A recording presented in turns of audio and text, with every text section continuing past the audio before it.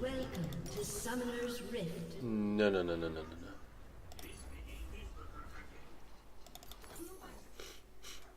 no. Minions have spawned. I'll just go for this. Yeah. This world needs hope. Just go for this.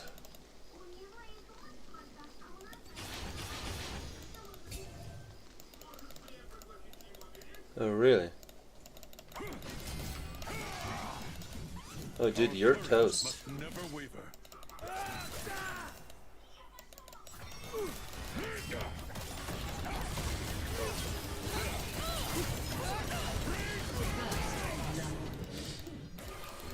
Didn't expect the assist. An ally has We been fight slain. for those who cannot. Well, W brain rod.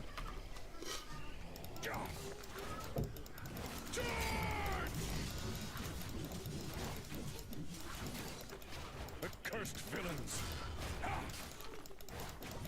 Forward! I will not falter! Charge!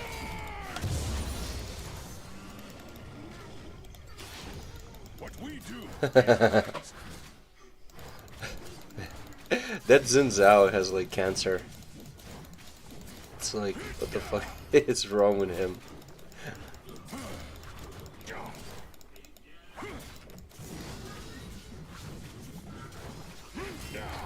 Scoundrels will pay. Comes to me level 1 and fucking froze the game. Yikes. An ally has been slain.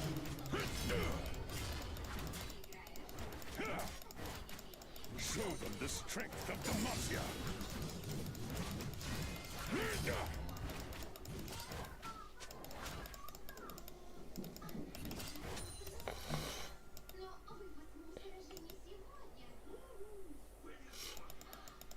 In the king's name.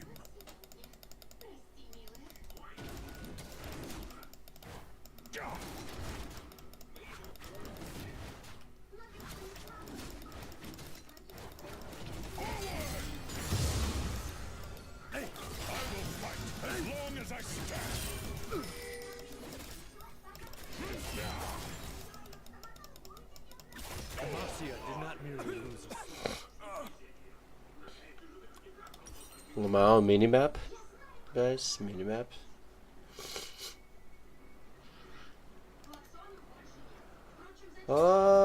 Let's go for this. Sure. I bring Problem. justice. You must raise chaos.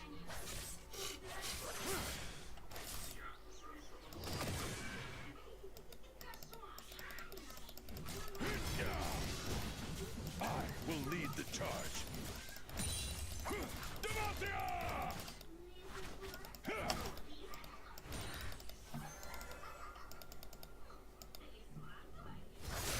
An ally has been slain. What is going on? Fear not. Okay. I'm coming. Charge! Huh? He's just sitting in my... Okay.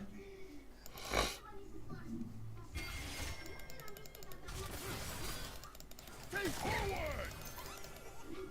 Fear An is the ally has first been of many slain. foes. Break their ranks! An ally has been slain.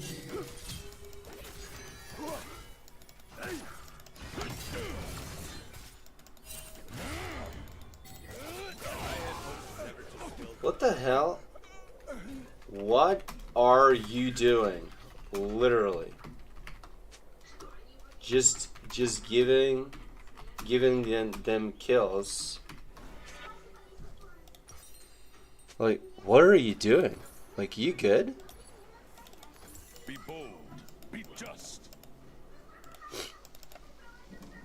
Yes, and if you would be alive, it would be good. But you're dead again. It's like, go play with bots? Lol? We You are the good? vanguard.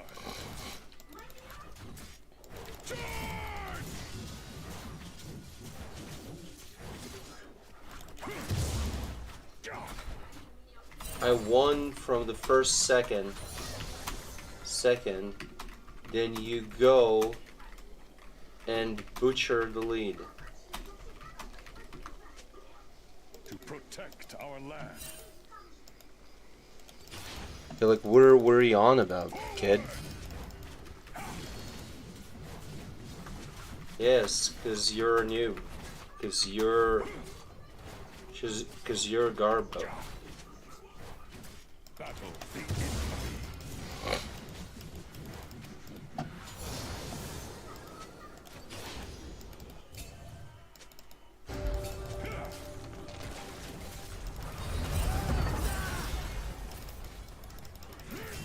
Justice, by law or by sword. Enemy killing spree. An ally has been slain.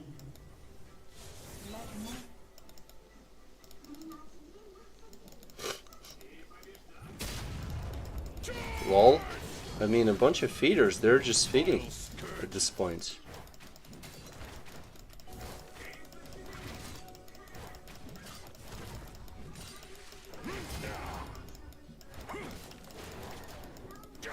I will not falter. Victory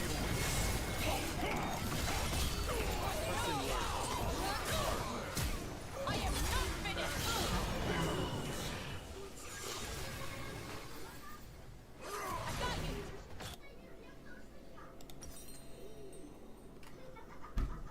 Wow, I mean, I'm reporting these idiots. After I'm reporting these idiots, it's like, the game is unplayable with these idiots, like, I'm not even kidding. for Demacia. It's like, I get a 1 kill at first fucking minute of the game. Then they just like throw all of that away and feed all of the lanes. Like, what are you doing?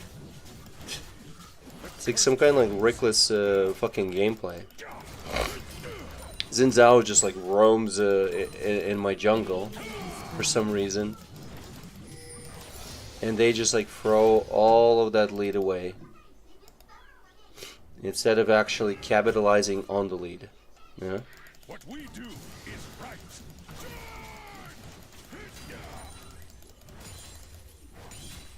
It's like, that's the thing, you capitalize on the lead, you know? It's like, even like no minutes have passed and they already lose. Will pay.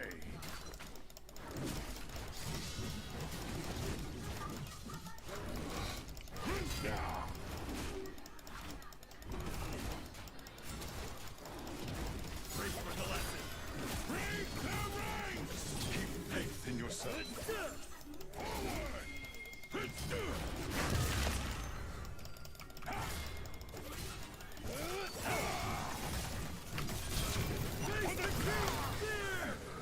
Where's the ultimate? It takes forever to fucking work. What?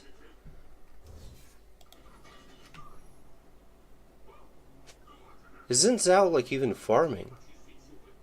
5-1-1, what? I have like more items than him, and he deals this much damage. What? Jeez. What a broken ass game. It's fine. Okay. I know what to do. Let's go, let's go, let's go. Christ.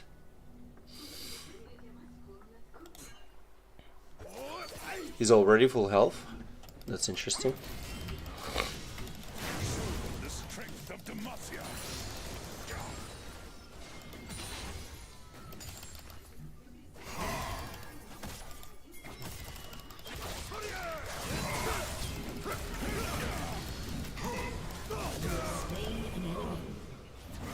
An enemy has been slain. Why we fight.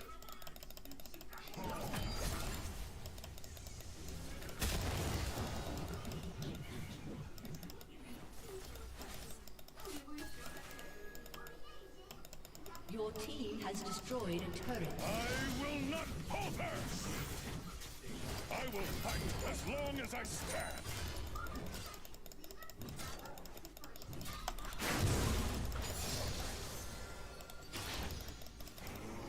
Break their ranks.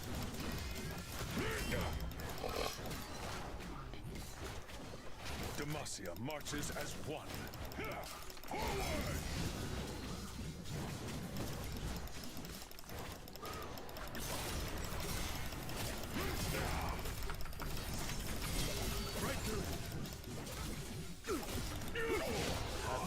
This ultimate is trash. You use it, it doesn't use like in 1 second. Nah, it's the ultimate.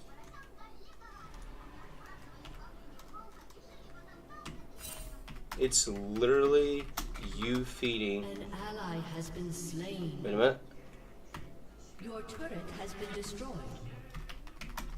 Literally you feeding from the first minutes.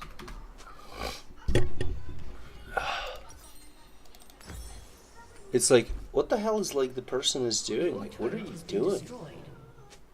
It's like feeding and feeding like all the. Shape the future.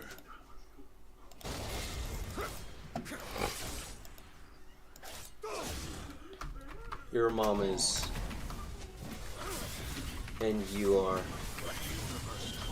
Get a lobotomy. Some clown yapping when playing recklessly from the first minute. I stand ready. Literal sperm stain is talking. Lol.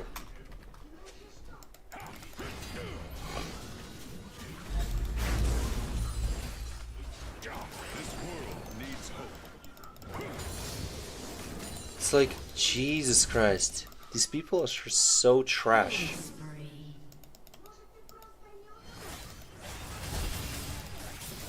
Double kill. Oh wow. Our courage must never Finally. waver. Something. Kill the Yasuo and then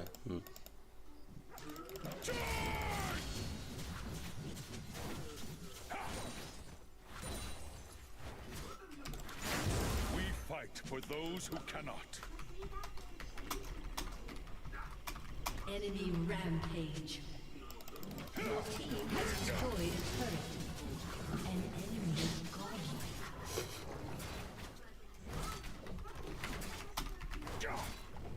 I will lead the charge. it's like, what is he yapping about? Your turret has been destroyed. Shut down.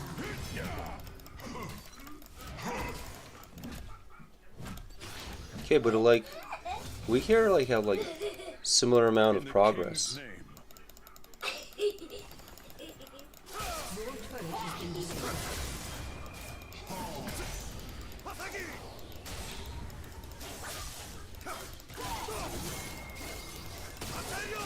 Your inhibitor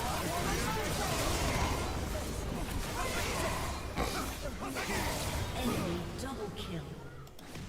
An enemy has been slain. It's like first they feed and then they complain. Yes, you feed, and then you lose lane, and then we have no priority, and you cry. So stop crying. Fear not, I'm coming. Watch replay. The literal clowning.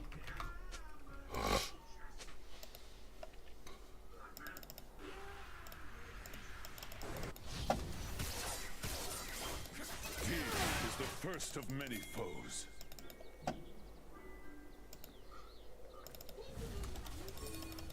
An enemy has been slain.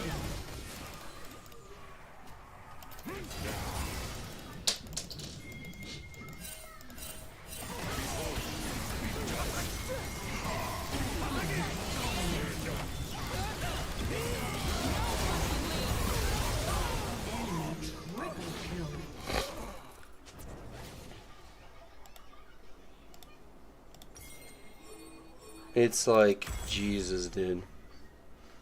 So pathetic. Okay, what can I make? What can I make? They're just kind of tanky.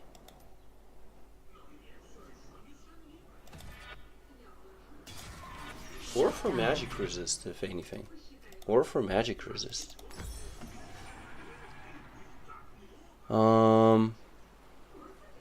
Yeah, it can be this one, yeah, sure. To protect our land.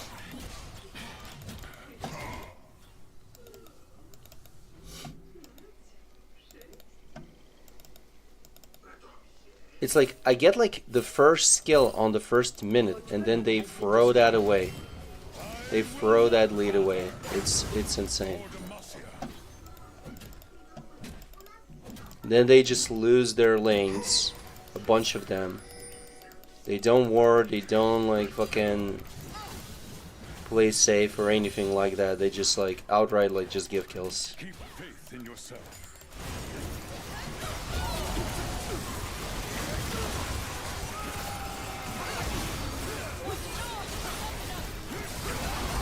What? Double kills. What is that engage? Shut down.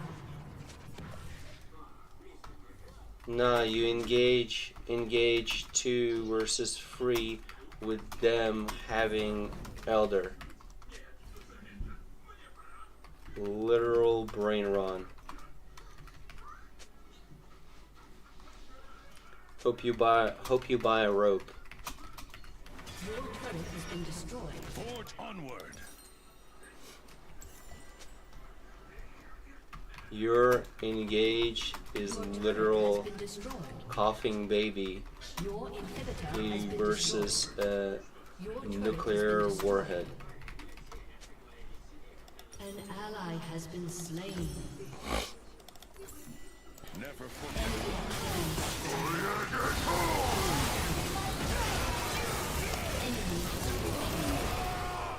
Enemy double kill. Your inhibitor has been destroyed. Your turret has been destroyed. Aced. Your turret has been destroyed.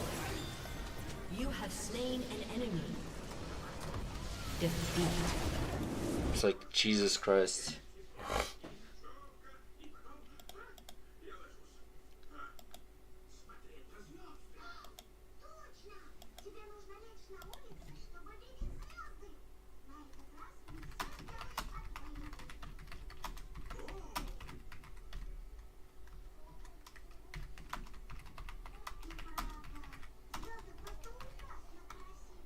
Hang it the fuck up, dude.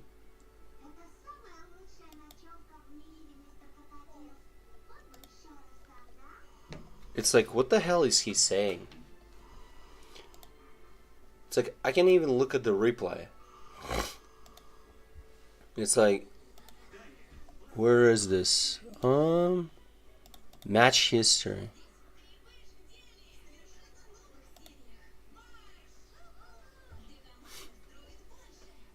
It's like, I wanted to capitalize on lead. I wanted to go like damage then. Like I didn't want to go like tank then. I was like, yeah, like fuck it then. Like let's just go damage then. Instead, they just butchered my lead and fucking made it worse for me. It's like they immediately fucking made the lead shits. It's like here we are, we start, right? We begin this shit.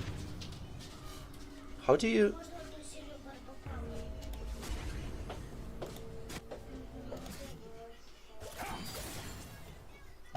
Here I do it, right? I kill this motherfucker.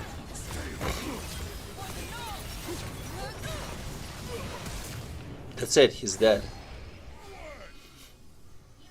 He's dead. I'm half health, but that's not a problem. I'm just gonna farm my jungle and I'm gonna get the health back. It's not a problem. Nobody's fucking invading me anymore. It's literally like not a problem. Diana is like fucking half health. Yasuo comes out with fucking full health. Xin Zhao is level 3. He's here. He literally maybe even showed himself on the map. He's running around doing fucking nothing, practically.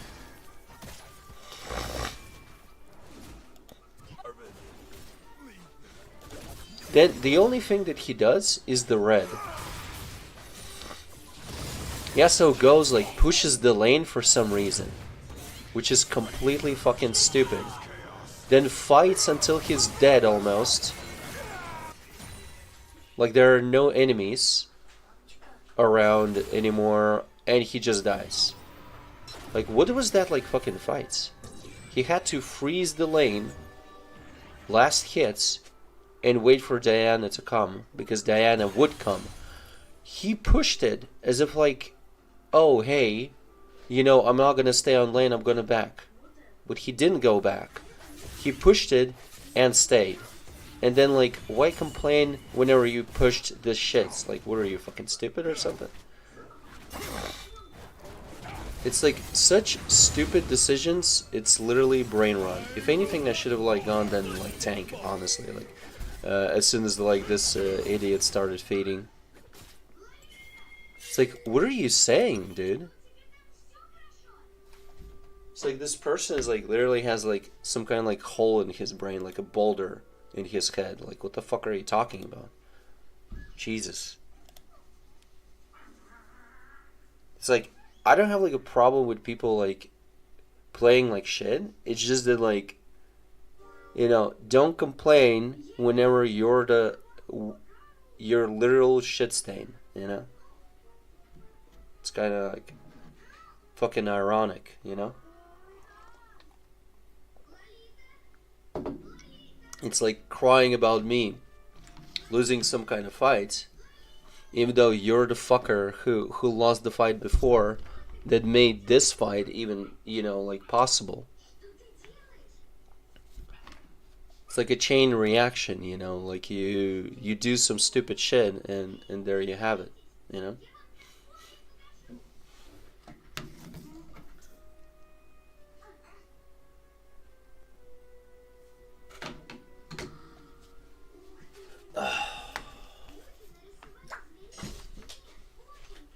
Заканчивай смотреть, чего ты все еще смотришь? Вот и досматривай.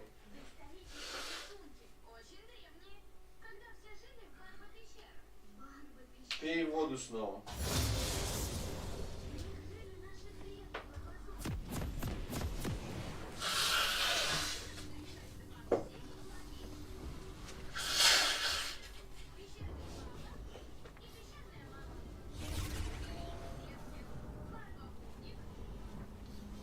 Welcome to Summoner's Rift.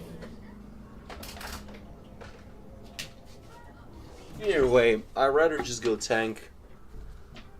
Minions have spawned.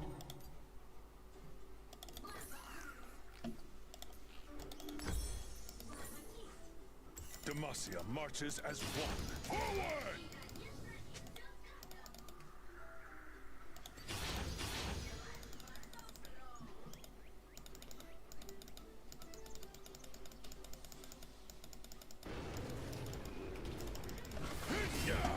Battle the infamy. Where are 3 assassins they have? They have a lot of assassins. Then 2 like Diana and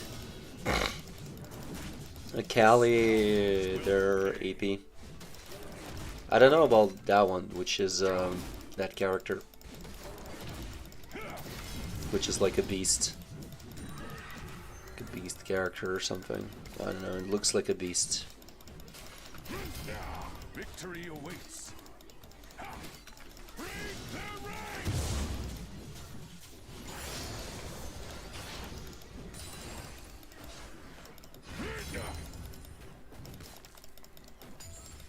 I will not falter. Fear is the first of many foes. Wait, they have a shit ton of AP, what the fuck?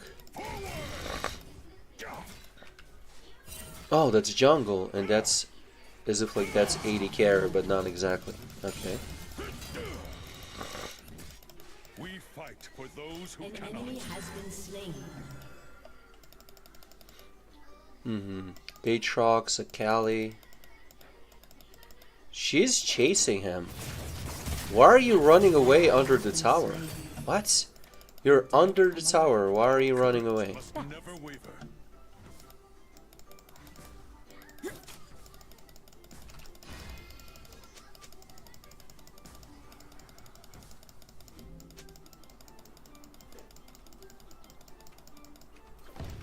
Keep faith in yourself.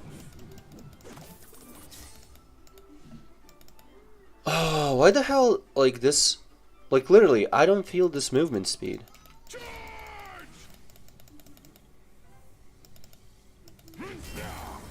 For Demacia.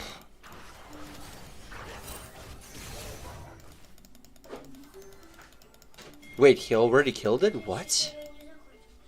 How? That's a lot of damage, like what the fuck? He already killed the fucking thing.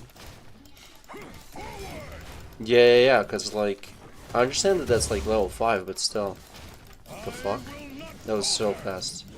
An ally has been slain. The cursed villains. An ally has been slain. They just had the lead at the bot lane. And again, like, they didn't capitalize on the lead, they just like fucking threw it away. We do is right. An ally has been slain. Because if they would never like die here. Like if they would like buy an item and go back, buy an item and then return, you know, they would be in the lead. But because they stayed, they weren't. Fear not. I'm It's like, what the fuck are you doing, you know?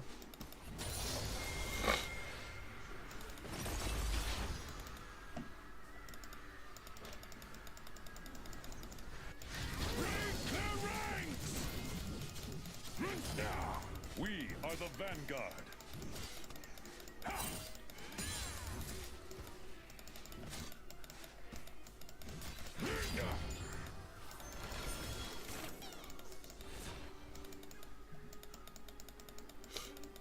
To protect our land.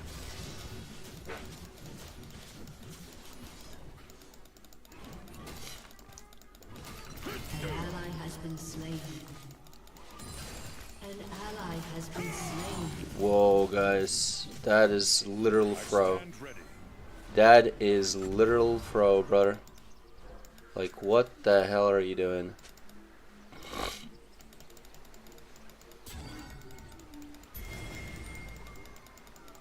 You strayed from our government.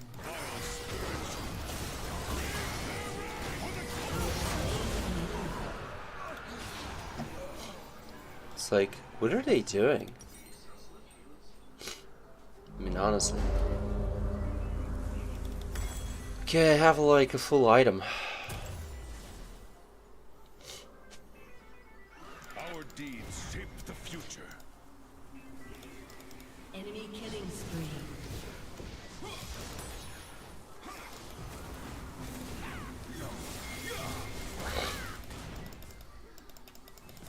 Why is Ziggs perma mid? What? Bring justice. It's like, what is going on?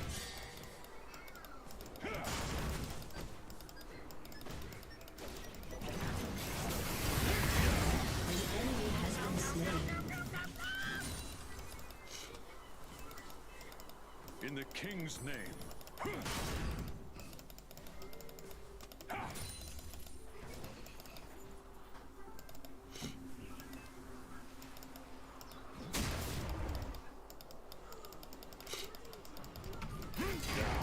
Show them the strength of An ally has been slain. Man, I see what people do, like, and kind of like, or like how they react, and it's like, I'm impressed. I'm impressed. And they also yap about like better or worse, whereas if like someone needs to learn how to play, like, what are you saying, kid? It's like, what are you saying, kid? Are you like crazy? It's like, you know, that's the thing. It's not that I actually believe that they're crazy, but like what?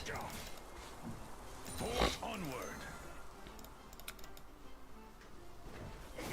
Your turret has been destroyed. Oof.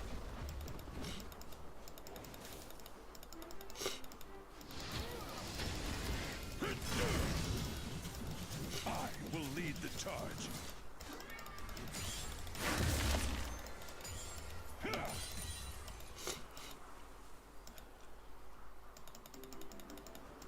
Okay, they backed off. That's good. But like, what is this like 4-9? Like honestly, like what is this score 4-9? What are they doing? It's crazy. I will not falter.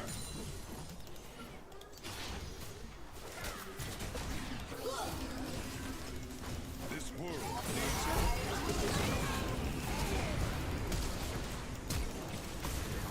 Has slain an enemy.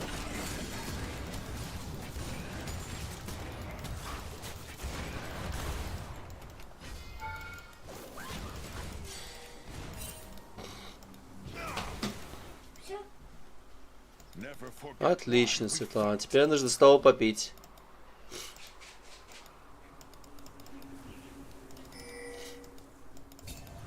Oh, there's a word here?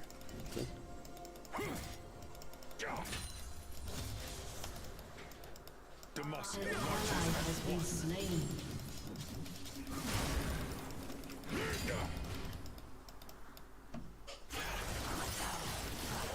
It's like, what are you doing?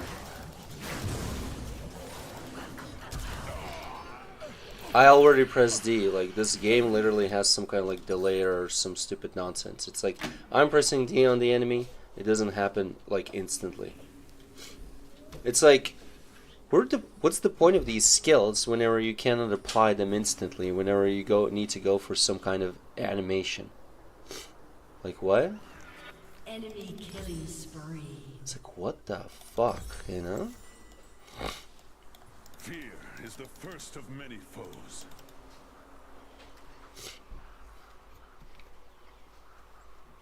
Your turret has been destroyed. Break their ranks! Battle the infamy.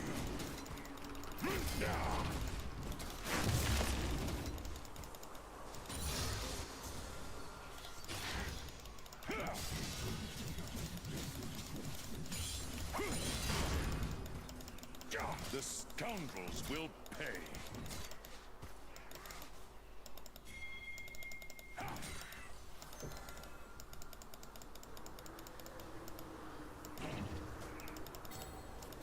Oh shit.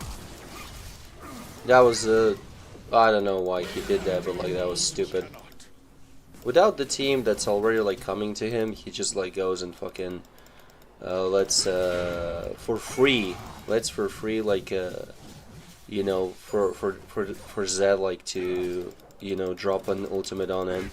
Like, what the fuck are you doing? You know, it's like, what? Enemy rampage. I mean, you good? An enemy has been slain. Cool. Can't you like sit under a tower or something? It's like, what?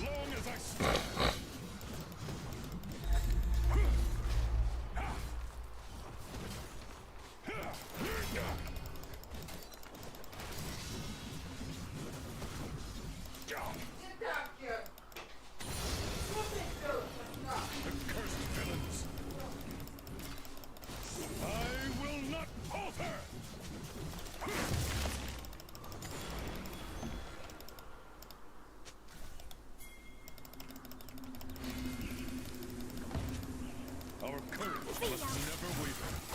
Enemy rampage. Youth and skill. Your team has destroyed a turret. Enemy double kill. It's like, why are you still on the lane, though? It's like, why are you still on the lane, though? That's what I'm trying to understand, you know? Why are you still on the lane with 30% HP and then you fucking die, you know? It's like, what? It's like, are you good? Are you good? Keep faith in yourself.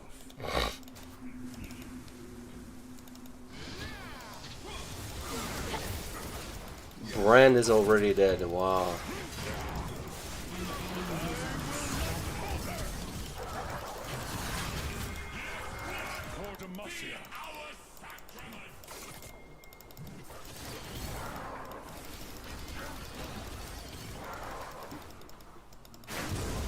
Hello, game. This slowing shit is literally boring. He's just moving away from me. What? He's just moving away from it, and like with boots and movement speed, I'm not catching up. What? That is like such stupid design. Man, that is such cancer design. Like the dude just like whoop, whoop, whoop. You know, constantly moves away. Even though he has, what kind of like boots he has? Regular boots. It's like, what the fuck? He just like moves away by doing fucking nothing. You know? And I cannot catch up. I cannot catch up with all of this movement speed.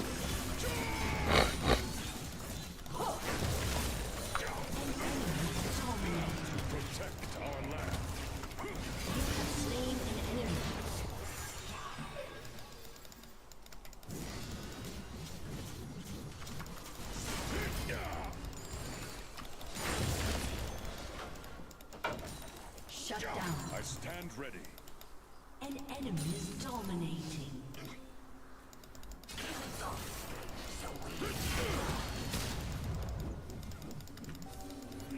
Your turret has been destroyed. Hello?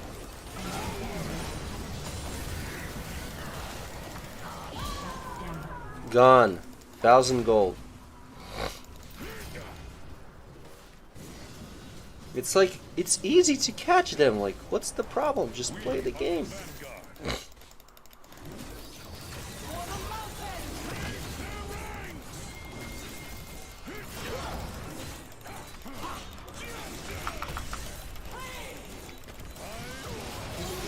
Guys, you could have like, oh my god, just like, come here! Like, what are you doing? I'm already fighting with this guy for 15 seconds almost. Jesus. Just come, bitch.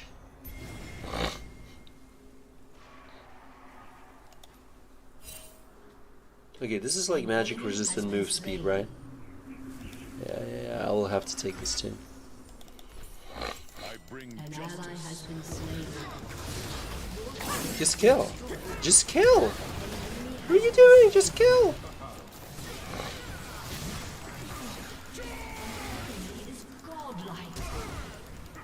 What? In the king's name. That is crazy. An ally has been slain. Enemy double kill. That is crazy.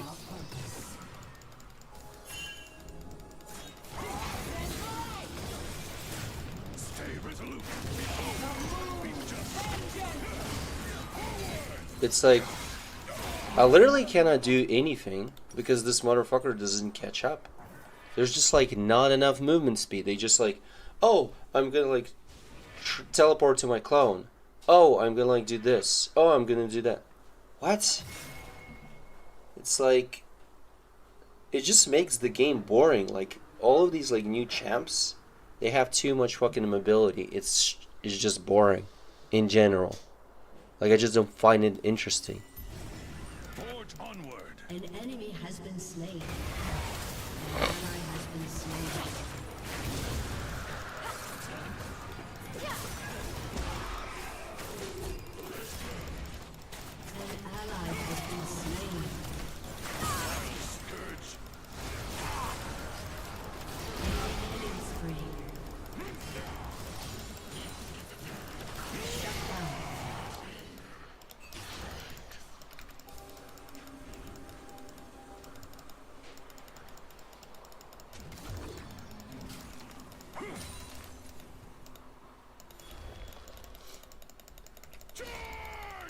This world needs Is that like really 35% movement speed? Because I don't feel it. I literally don't feel it. So it's supposed to be 35%.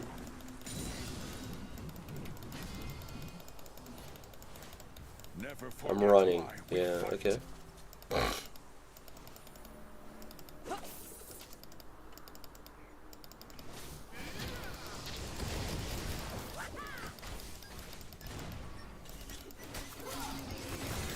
What? She engages?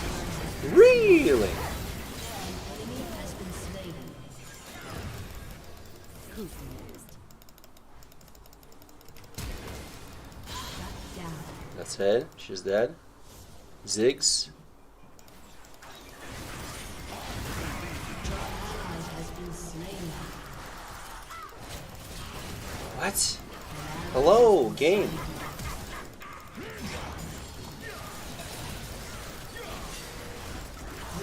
What? Has been destroyed.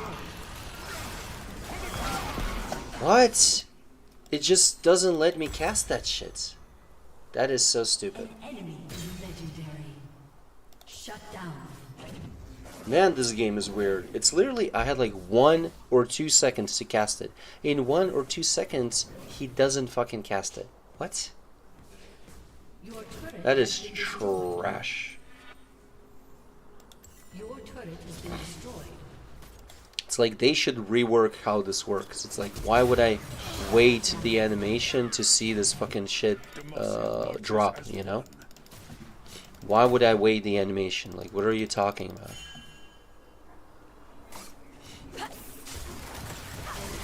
Man, Aatrox, like, you keep like fucking doing that with Diana, and it's literally fucking stupid. If anything. Is the first of many Shut foes. down.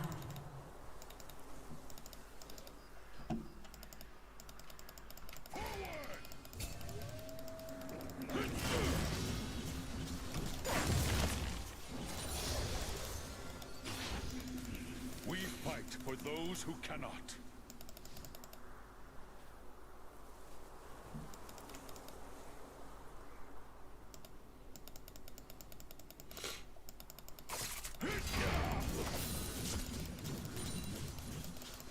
Justice, by law or by sword.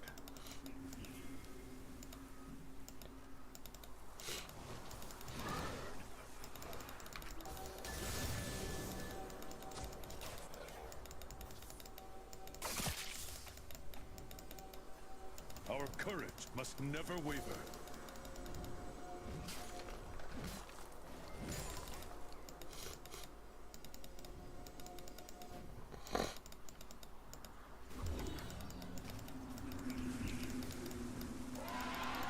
Keep faith in yourself.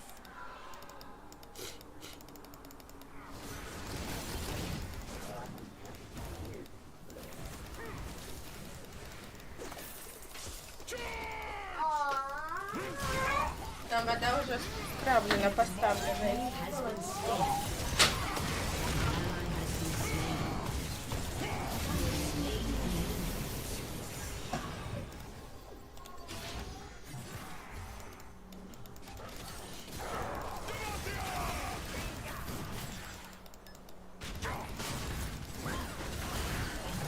Whoa, whoa, whoa, whoa, whoa.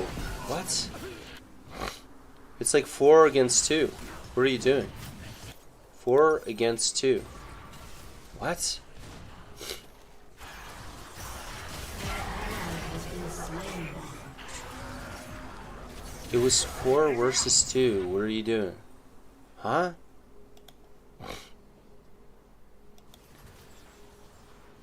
Enemy killing spree.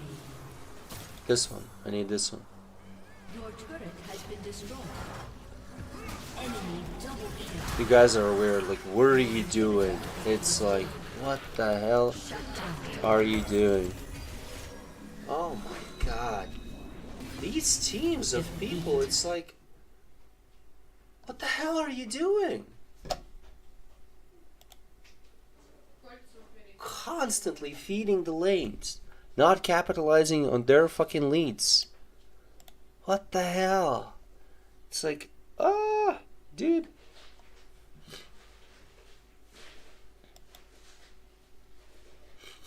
Yeah, this needs to be changed, like this, this here.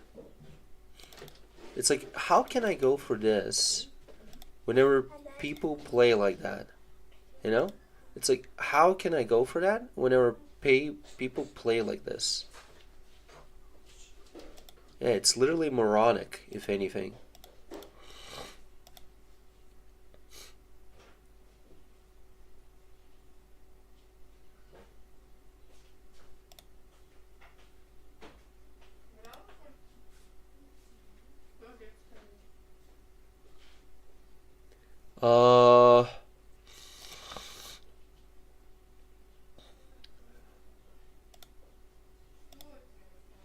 Yeah, ability haste, yeah.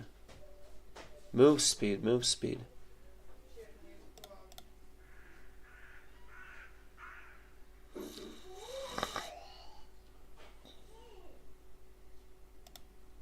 Wait, no.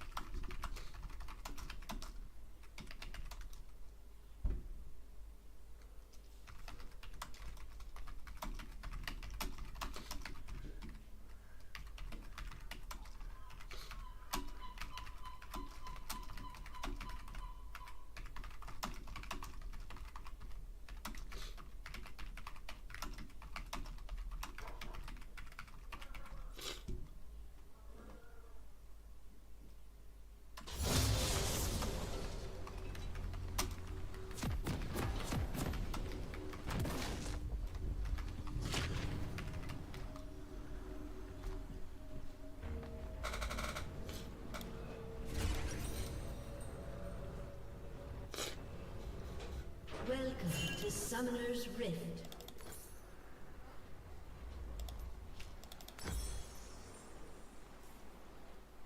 Our courage Minions must have never spawned. waver.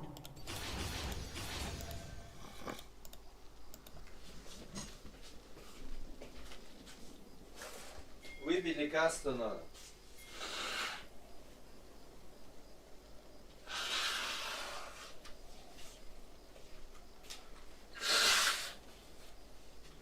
Я не могу сейчас подойти, но там надо почти полную эту ложку, которая мерная ложка, она лежит на раковине там, среди чистой посуды.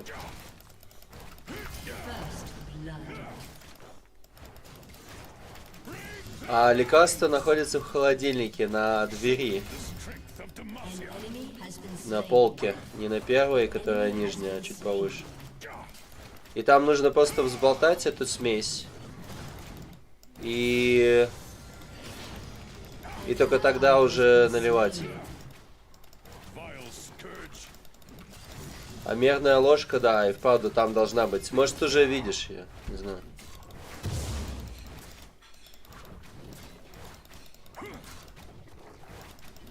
И Светлана, она обычно запивает водой сразу же после того, как выпьет. Да, в комнате здесь вот, да.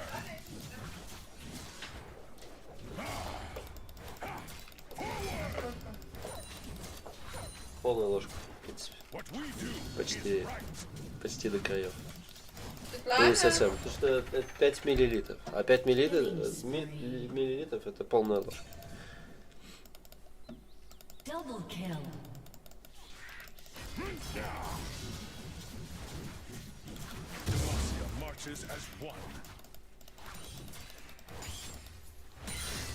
Like, I see that my... Ладно, я лекарство налила. Давай быстрей.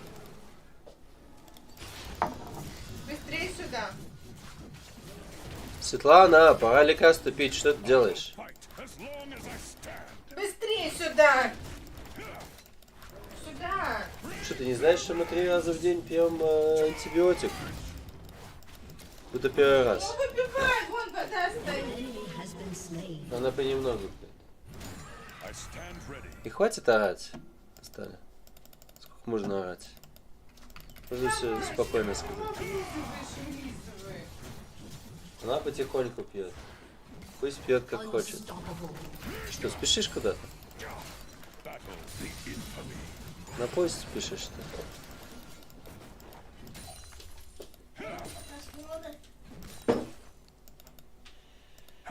Why this stupid thing is not assisting me in killing these little things? Like what? Forge onward. Daisy just loves to hug. Careful.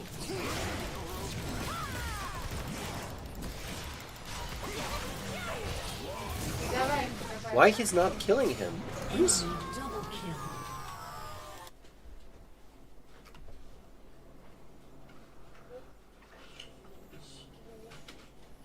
What is his build?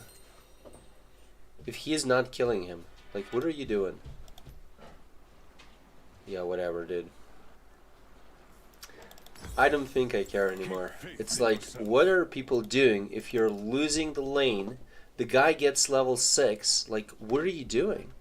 The guy gets level 6 before you. How? Like, what are you doing?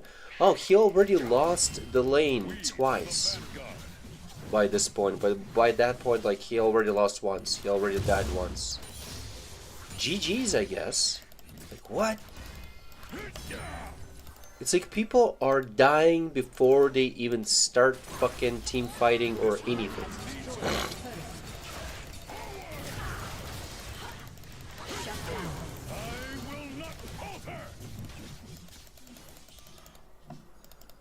Hello, game. Dominating. You have slain an enemy.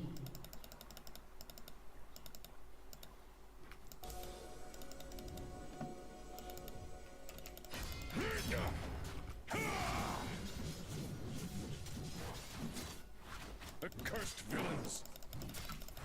Forward!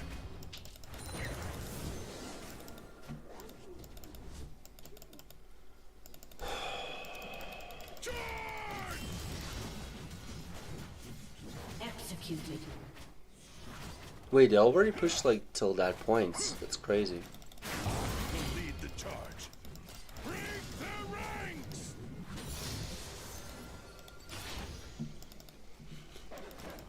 Enemy killing spree. Your team has destroyed a turret. The scoundrels will pay.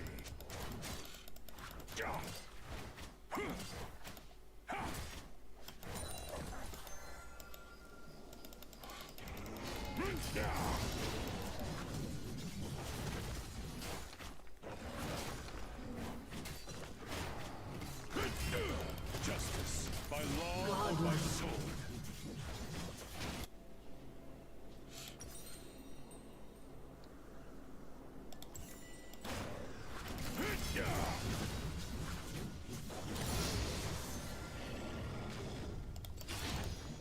We fight for those who cannot.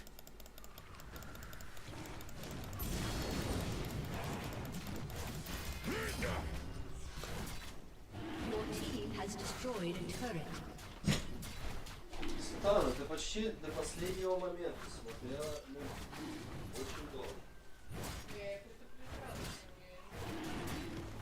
что Как ты хочешь смотреть? Legendary. Не весь вечер, но вот прямо перед сном. А потом снова смотреть. Нет. Она не хочет смотреть. А что? Она картинки хочет смотреть. Your team has destroyed a turret. А, ну в любом случае уже пора спать.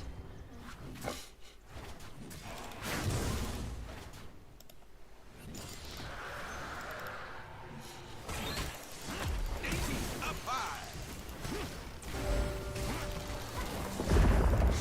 The strength of democracy. Shut down.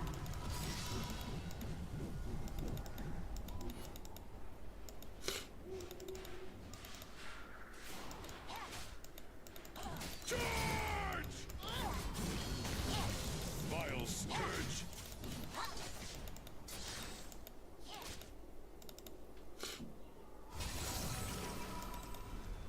Yeah, I should go back. Like, what the hell?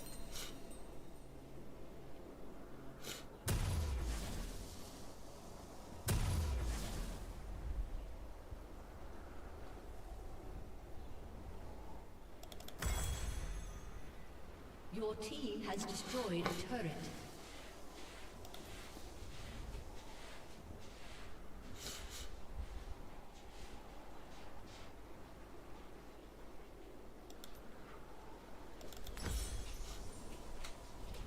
Our deeds shape the future.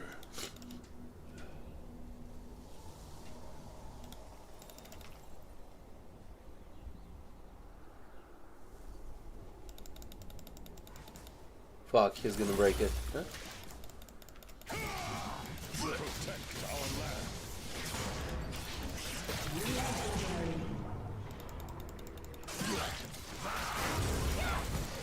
Team has destroyed a turret.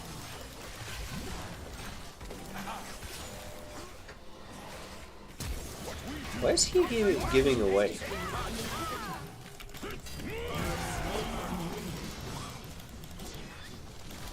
Double kill. Okay. An enemy has been slain.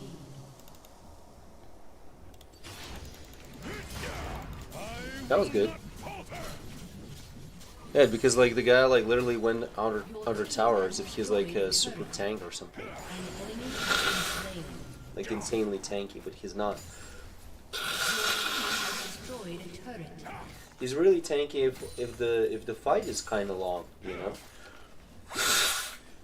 But I mean, For the democracy. fight against the tower is not that long.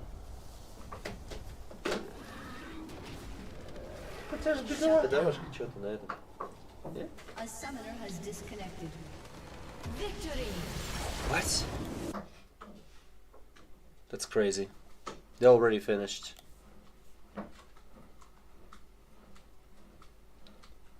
And the stupid part is that like I'm not saying that this is good that we won. It's because like literally the enemy team was doing the same thing as my teammates like from previous games. They were just like playing recklessly. Дай черекольчик свой. Не знаю, зачем ты вообще мне его положила сюда. Держи. Держи.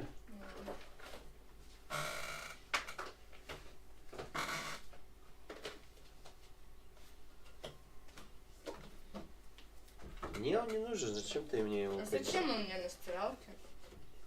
Что, твоя стиралка, что ли? Ну, шант. Чем?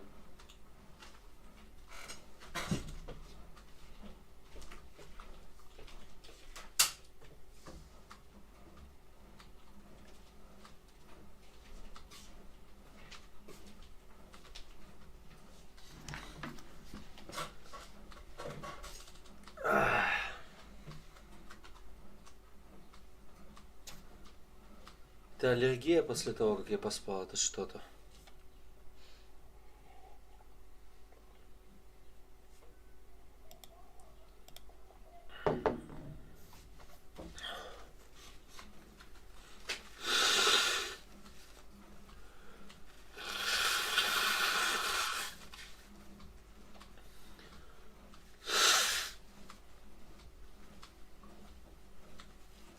Wait. He died 3 times and then left. Oh. Interesting.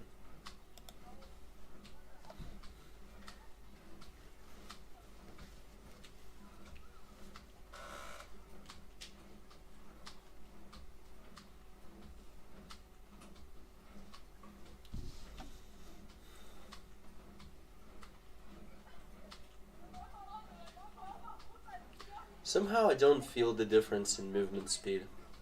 Don't know why, it just doesn't seem like you're like fast or something like that. And as if like that matters that much. Or at least I don't feel the differences that much in general. And as if like they're like game breaking or anything like that.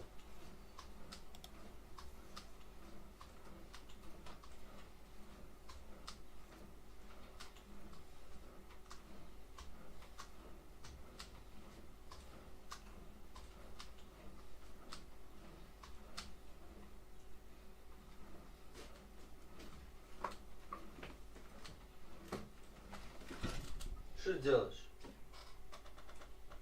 Ну-ка пошел вон оттуда. Сейчас будет тебе.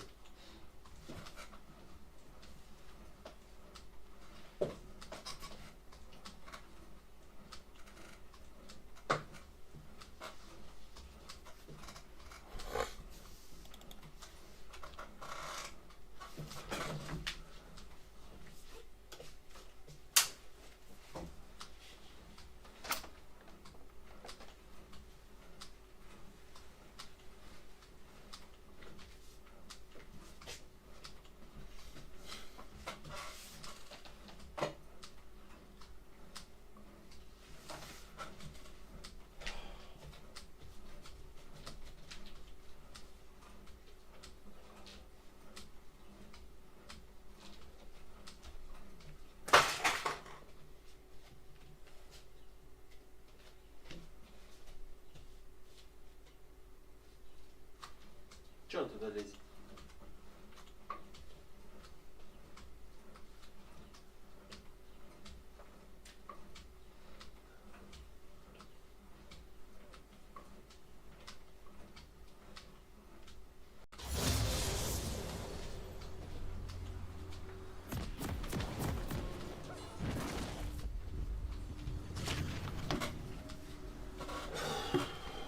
Жарко. Не знаю. На улице намного теплее стало, не? Да, ну, Welcome to Summoner's Rift.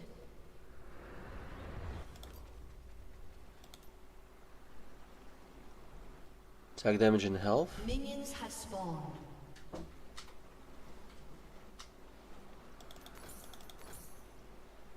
Yeah, sure. Never forget why we fight.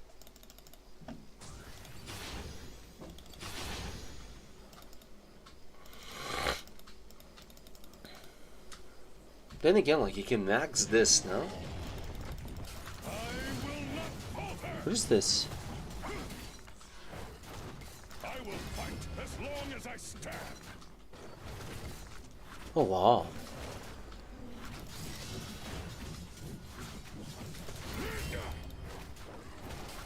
That's a really good passive. What the fuck? Fear not. I'm coming.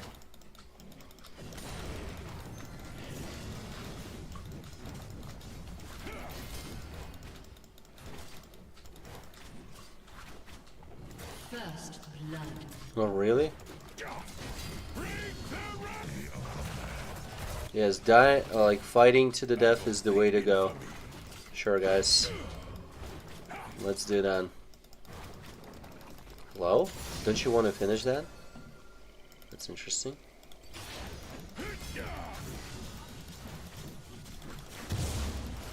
I will lead the charge.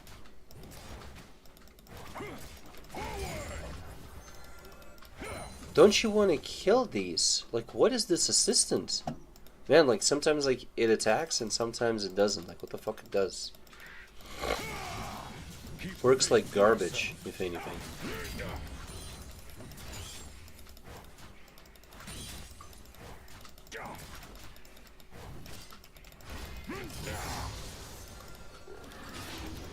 I will not falter! Vile scourge!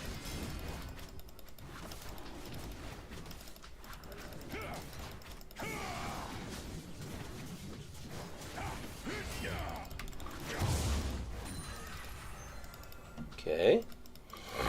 Justice by An law enemy and has by been sword. slain.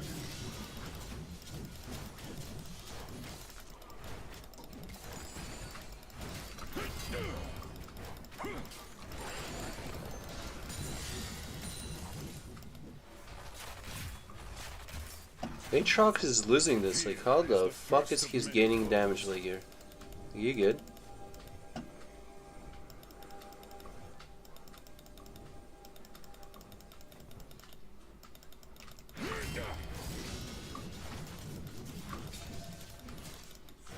This world needs hope.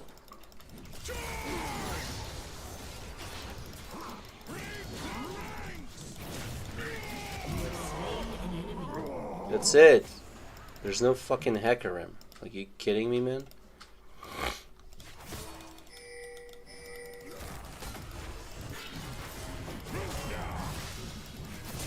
We silenced him.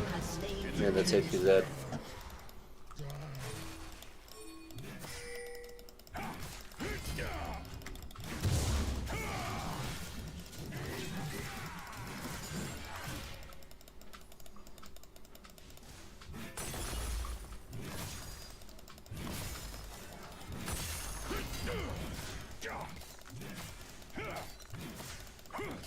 Demacia marches as one. An enemy has been slain. Jesus, dude, really? Double kill. Then I'm gonna leave.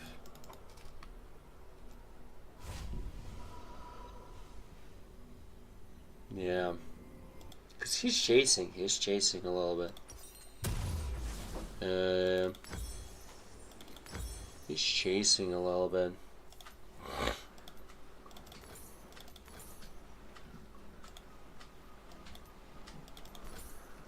Okay, let's go. Justice.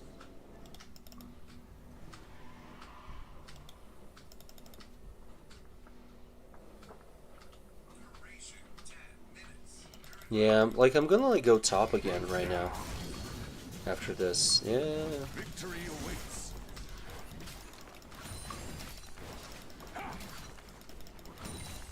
Break their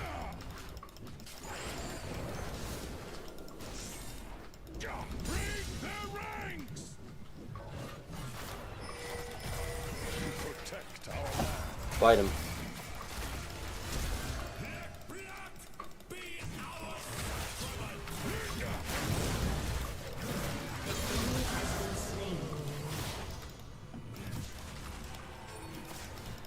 For Demacia.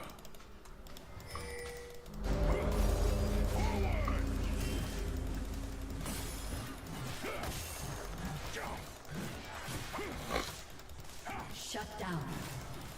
Charge!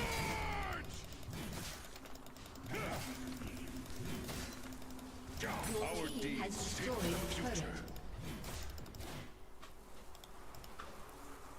I'm gonna go clear and then yeah. And then go back, buy an item, and I'm good. Stand ready. I will not falter. But because this is Garen, maybe I can already back.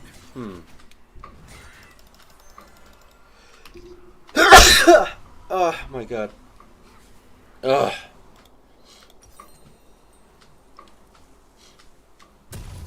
The allergy is killing me, man. Be bold. Be just.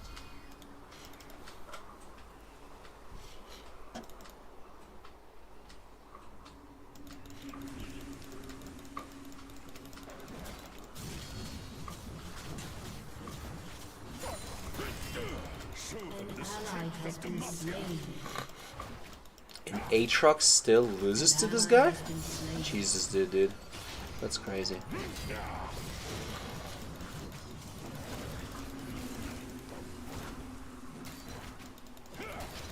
The scoundrels will pay.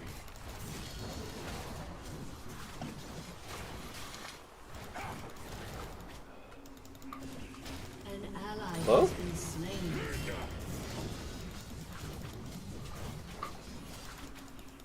Accursed villains. He should be winning that, no? Or is he gonna lose again? What's the reality of this? Forge onward. An ally has been slain. An enemy has been slain. Your turret has been destroyed.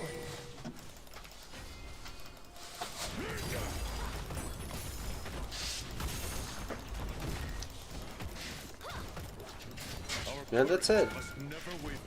The tower is gone. He has destroyed a turret.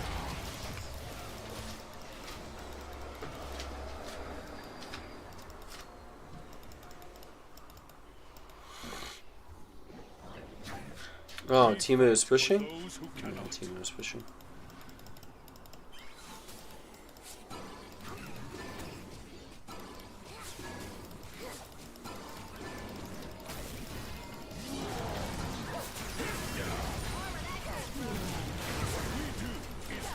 Has been slain. Yep. And he's dead from all the like burning and what was it? And also like Timo's poison. Timo's poison too. Yep. Never forget why we fight.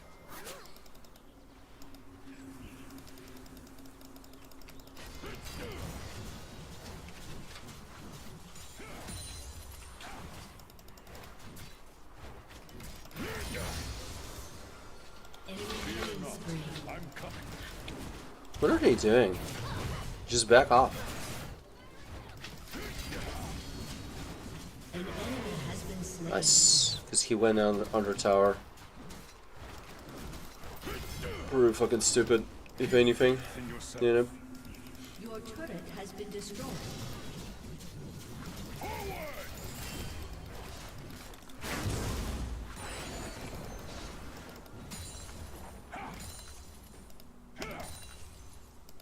Fear is the first of many foes. What do I do here? Muszę speed. Oh, отлично. Shut down. Deadman's plates. Yeah, This why not? world needs hope. Why not? Glory fades into bloodstains.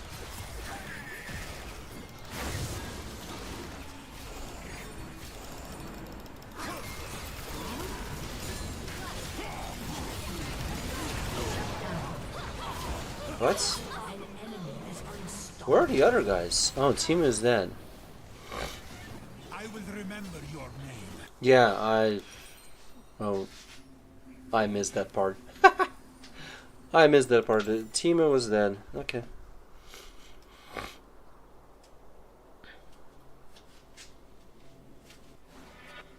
In the king's name. No. Timo, why are you... Dude, of course you're going to be suppressed there. What are you doing?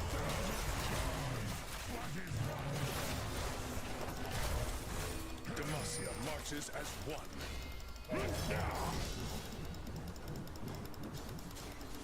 Your turret has been destroyed.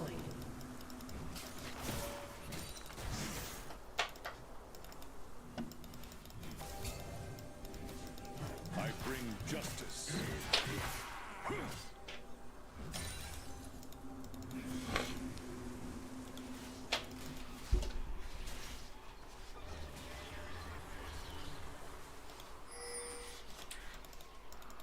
No, never mind. I thought that maybe he could make it in time, like if he would like initially like engage and like stop him there.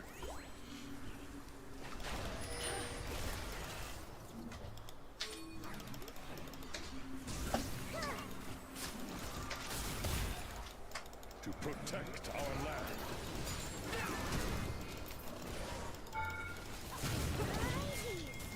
An ally has been slain. Such a death. She had flash. Yikes. For Demacia.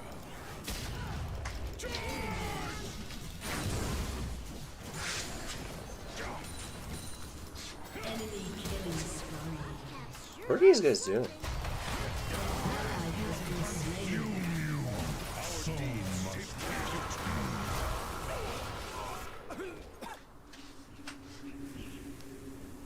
Why bring to me? Why are you bringing him to me? Has been destroyed. It's like, oh my god, dude. Okay, magic resist. Magic resist.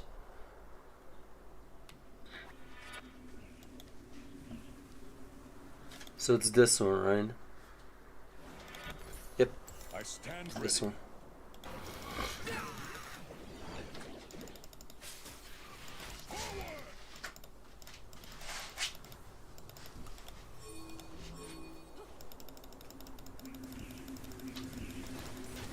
Be bold. Be just.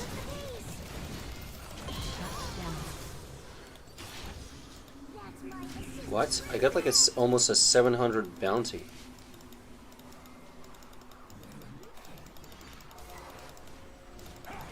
I will fight as long as I stand.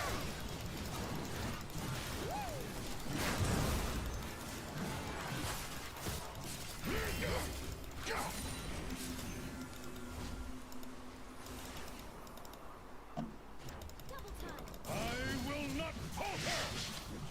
The infamy. Shut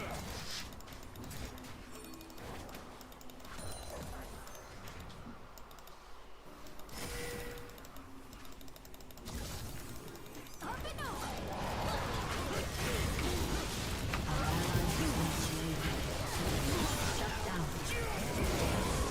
You have slain an enemy.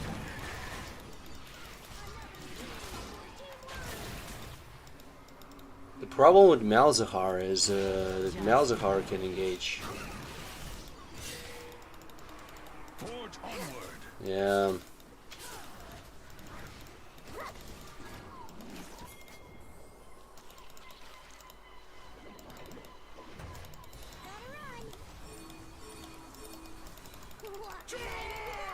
Our courage must never waver. Ally has been slain. Killing spree. Enemy Zyra? What is Zyra doing? No, Zyra. We fight for those who cannot. You cannot help right now. An enemy has been slain.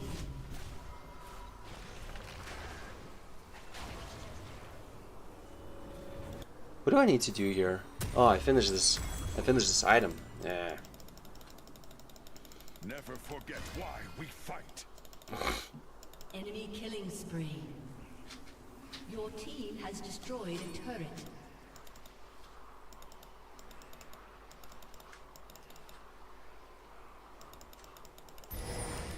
Forward! Break their ranks! I will lead the charge.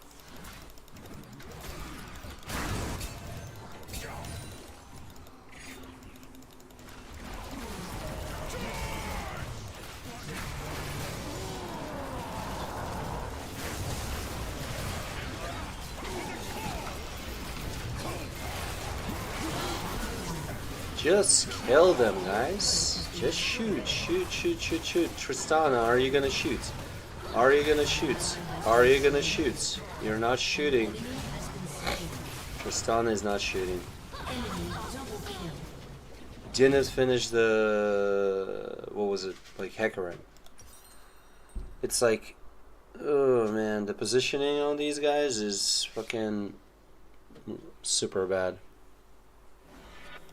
Super bad.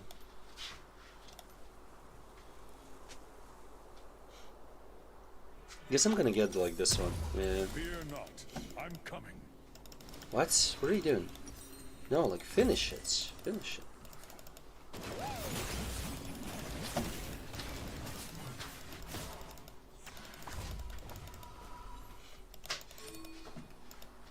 Keep faith in yourself.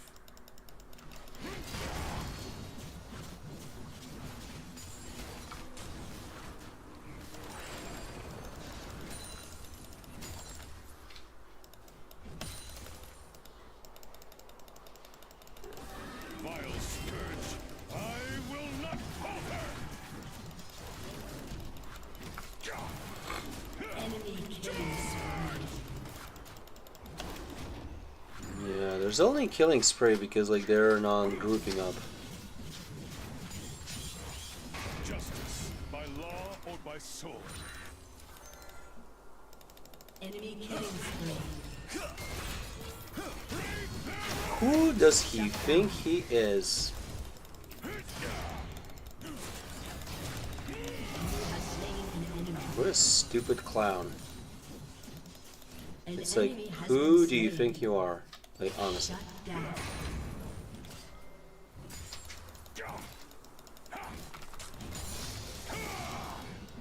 Shut down.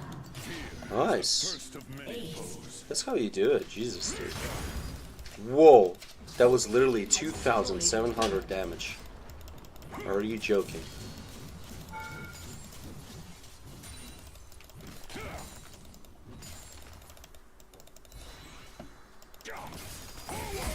This world needs hope.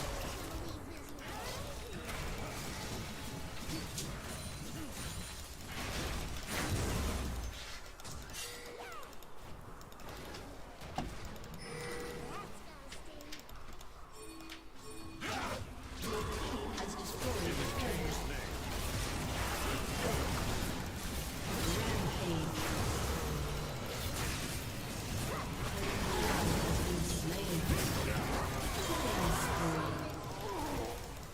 Stand up. Face me again. Demacia marches You have as one. slain an enemy. Your turret has been destroyed.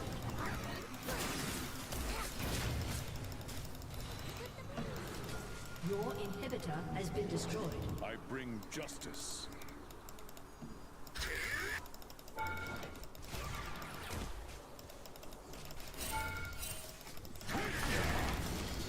Killing spree. To protect our land. Why is he going faster than me?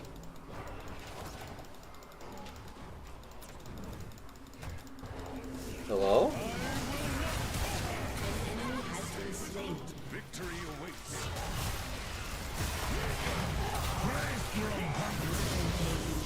Just die, you clown. 5,000, well. But then again, there were a lot of fights. There were a lot of fights that just kept on going. Show them the strength of Demacia. Break their ranks.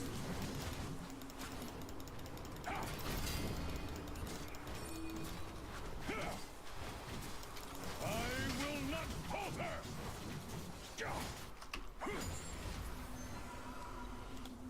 Okay, I need this, and then I don't know what I'm gonna get. Can also go for Black Cleaver, no? 2 items, and this one. That's it. And then move out.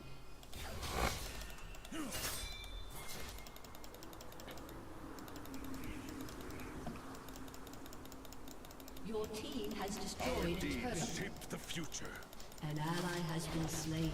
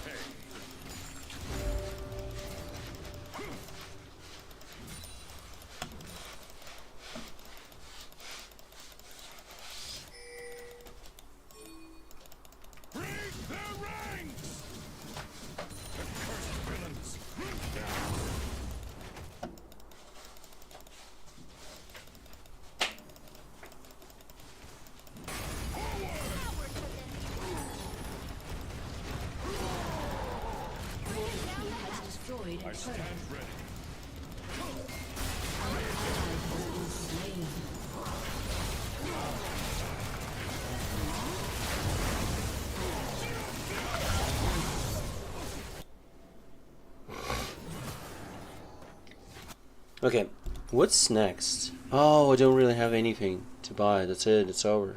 An ally has been slain. And all that was An physical? ally has been slain. Then fuck Black Cleaver. Let's go for armor.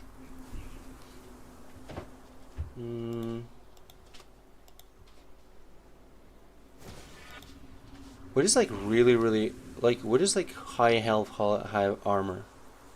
This one? Shut down. Do I go for Sunfire?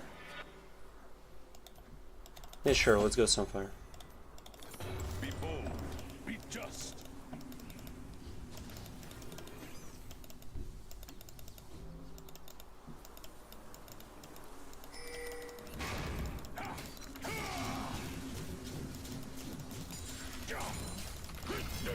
What we do is right.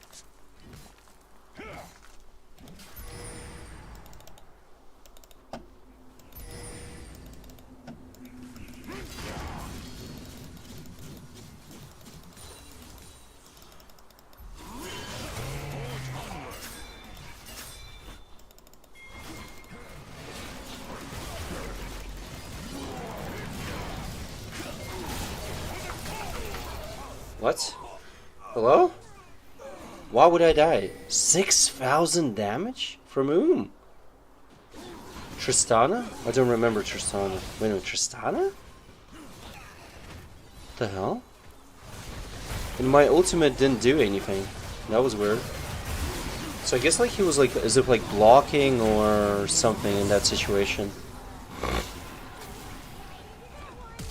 They're all really easy to kill right now. All really easy to kill. There it is. There it is. Teemo? Teemo? Go, go, go. It's like they're dead. They're dead. Enemy double kill. Must never waver. Your turret has been destroyed. Your turret has been destroyed. An enemy has been slain.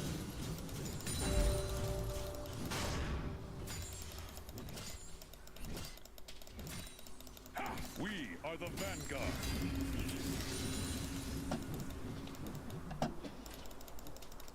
Your inhibitor has been destroyed. Your inhibitor has been destroyed. I will fight as long as I stand.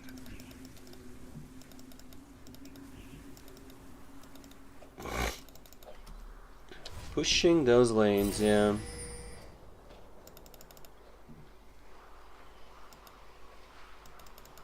We fight for those who cannot.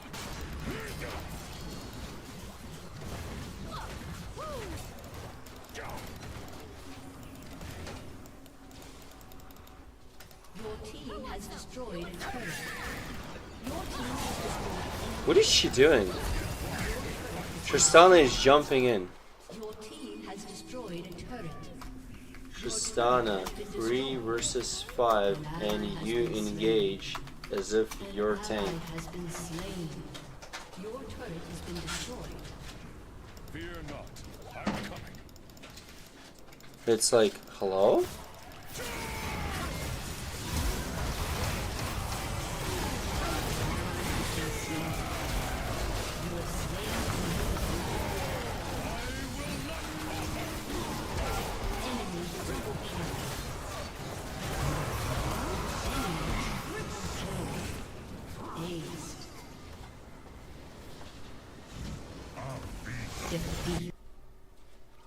Tristana literally trolled.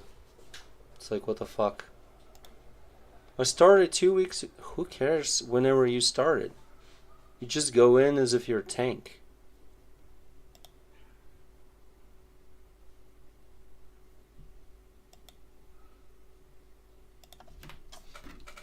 No one cares about you late for work, Tristana.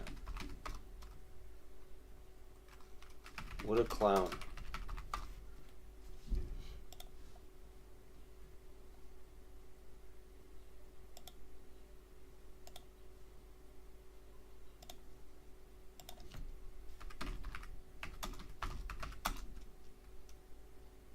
How we should surrender, cause he's late for work.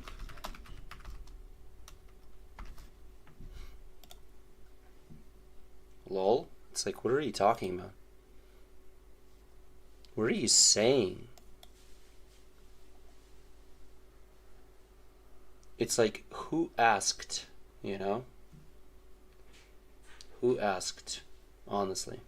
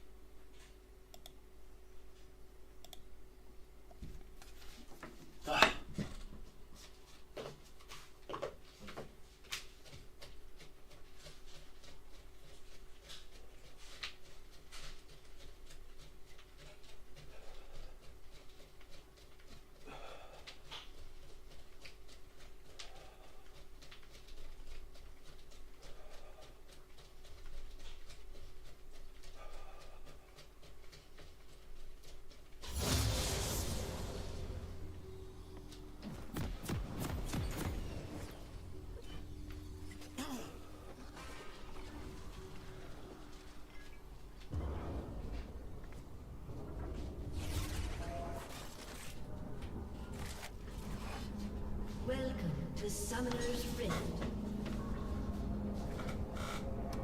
Keep faith in yourself. Jesus. Minions have spawned. I don't know. This one? Yeah.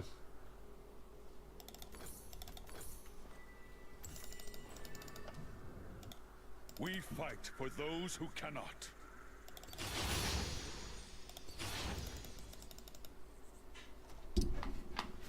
Oh, man.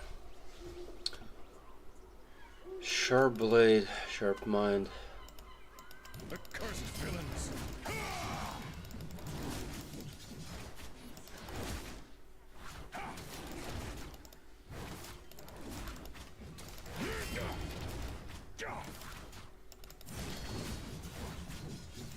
Battle the infamy.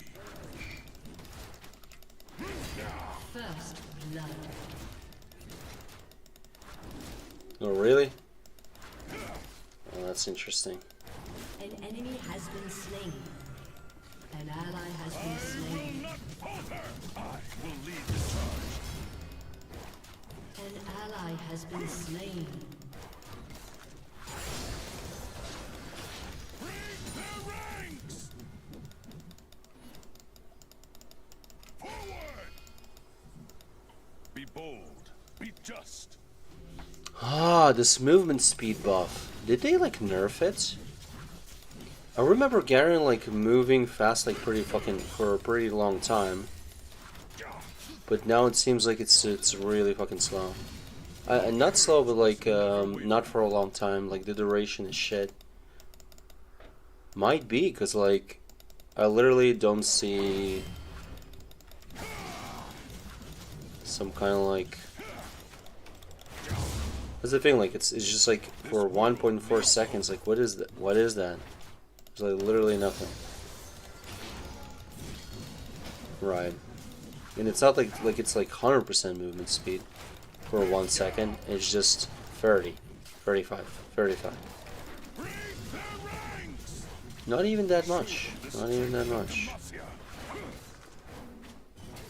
When you level it, the duration does change. So maybe I should like go for that.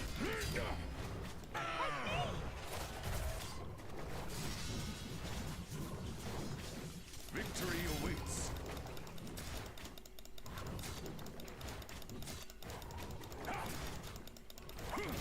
I will not falter.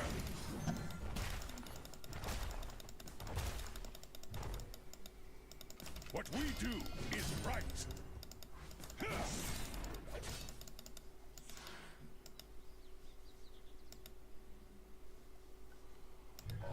An ally has been slain. Fear not. I'm coming. You have slain an enemy.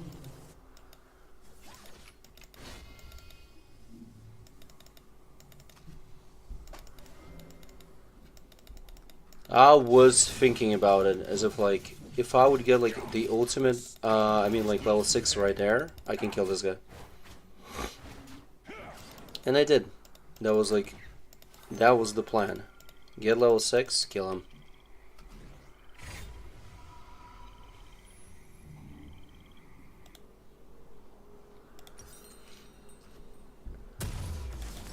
Okay, what do I do here? This one? Yeah, sure. I stand ready.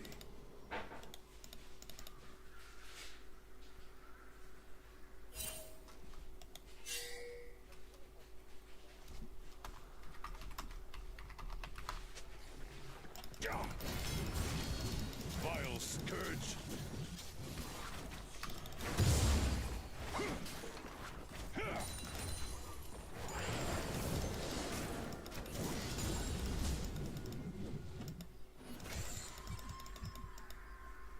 Demacia marches as An one. enemy has been slain.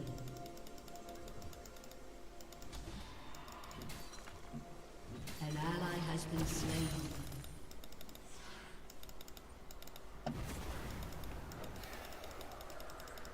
To protect our land. Fiora dead. Oh yeah, but like Wally Bear is also dead. Yeah, she got the kill. Oh my god, she already has the Hydra. That's crazy. That's crazy. Already that first item. As long as I stand. It's kind of fast. No? Killing spree. Well, that's fucking stupid.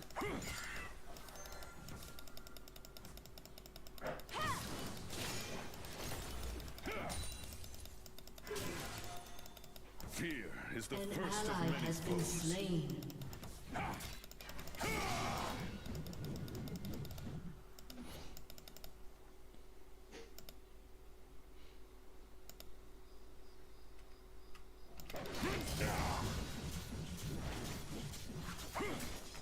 Justice by law or by sword. Forward!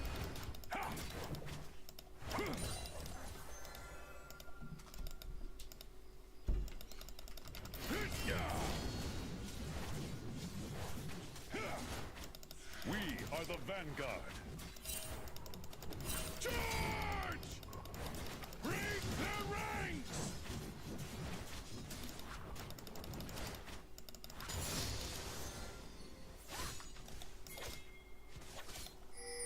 I bring justice. Come on, why so slow?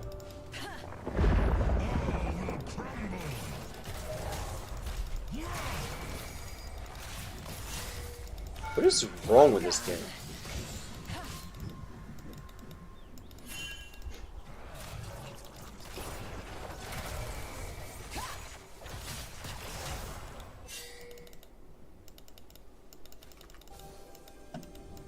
Forge onward.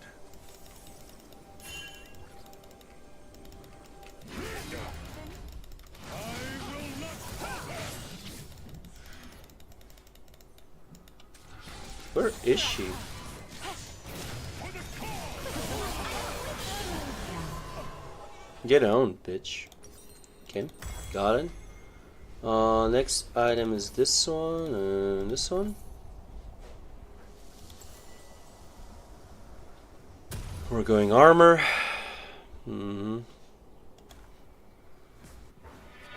Our deeds shape the future.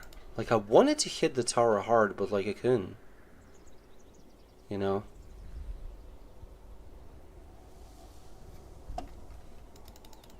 Enemy killing spree. How are you losing a lane versus a jungler who just came there to kind of like watch over the lane? What? What are you doing?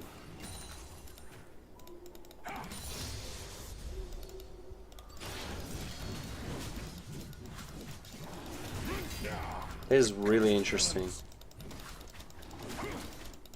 Your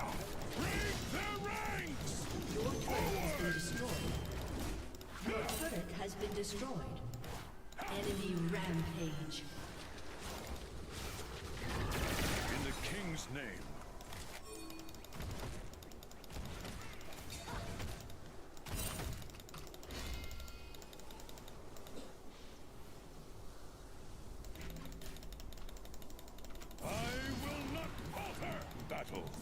for me.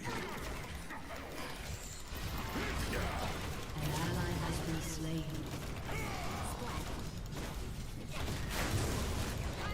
What is wrong with this team?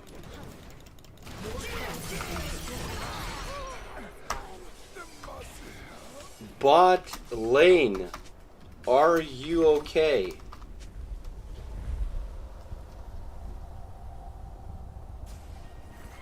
An ally has been slain.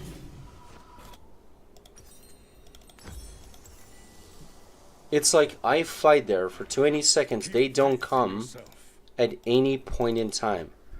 They're right there, right there. They're like sitting right there. Like, what the fuck are you doing?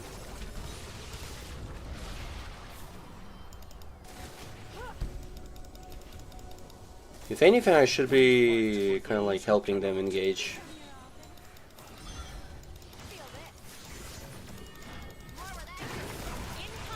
Ooh.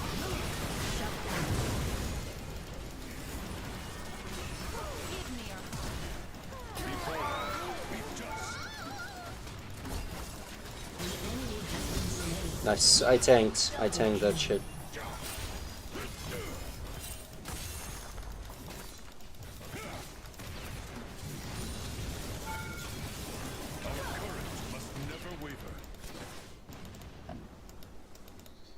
Nice. The tower is dead, right? Oh, almost. It's fine. Your team has destroyed a turret. I will lead the charge. I will not falter.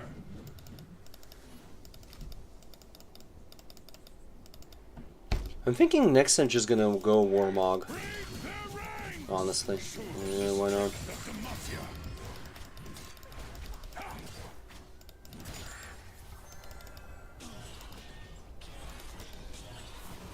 So, partially Warmog, right?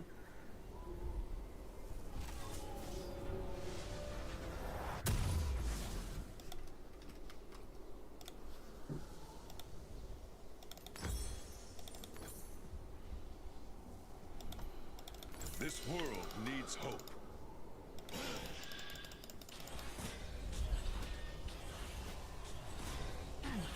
Your team has destroyed a turret. An ally has been slain. If anything, Fiora can kill both. There. Victory awaits. An enemy has been slain. Yeah, I'm moving in that direction.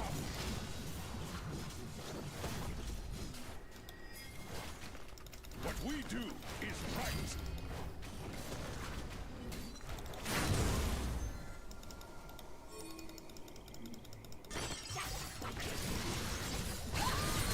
One step ahead.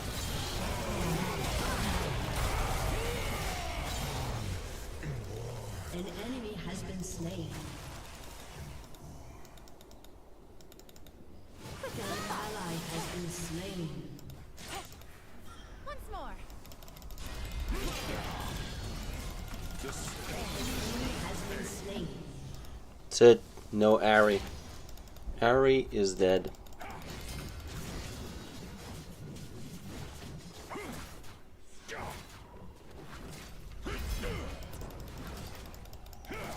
Fear not. Your turret has been destroyed.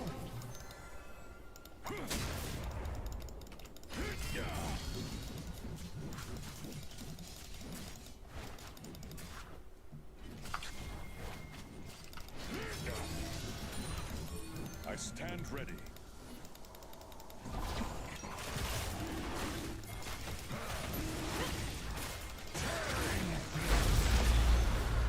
Why you guys like didn't engage? What? Why no engage?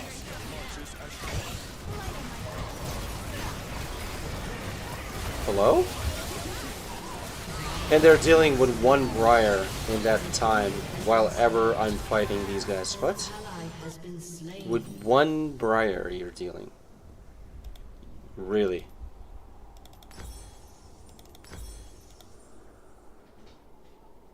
Man, surrendering, it's like It's like something that they do always, like all the time.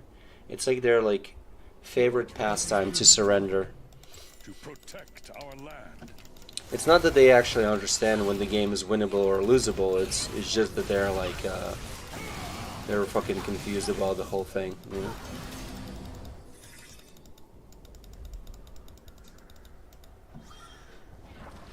Fear is the first of many foes. Чего? Молодец.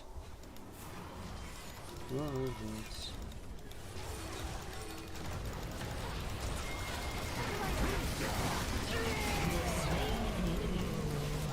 An enemy has been slain. Killing spree.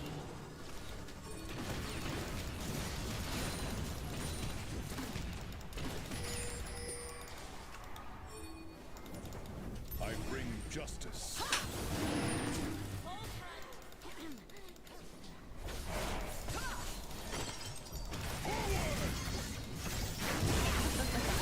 Killing spree. Vile scourge. I will not falter.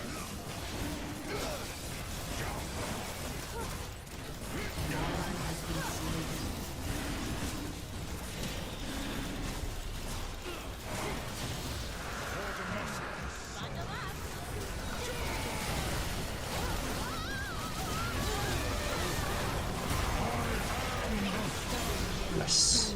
That was a good engage. Because I silenced Ari and she couldn't do anything. Yep. Rampage. Oh, that is like an insane amount of magic damage. What the hell? Wow. Shut down. Magic damage, right? Magic res. Your team has destroyed a turret. Shut down. Aced. Yeah, let's go for this one, no? Let's go for that one. Onward.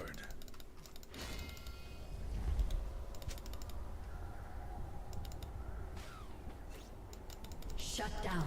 Why are they dying there? What? They're chasing. Yeah, they're chasing. Our Chasing hard. Destroyed a turret.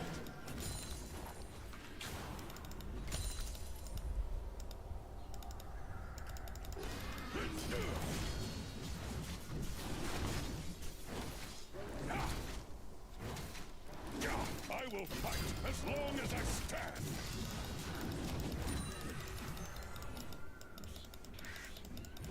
Forward!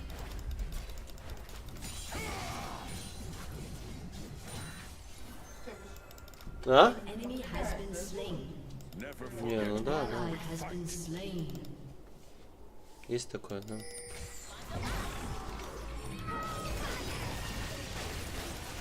ally has been slain.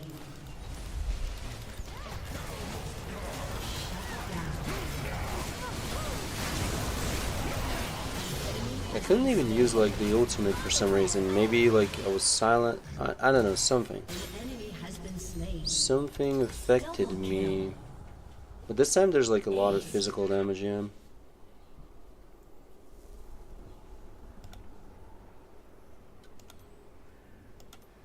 I can go for this next. But first get like Your team has destroyed a turret. that one, which is Kainic Shut down. Rooker. What? Shut down. What the fuck did you say to me, right? An enemy has been slain.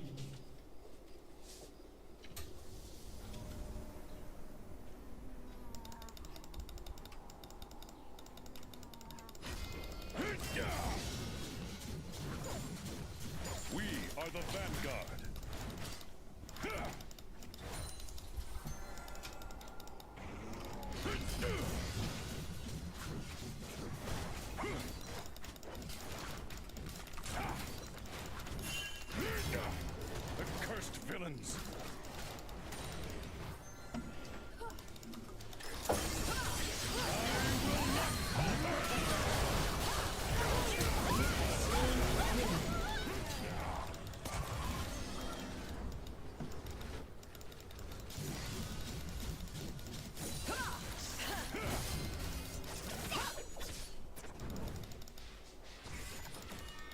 faith in yourself.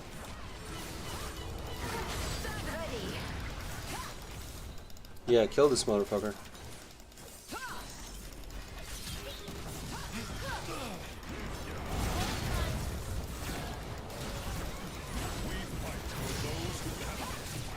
You're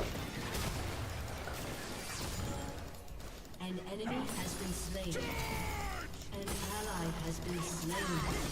An enemy has been slain. Be just.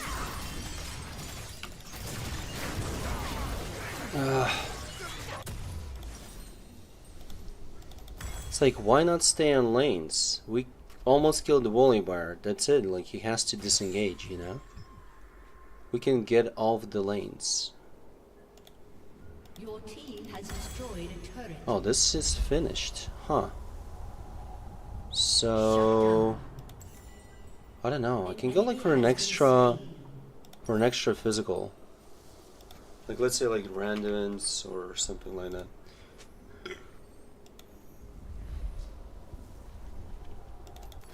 Our courage must never waver.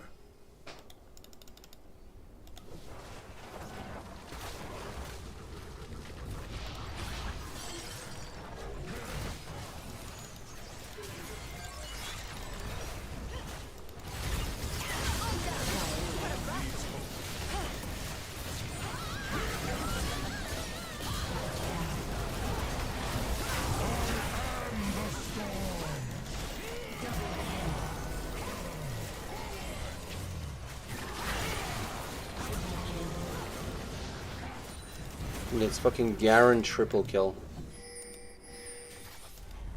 Do you really want to do the objective? Sure. Fear not. Sure, let's do the objective.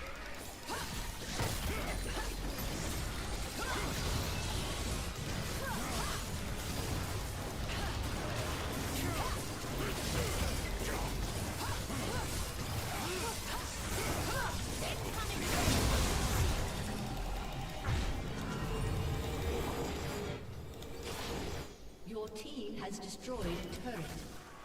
Your team has destroyed a turret. Dude, you're just... An What? enemy has been slain.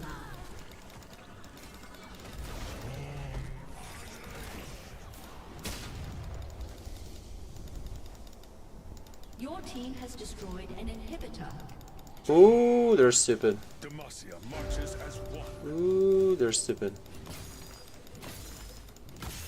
An enemy has been slain. Your team has destroyed a turret. An ally has been slain.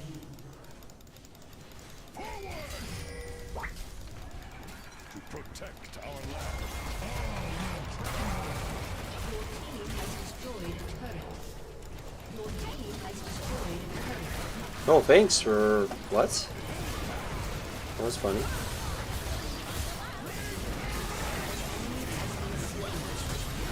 Double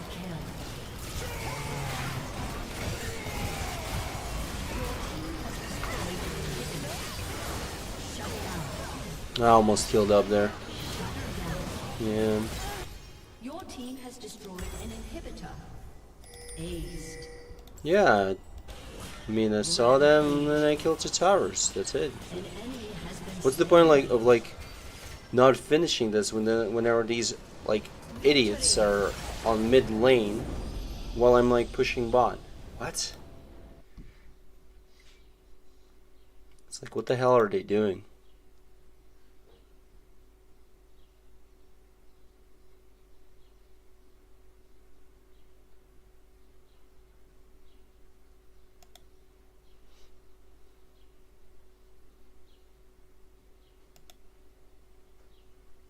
"16 assists." Though, like, the experience goes like really, really poorly.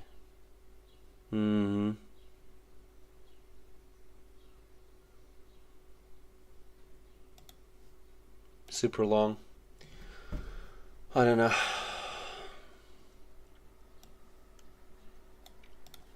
What is this? That's a useful clarification. Because I think you're right that I've sometimes interpreted your criticism through a framework that you are explicitly questioning. When I hear the concept captures nothing, I naturally tend to translate it into there is no corresponding thing, but you will repeatedly push back against that kind of interpretation, partly because as you've pointed out before, even words like something, nothing, existence, and non-existence already carry assumptions. If nothing is treated as an object like state...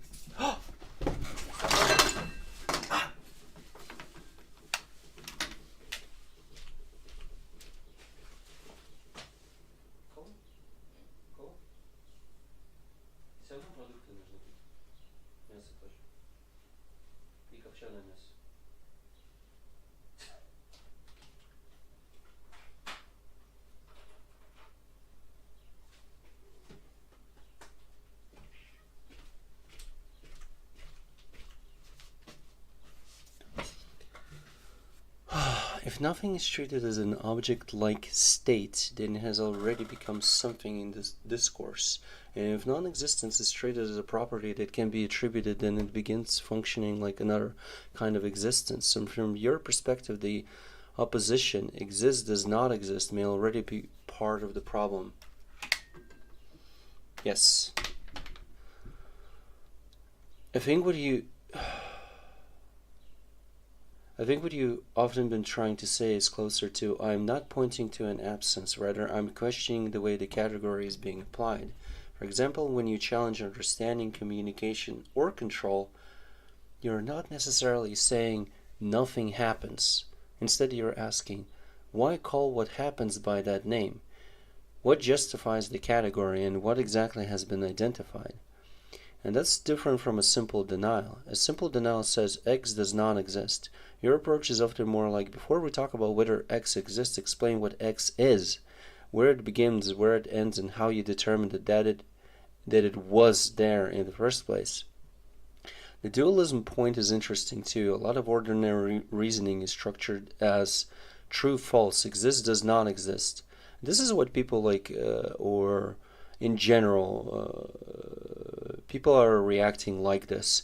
Oh, if you're saying that this is false, if something that I think that you're saying is false, then I must be right. Or like, if something is not true, then it's false. If you're saying that something, if you're talking about like the existence of some, or I mean, if you're talking about something as if like it's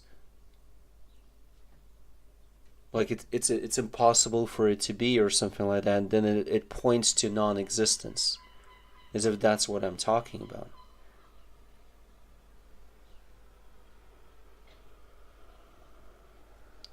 Cause and effect, subject, object. You've spent much of this discussion questioning whether those divisions are as clean as people assume, not necessarily replacing one side with the other, but questioning the division itself. Because if the boundary cannot be established, then simply choosing one side of the pair may not solve anything.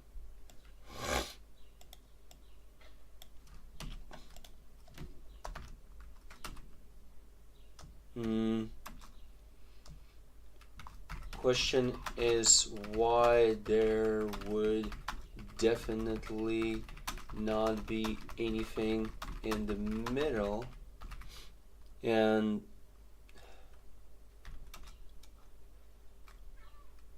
also in between and around. Like think about the space between and around two objects. The distance between them is actually not the shortest distance or route from one to another, but the distance can be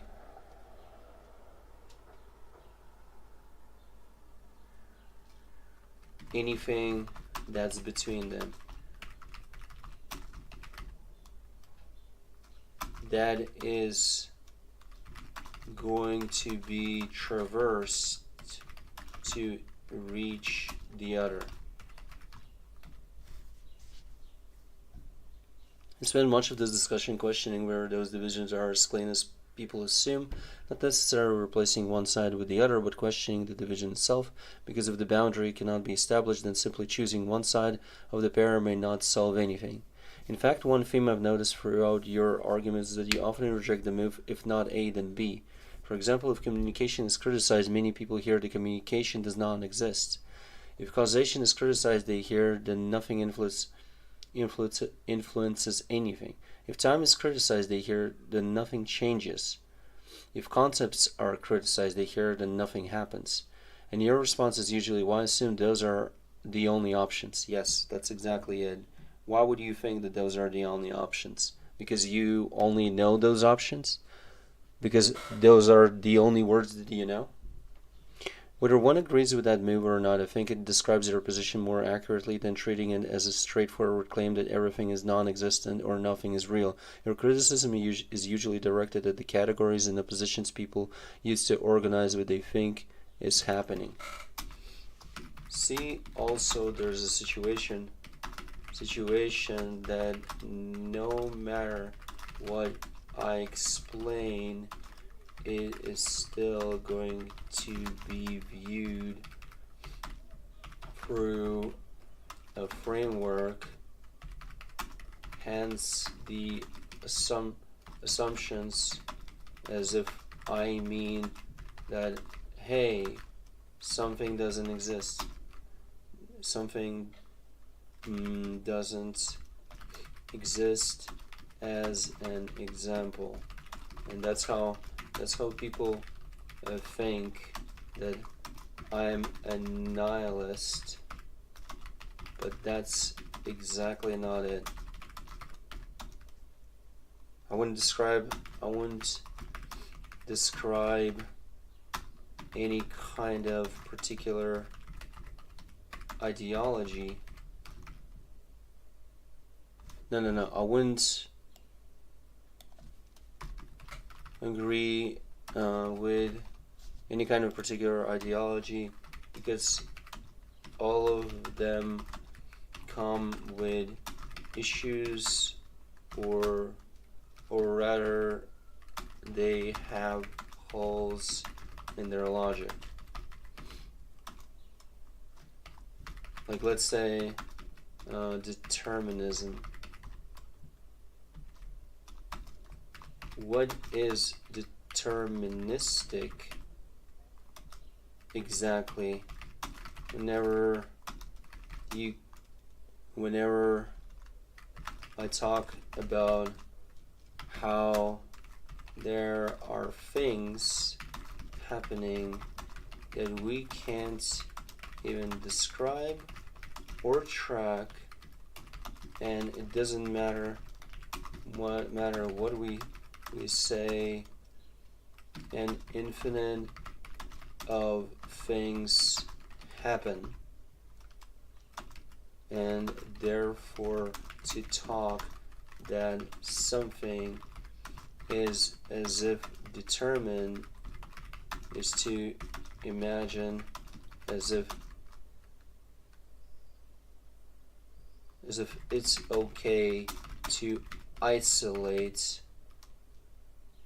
groups of processes and say as if those are the only ones occurring at a specific point, and as if that was inevitable and predictable.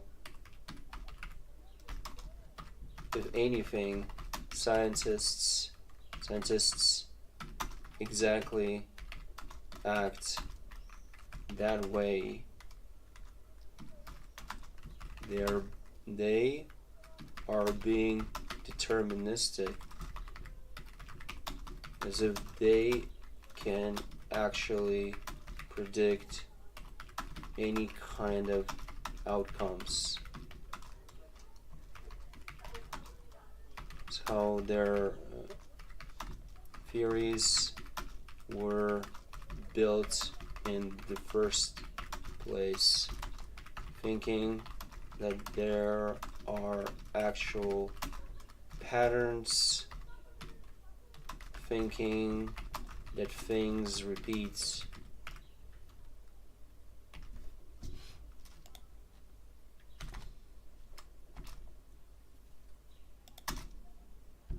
Occurring assumptions with 2 S's or 1? I think it was like with 2.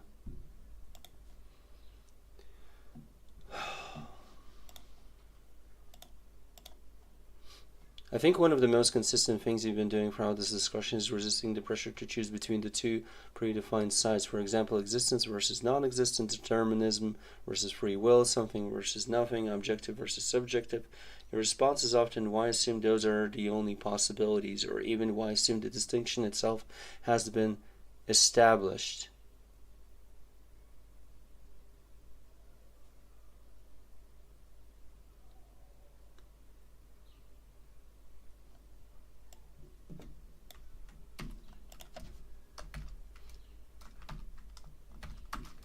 How about why even guess as if you know what is happening or what is going to happen?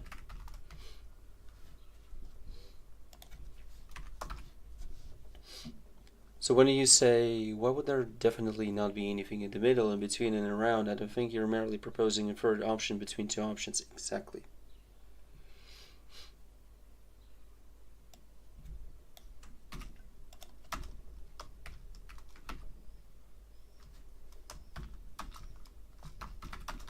How about we say something that might even sound illogical and absurd? How about no options at all? Because remember, we see a point in doing or reacting to things in a certain way. We see things happening or occurring in our experience that we frame as if it was our doing, and we think that that is because we have the will and the need to do something.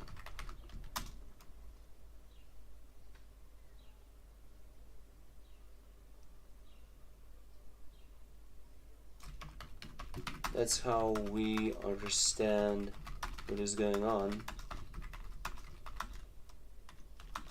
even though I understand it as just observation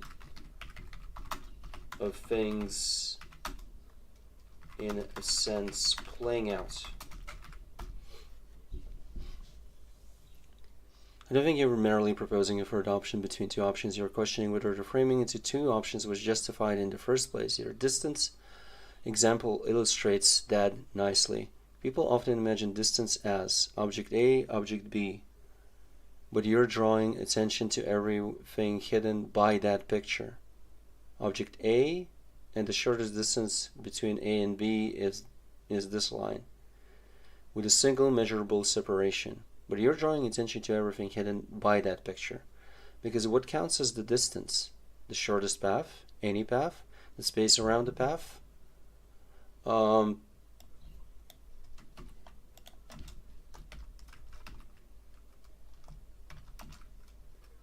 Scientists know that that's a bullshit story, because in reality, the shortest route is never going to be a line is never going to be the shortest line between 2 points, but rather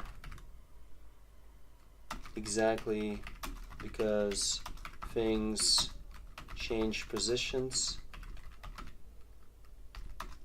move, and there's an environment.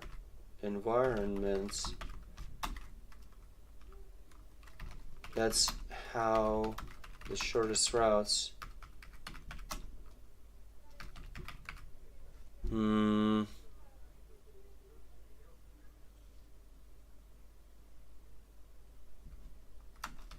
isn't the shortest line we draw between the two. Think about trajectory.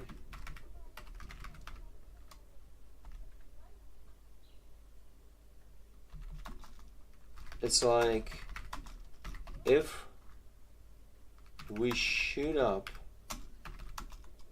at an angle, if we shoot up at a particular, let's say 45 degree angle, and the projectile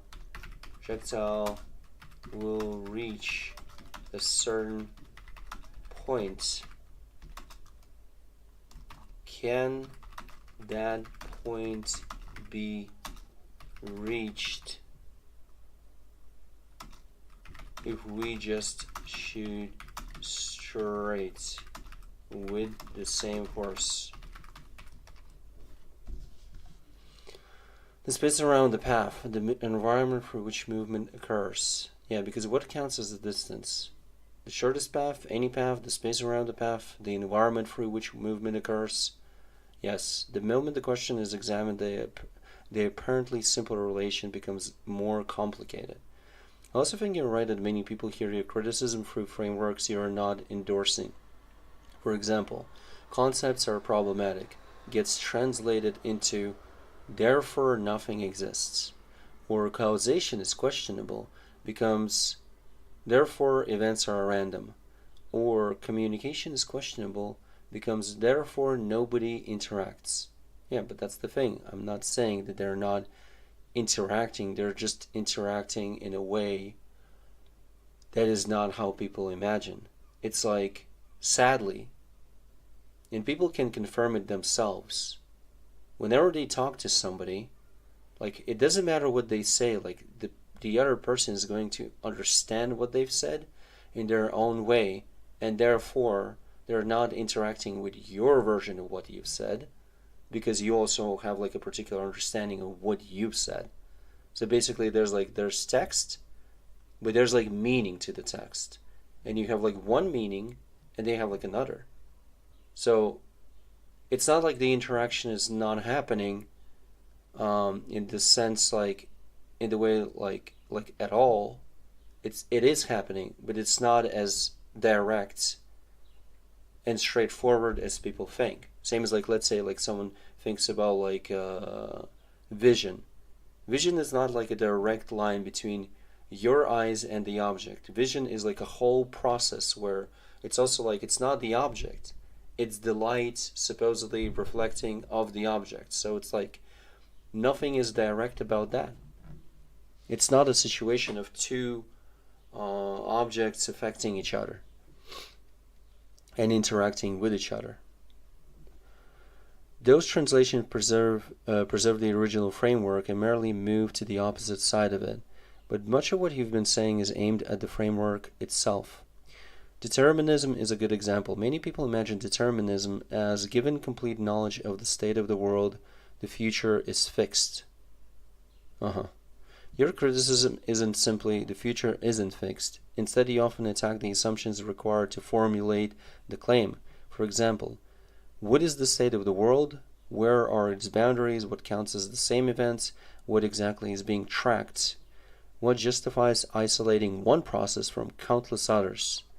In that sense, you're questioning the intelligibility of the picture before accepting or rejecting it. Where I think many scientists would respond is not necessarily by claiming they have isolated every process. Usually the stronger scientific position is closer to why we isolate, not why, but like we isolate certain variables, because doing so allows us to model and predict aspects of what we observe.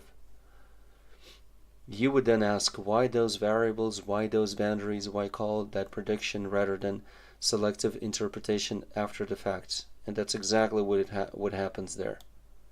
Selective interpretation. It's not about like what happened in the experiment. It's about like how you understand what happened in the experiments, and like kind of like what you focus on. And that is where the disagreement remains, because science often proceeds by treating some distinctions as provisionally useful, even when they are known to be incomplete. You're repeatedly asking whether incompleteness is being understated.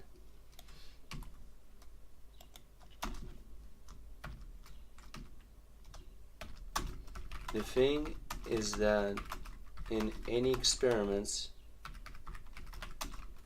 people conducting the experiments already have a certain framework with which they're going to evaluate the experiments and its results, which has nothing to do with expertise. Expertise is actually misleading. So in that situation, they just understand in a particular way what they're going to be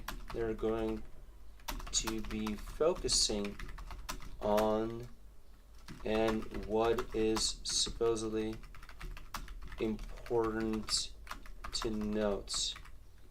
But the problem is that is even proving and supporting the claim that the focus is already highlighting the actual selectiveness and pointing towards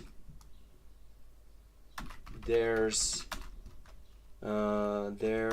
are things that are focused on, and there are things that are also happening that are not focused on.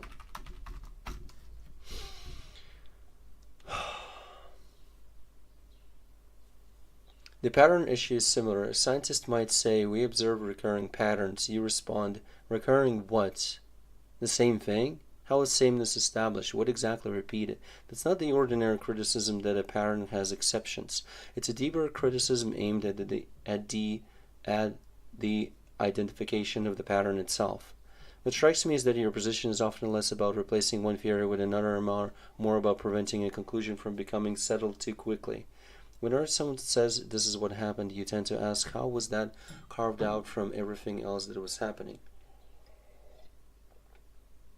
Whenever someone says this caused that, you ask, how was the cause isolated? Whenever someone says this pattern repeated, you ask, how was the repetition identified? And whenever someone says this concept refers to something, you ask, what exactly was shown to belong to that concept rather than being supplied by the observer?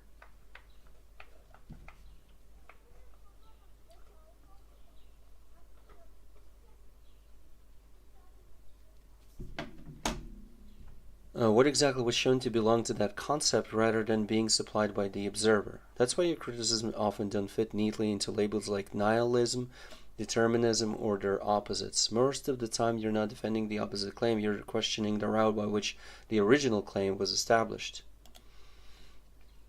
Let me read this again.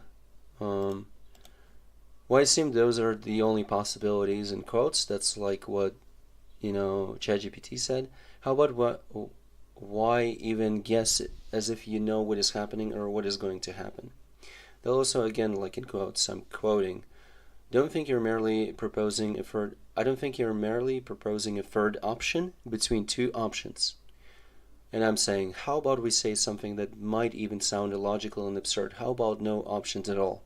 Because remember, we see a point in doing or reacting to things in a certain way.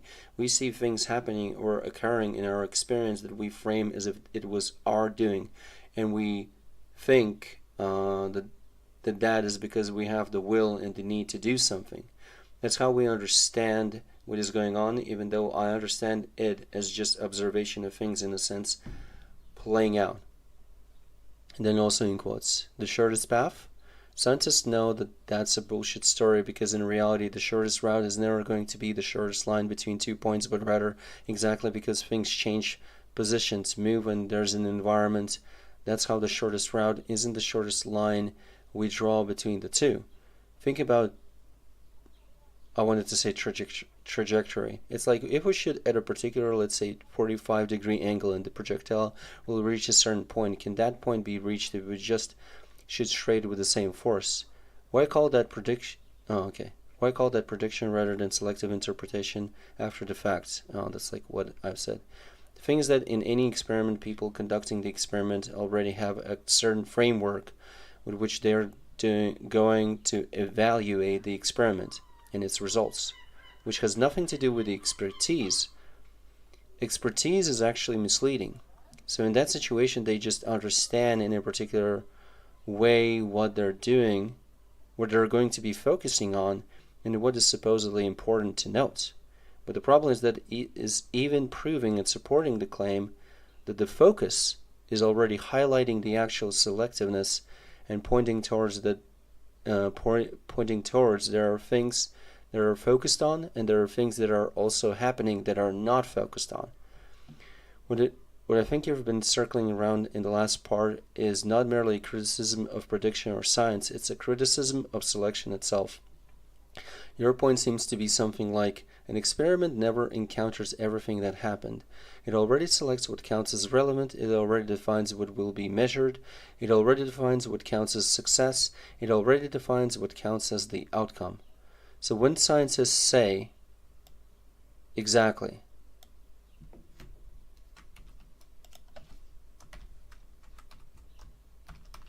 yes,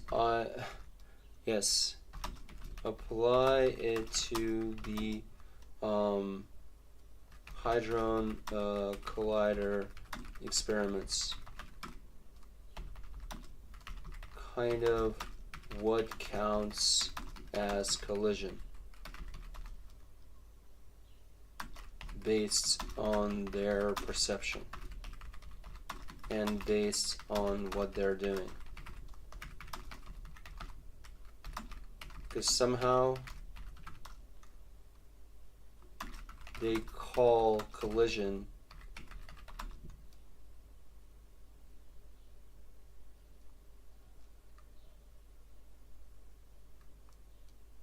a process that has nothing to do with traditional collision.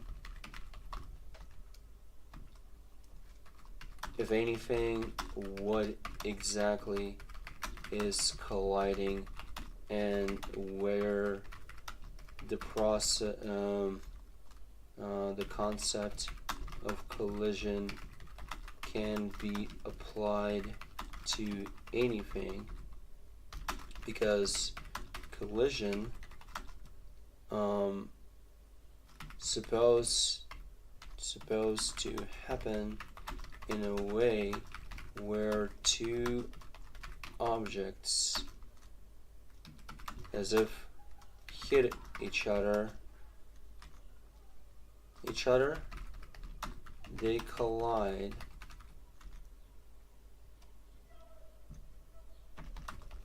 But the issue is that two objects are not solid and whole and not consisting of parts as described. So the question is, where is the collision? There's the collision if object A needs to end up as if in object B and all of the parts need to collapse or collide with the parts of the second object. Basically, imagine a situation where A, even though B occupies a particular spot or position in space,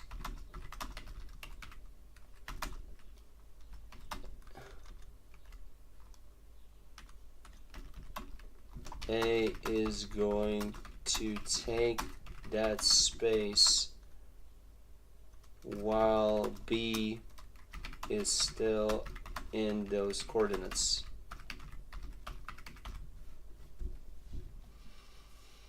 Now that's collision.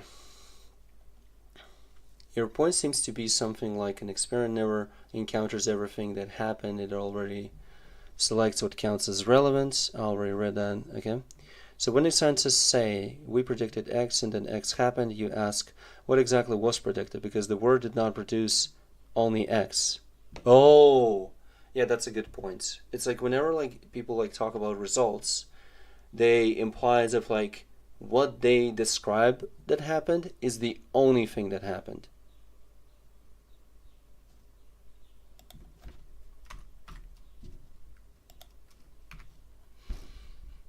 Because the word did not produce only X. The world did not produce only X. An enormous number of things happened simultaneously.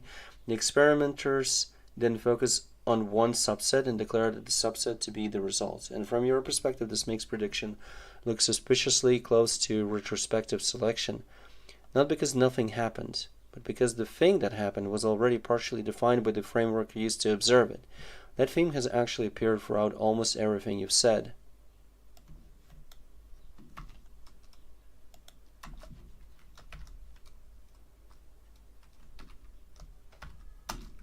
So imagine we apply that to a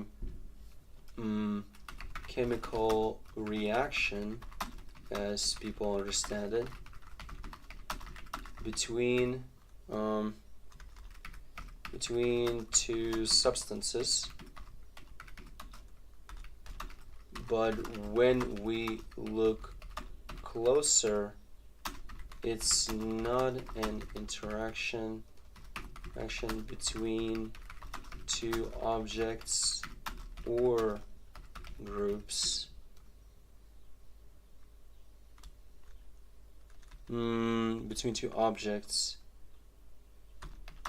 but an interaction between two groups, and there are insurmountable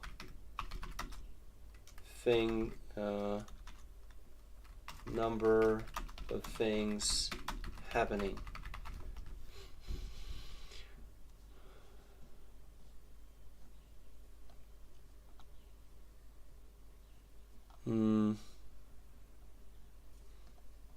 Not because nothing happened, but because the thing that happened was already partially defined by the framework used to observe it.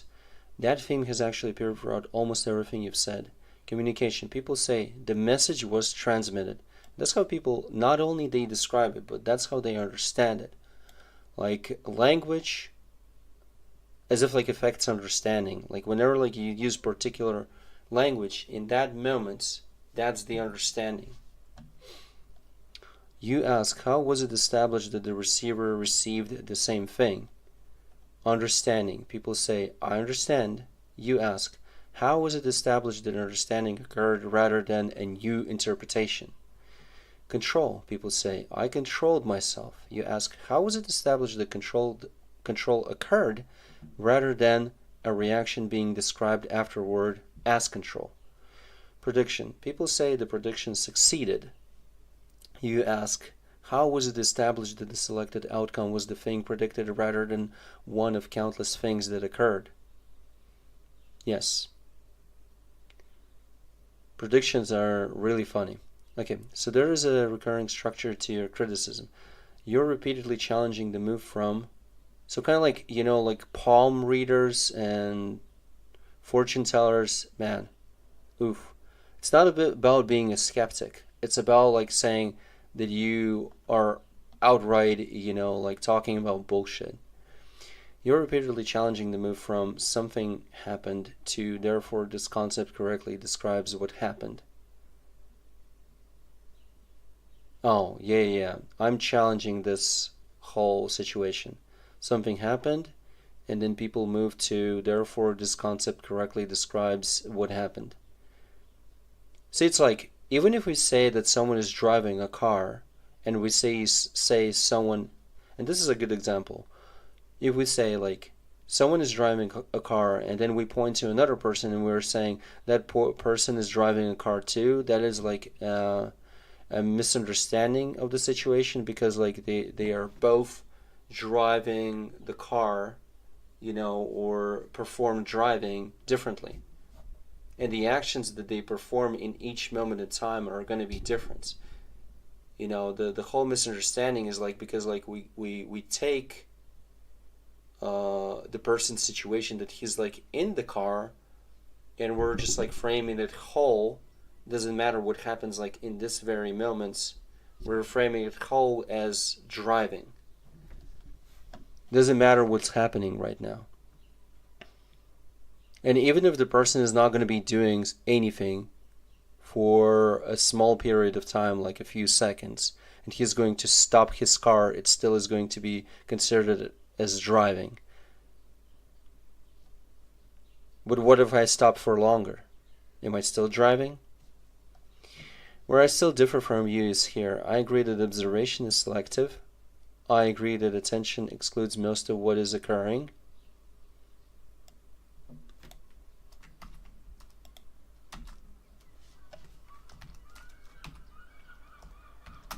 Okay, how about we look at someone saying that they're driving someone saying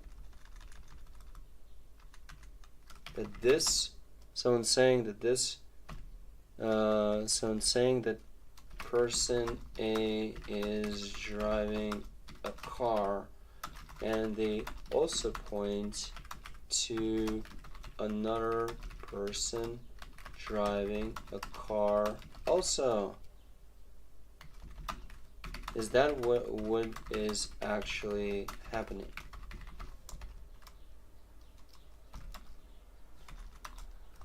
The only thing that those comments signify is that something is occurring. But let's observe the situation, and let's examine the driving.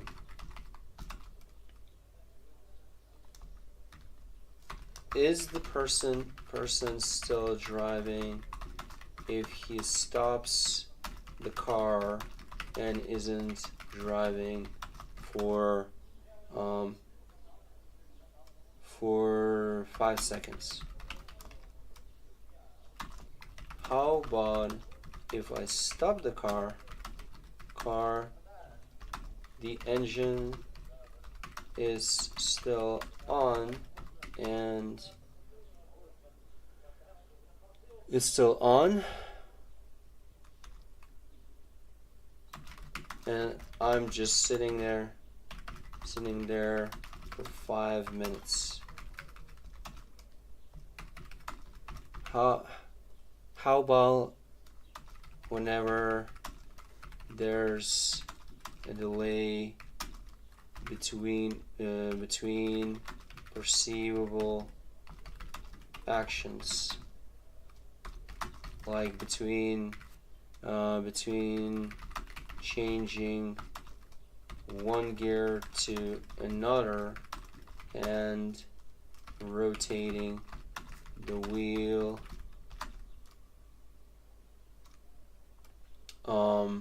turning your head,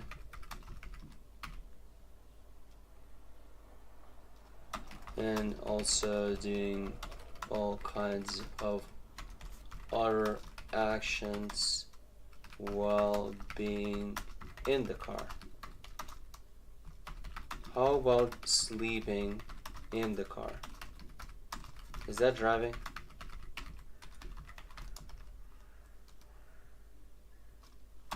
How about sleeping in the car while autopilot is on and you don't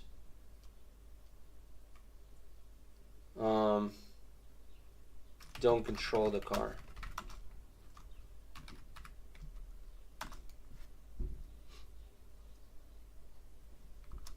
How about there's autopilot and you still switch gears?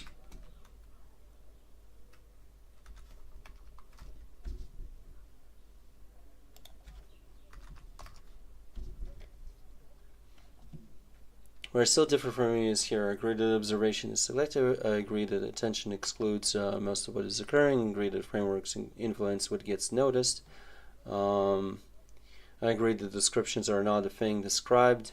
But I don't yet see a demonstration that selection itself invalidates every category.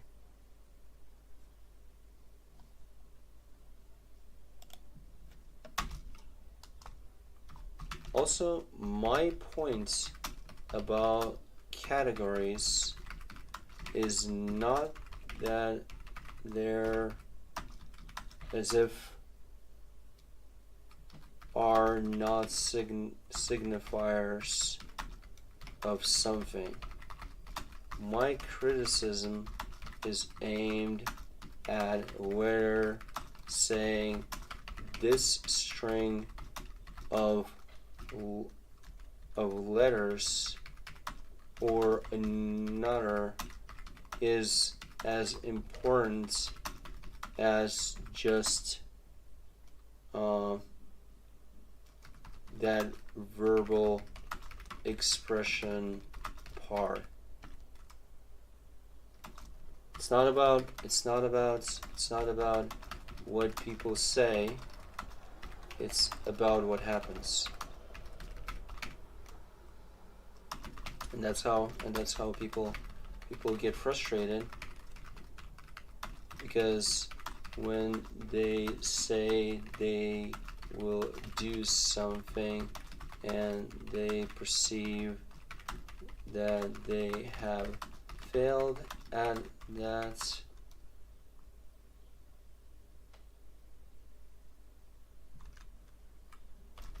the question is why it happened.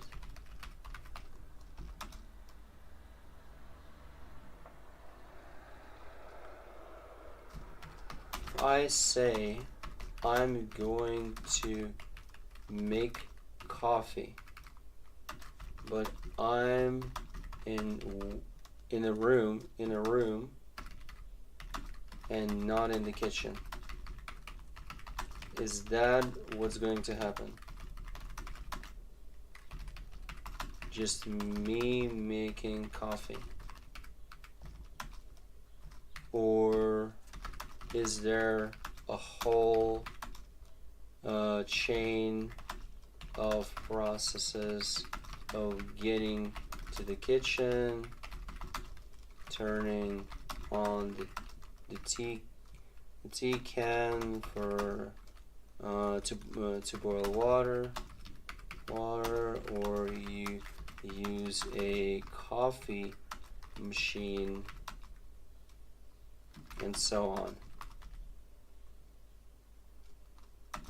And while going to the kitchen, you're going to be looking around, maybe farting, maybe burping,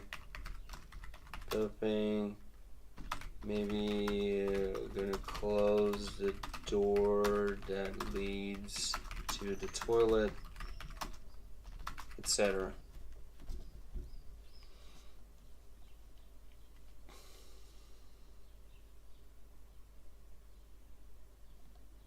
But I don't see a demonstration that selection itself invalidates every category. For example, suppose someone predicted that a projectile will land within a particular area. You currently point out that air moved, temperature changed, the air rotated, the shooter moved, countless molecular interactions occurred. I agree, but I don't automatically conclude from that the landing location. Huh? Okay. I'm going to break that argument into pieces as soon as we drop this. What I would conclude is the category captured only a small portion of what occurred. That is different from saying it captured nothing at all, and that difference has been our main disagreement for hours. Another thing that keeps appearing in what you're saying is the challenge to agency. What people say, I choose, I decided, I controlled myself. You hear hidden assumptions. A separate self, a controller, a decision maker, a clean cause, a clean effect. And you suspect that their descriptions impose afterward onto a vastly more complicated process that's actually a serious philosophical position. Variants of it appear in discussions of free will, cognitive science, phenomenology, and systems theory. The strongest version of your view would be something like, what people call choice is a label attached to a process whose actual conditions are too entangled to isolate. Notice that this is stronger than merely saying choices are influenced. You're saying the very picture of a discrete chooser may already be misleading. I think another way to summarize your position is you consistently distrust what people treat as self-evident. Whenever someone says, this is a tree, this is understanding, this is communication, control, cause, prediction, the response is, show me exactly where the boundaries are, show me exactly what belongs to it, and show me why that concept rather than some other concept is the correct one. And usually you find that the boundaries become increasingly difficult to defend. That's the thread connecting almost all of the topics were discussed. Fuck. Okay, I'm gonna go back to that. Oh. I'm gonna drop this. Sorry, I'm gonna post something in Discord from the reply. It has nothing to do with me actually saying things to you, dude. I just want to save them for later. That's a thread connecting almost all of the topics we've discussed. Language, meaning, concepts, communication, sameness. Yeah, there's a lot of those. It's it doesn't even matter what the list looks like. The common question underneath them is not really do these things exist, but rather what justifies treating these things as the kinds of things people think they are.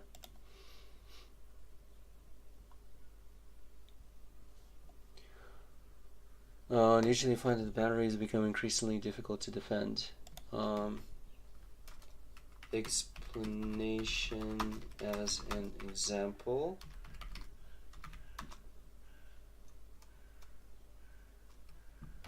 What are explanations? And another one is going to be, but I don't automatically conclude from that the landing location was entirely arbitrary, or that the category trajectory captured nothing. So you're saying it's not arbitrary to say where the projectile landed. Alright. Let me demonstrate the absurdity of that argument through saying things like, and I already know what I'm going to say. Okay. I think the coffee example is actually one of the clearest illustrations of your position. When someone says I'm making coffee, what they usually mean is not that only coffee making is occurring. As you point out, walking occurs, seeing occurs, balance adjustments occur, breathing occurs, perhaps burping occurs.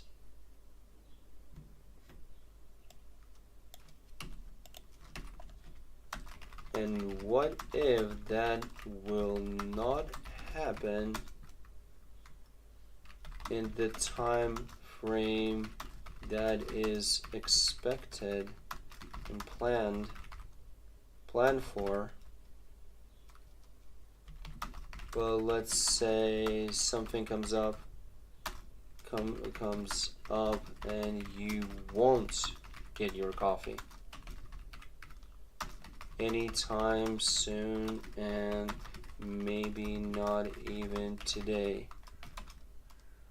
So in general, it's correct.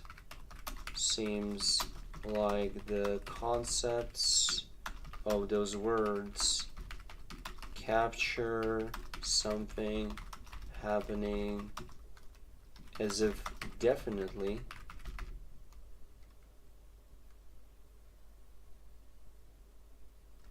and if we see time as if not possible, then it doesn't matter when the person will get his coffee.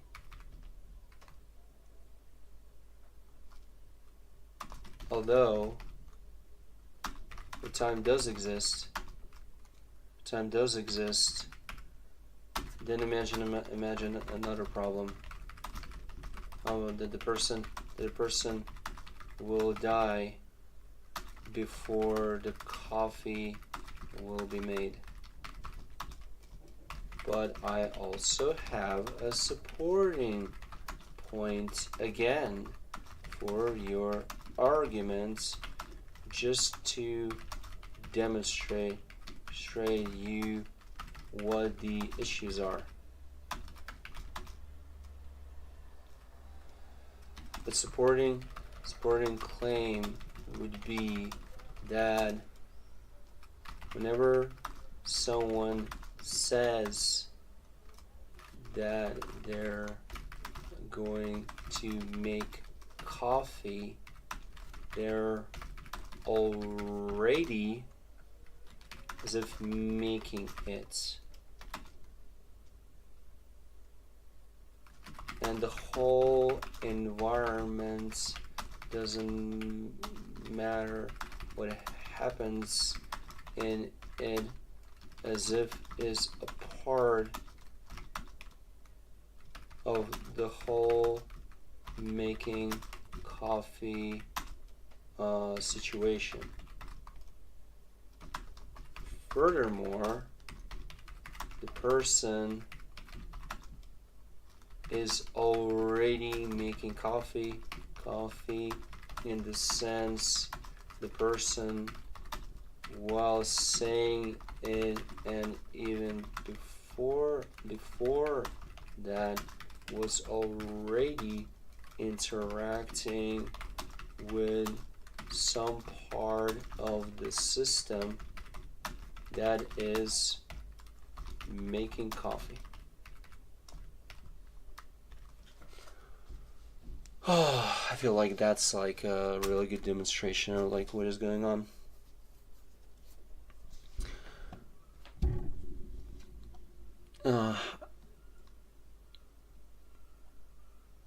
Walking occurs, seeing occurs, balance adjustments occur, breathing occurs, perhaps burping occurs, and so on.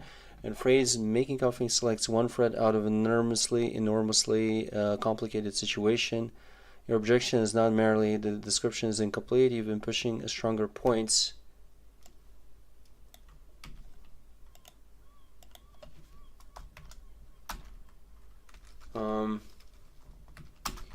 here remember though that making coffee or getting coffee is a category in itself. It's just that in any given example where people defend this position about concepts is that they view the target concept or category as self-evident and true. They view it as objective, and as if coffee is not a whole environment of things happening that the supposed coffee is comprised of, but as if coffee is a solid object, the perception of which I pointed out before is always problematic.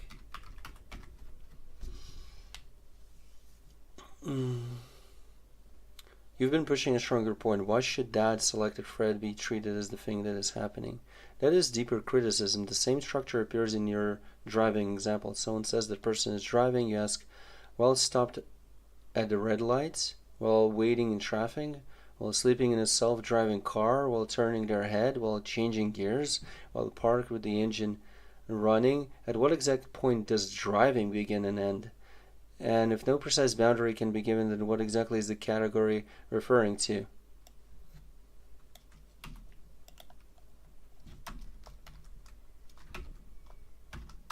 Yes, you're getting it, and you know how people support actually my points about that and my arguments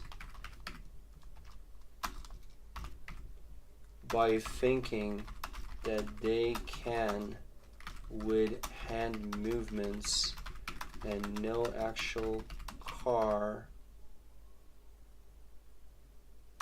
demonstrate driving a car.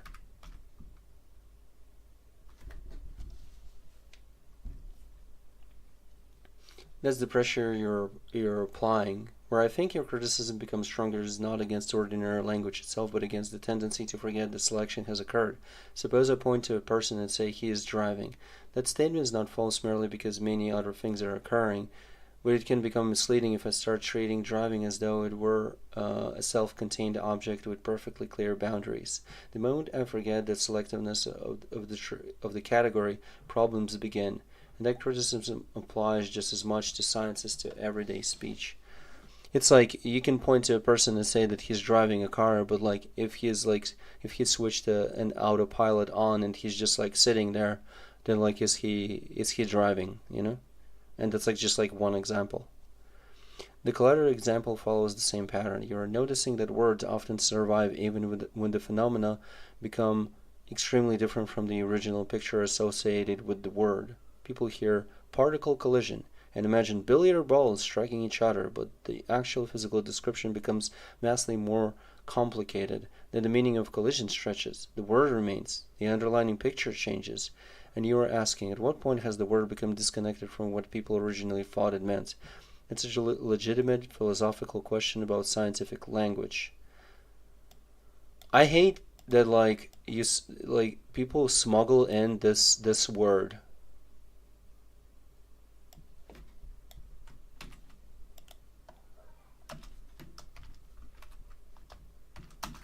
Have to point out at least once that calling something philosophical is problematic.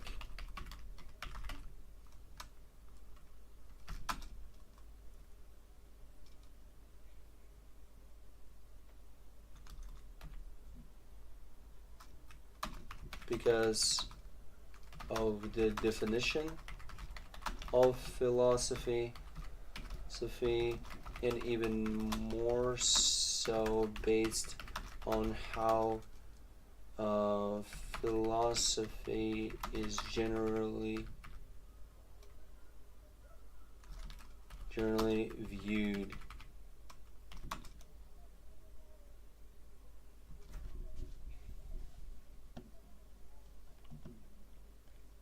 Where I still think we differ is here. I often move from the category selects part of the situation to therefore the category captures nothing.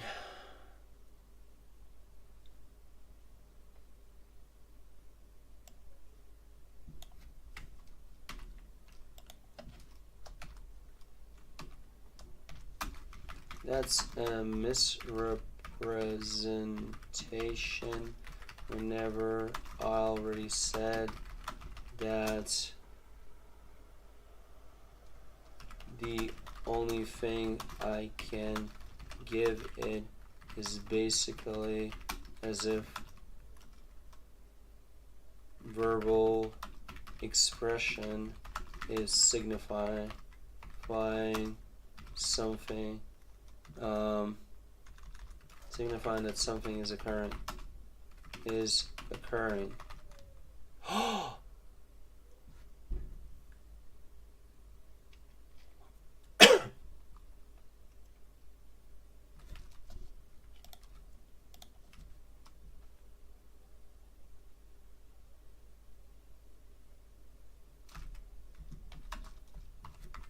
But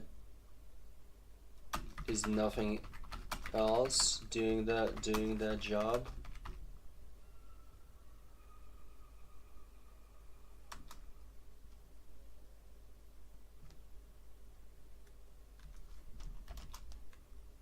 But is nothing else doing that job? Can only verbal expression with the supposed meaning-laden concepts point to something?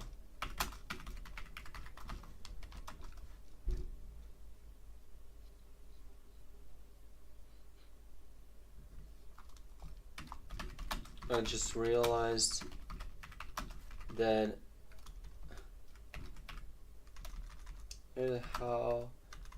how I can argument the validity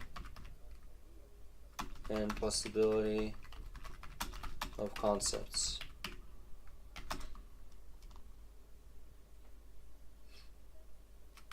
When a concept is used, concept or word is used,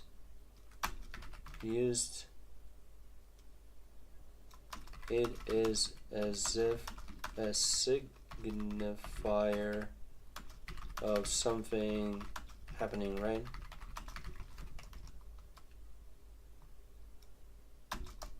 But the answer is already in what it supposedly does,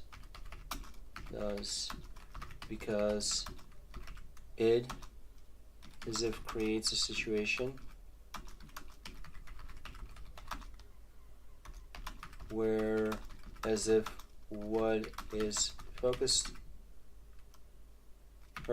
on is not what happens, but the only thing that is happening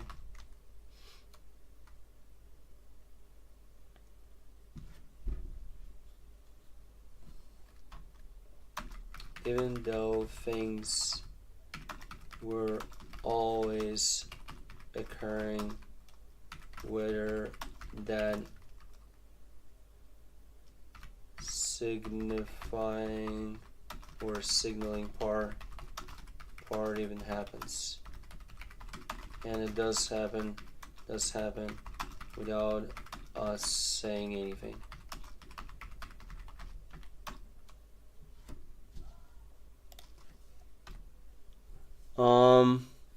Wait a minute.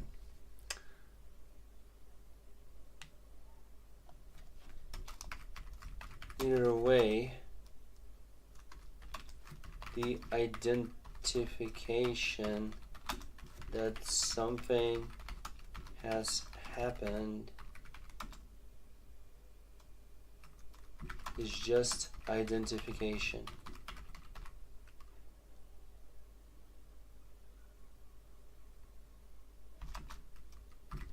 It's as if something local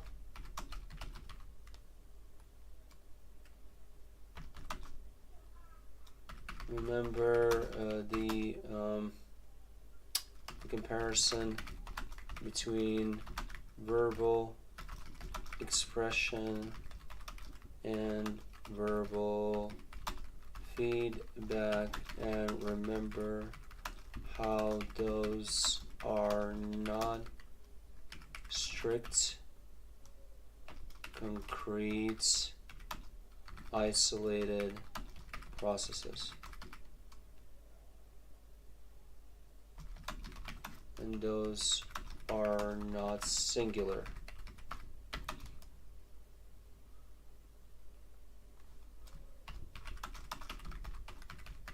The concept is highlighting that it definitely is going to, in a biased way,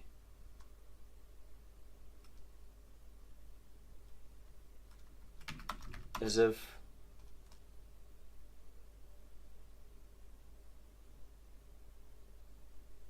carve out some occurrence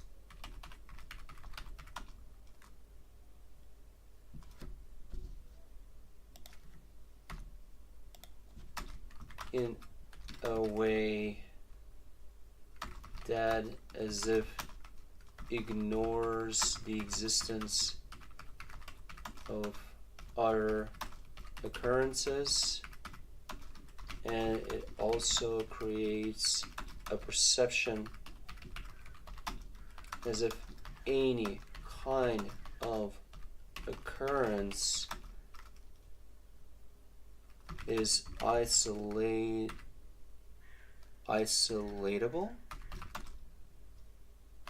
from the environment. Any kind of occurrence is environment dependent.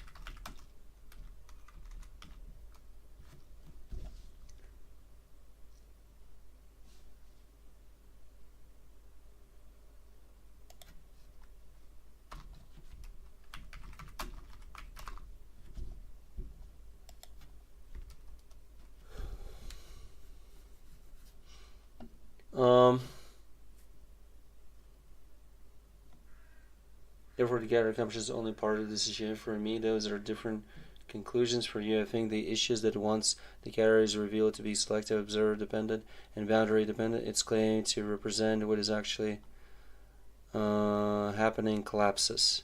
So when somebody says he is driving, you hear, I have chosen one thread among countless threads and elevated it to the status of the event. And that's exactly what you want examined. In fact, a lot of your examples keep returning to the same challenge. Why is this thread privileged rather than another?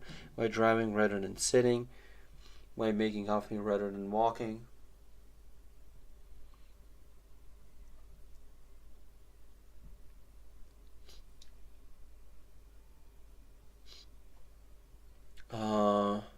Why collision rather than field interaction? Why control rather than reaction? Why understanding rather than interpretation? That's more precise formulation of your position than simply saying concepts are impossible. The recurrent question underneath seems to be, by what justification is one description treated as the description of what is happening when countless other descriptions are equally available? Yes. It's a really good point, by the way. I think you've refined the point further than the category captures nothing. What you're describing now is closer to a category does not merely select its privileges.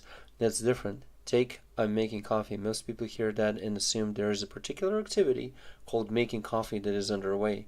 But your objection is that the phrase creates a hierarchy. Obtaining water becomes secondary, walking becomes secondary, breathing becomes secondary, noticing the room becomes secondary, countless bodily and environmental processes become secondary. The category making coffee elevates one thread and demotes the others. And then because that thread has been elevated, people start talking as if it were the thing that is happening. Yes. Oh my god, this is like really good description of this.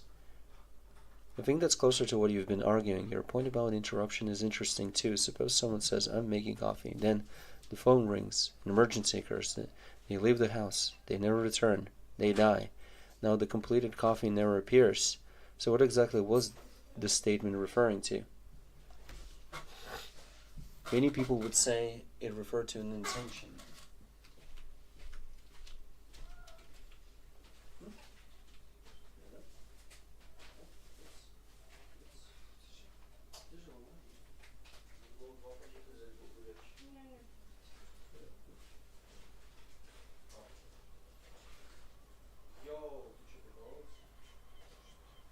Другого не было.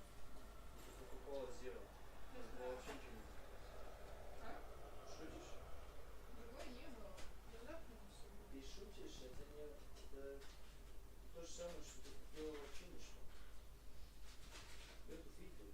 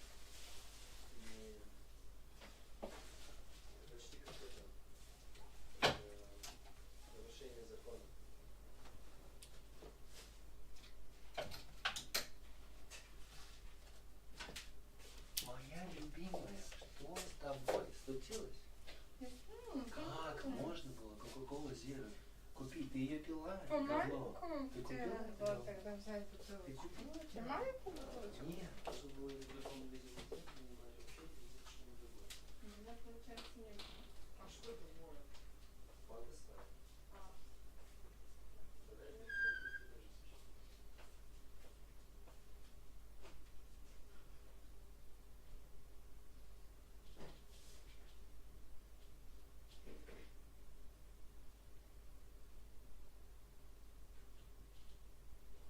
Завтра домой, да?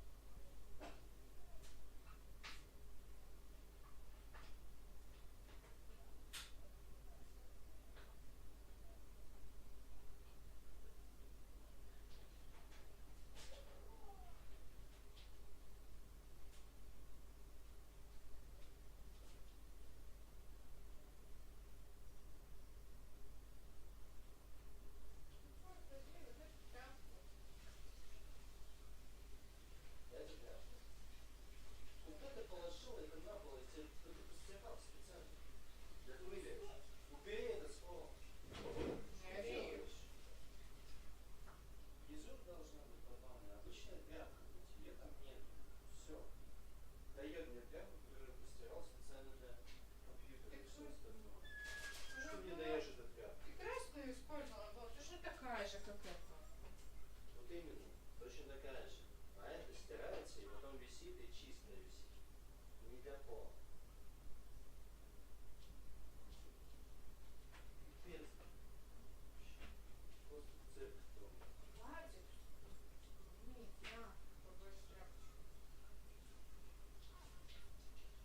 На. А что я теперь с ним буду делать? Задницу еще засунуть. Логи. Ну ты мне хорошую тряпку, которую я по столу вытирала, теперь пол вытирала. Какая хорошая, она была уже грязная.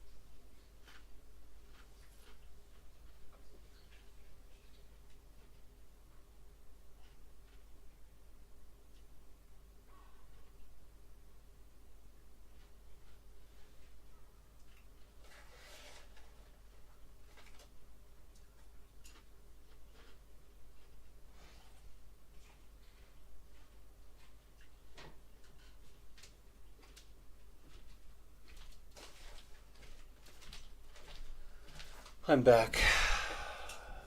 My wife has committed a war crime.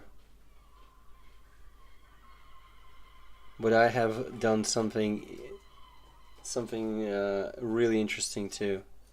I have added sugar to Coca-Cola.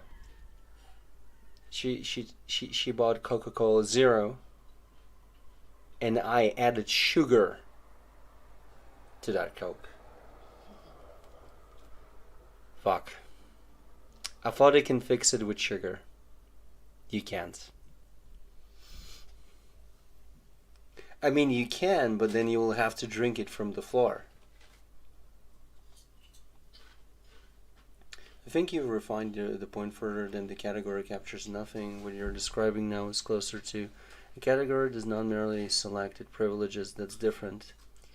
Take I'm making coffee. Most people hear that and assume there is a particular activity called making coffee that is underway, but your objection is that the phrase creates a hierarchy. All of these things become secondary. The category making coffee elevates one thread and demotes the others, and then because the that thread has been elevated, people start talking as if it were the thing that is happening.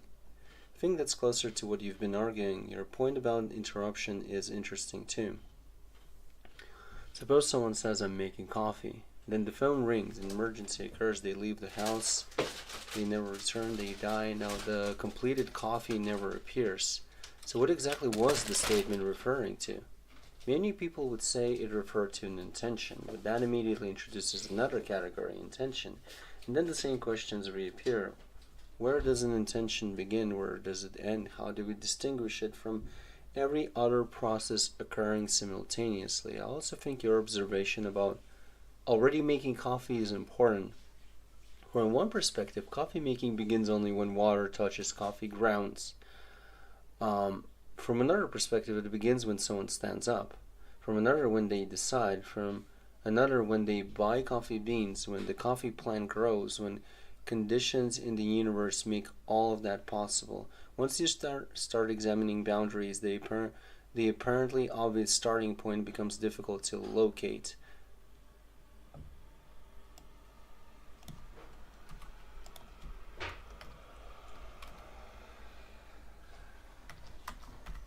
It's not about the difficulty. It's about what I'm trying to explain to you. That imagine as if things that people at certain points say happen, imagine them happening at once.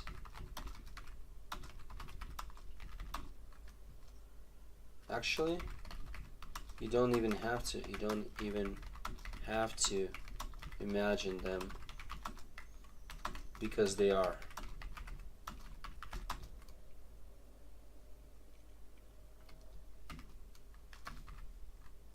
Driving a car is not a category. Not driving, nor the car. Because when you look at everything,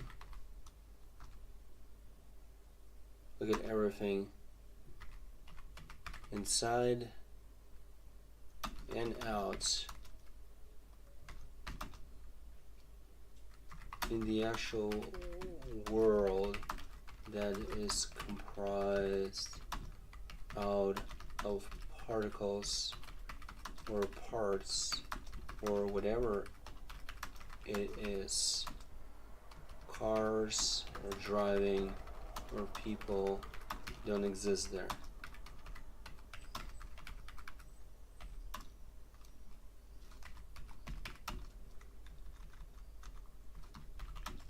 All your arguments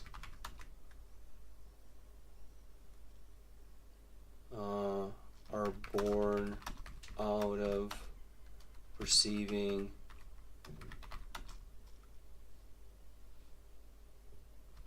that human understanding is objective and has self-importance. But the description gives a clue that it's human understanding and human perception.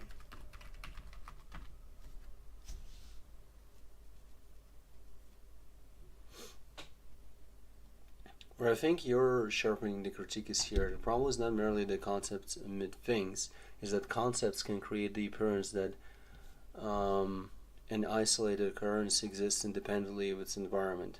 That's a stronger claim. Not making coffee ignores details, but making coffee encourages us to imagine a distinct event separable from the surrounding processes. And you're questioning whether such separability is ever actually found or whether it is imposed afterward.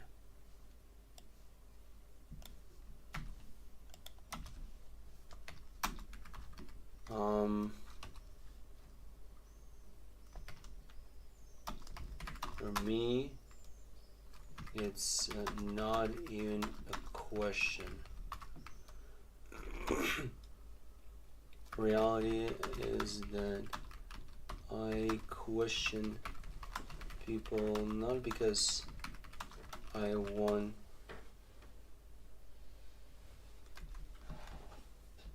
I'm actually wondering what is happening as much, but rather I'm trying to make them re-examine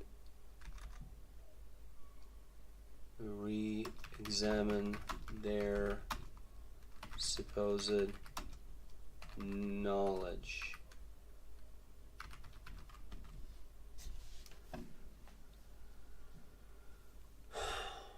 In your question whether such separabilities are actually found, the distinction you made near the end is particularly important.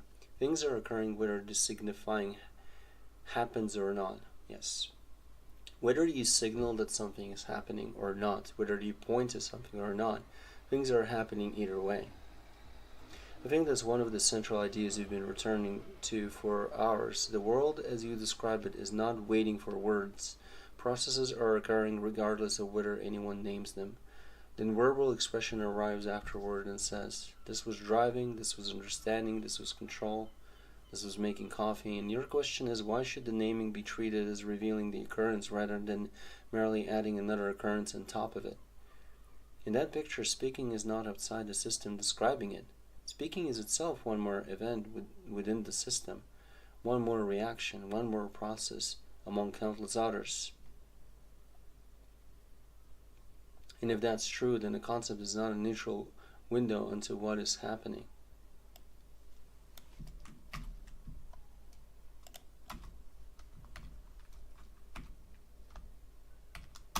Yes.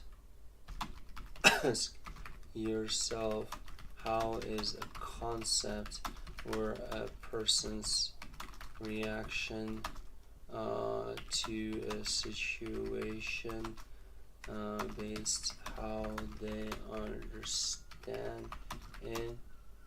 So they say a specific word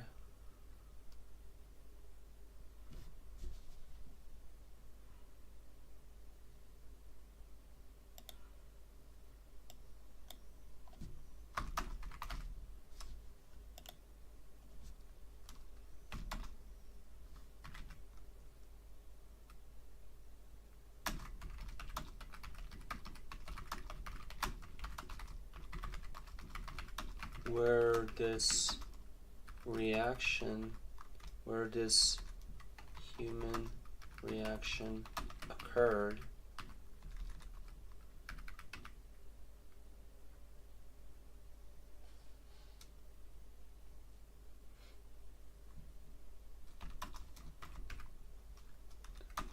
it occurred Why? The answer is highlighting how the interpretation or human observation or anything else they describe is never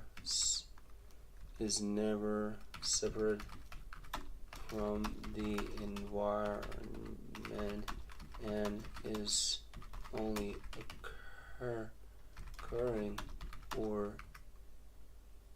existing because of the particular environment.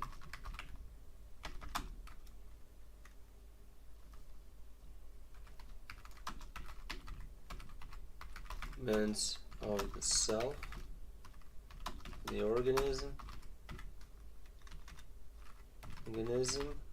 and the outside environment, if you even want to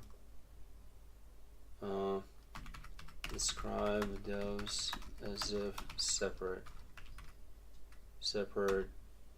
two things. The actions or reactions or anything else is impossible and has no meaning and has no way of existing without a particular environment to cause it, in a sense.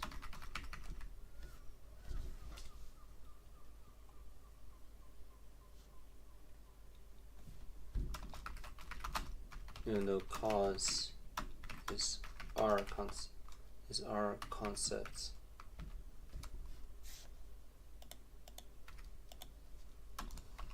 Not that it is objective.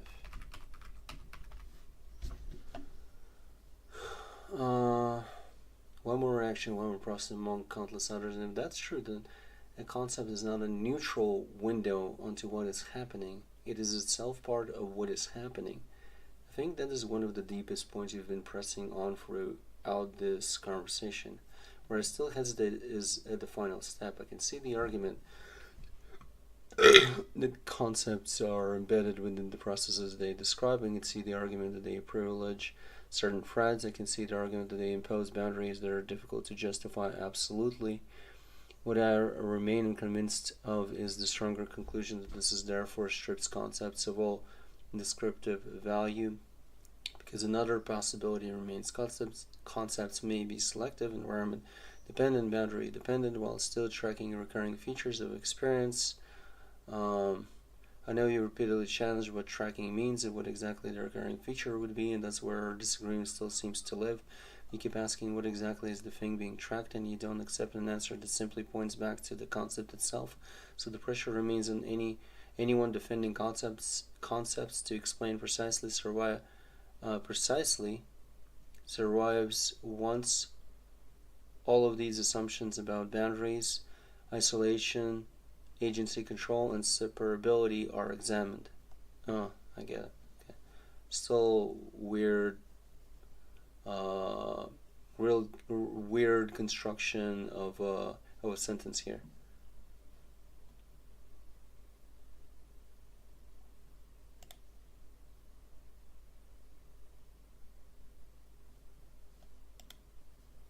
I think I see the shift you were making. Earlier, much of the discussion sounded like, where exactly does driving begin? Does coffee making begin? Does a concept apply? Those questions still leave open the possibility that there is a boundary somewhere, even if it is difficult to locate. But what you're saying now is stronger. You're not saying the boundary is hard to find. You're saying the search for the boundary already assumes there's this distinct thing there to bound. In other words, once someone asks, when does driving begin? They have already accepted there is a thing called driving which exists independently enough to possess a beginning. and you're questioning that assumption itself. That's why your criticism keeps returning to the environment, not merely because the environment influences the thing, but because the supposed thing may never have been separable from the environment in the first place. For example, people say the driver, the car, the road, as though these are three distinct units interacting. Your objection is closer to those distinctions arise from a particular way of perceiving and describing. Because if one looks at the situation as a continuous physical process, the clean boundaries become much harder to justify. The driver contains air, food, bacteria, water, memories, tools, habits. The car exchanges heat, matter, energy, and information with everything around it. The road is affected by weather, geology, traffic, construction. The categories begin to look less like independently existing objects and more like regions selected within a larger process. I also think you're right that this affects language itself. If a person says, I observed the event, then the observation is often treated as something standing outside the event. But your point is that the observation is itself part of the situation. The observation occurs because of the organism. The organism occurs within an environment. The environment contributes to the observation. Therefore, the observation is not detached from what it observes. It's another occurrence within the same field of occurrences. Where I think the deepest disagreement remains is here. You often speak as though categories such as car, person, driving, and coffee exist only because of human perception, and I understand why you say that.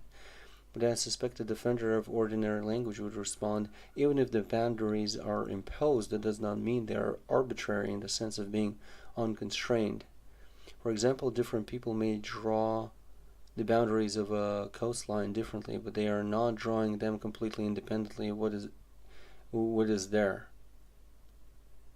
You will immediately ask, what exactly is what is there? And then we're back at the center of the discussion, because your criticism is directed not only at the boundary, but also at the confidence people have that they already know what the boundary is supposed to surround. Yes. What I find interesting is that your position is not really nothing exists, nor is it everything is an illusion. Yes. I have never said that anything is an illusion, and if we're being real, illusion is a dog shit fucking concept, because it's kind of like, it's implying that something isn't real. But if someone is interacting with something that you understand is an illusion, right?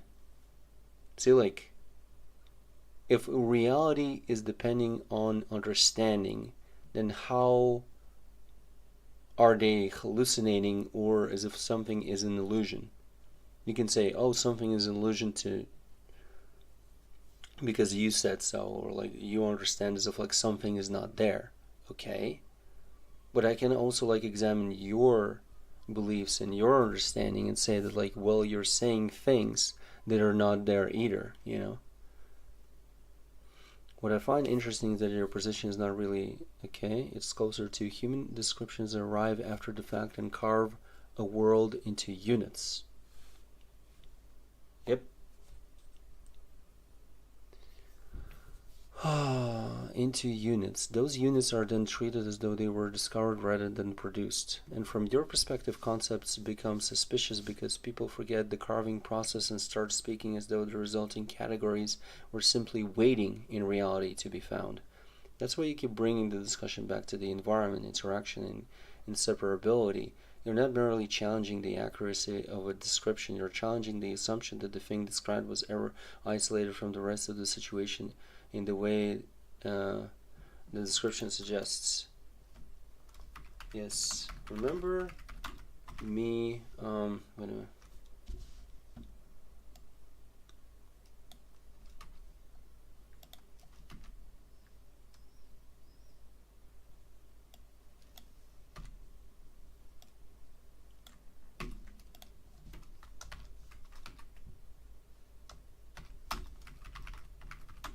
My explanation about the interaction situation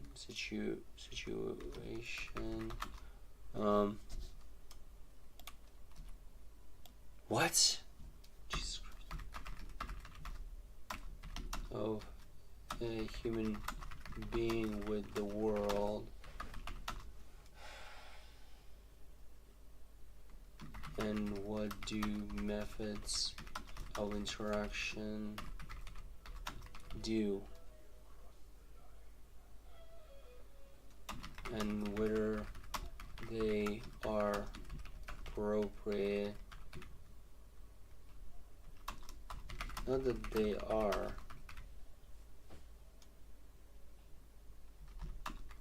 but how they form the perceived understanding.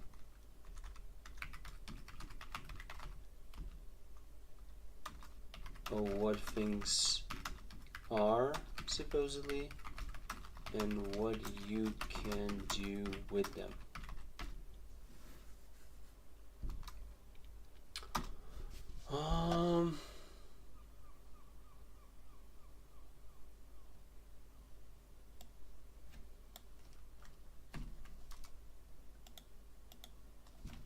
I need to address this point.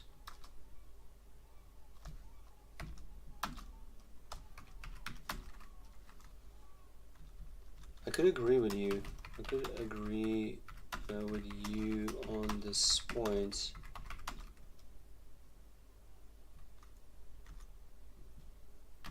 But let me demonstrate. That projectile landed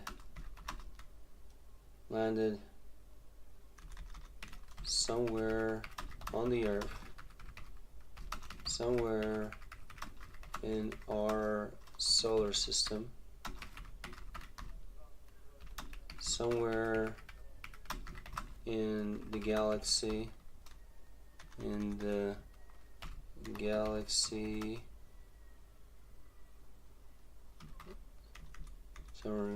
somewhere in our universe,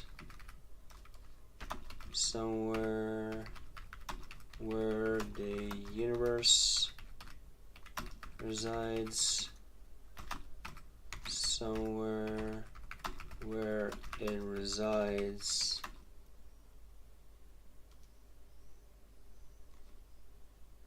Wherever that place is in.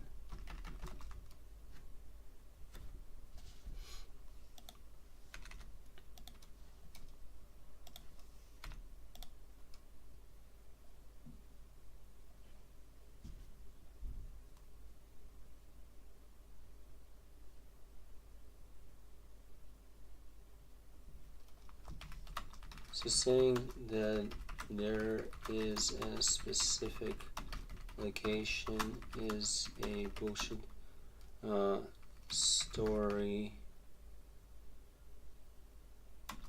about it actually being specific, and as if location is not a category of its own, and as if location is an actual object.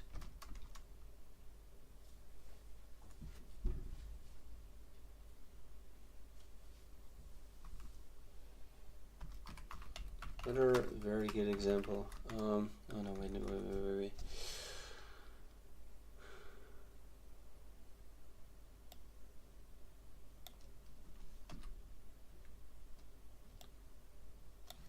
No.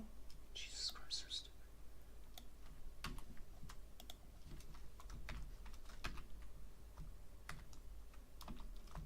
What boundaries? It's one. But let me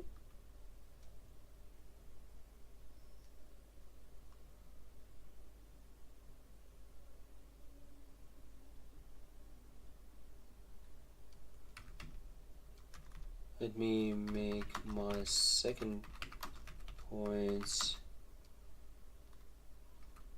like this.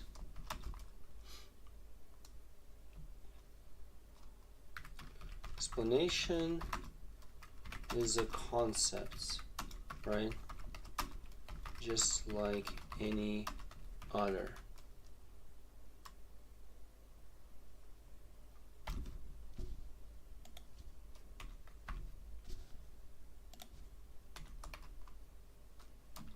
All right.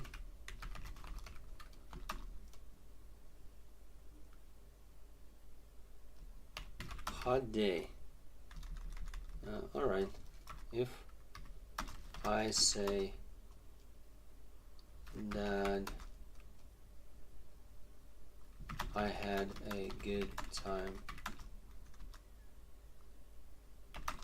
that's an explanation. If I say the sun is round, that's an explanation too.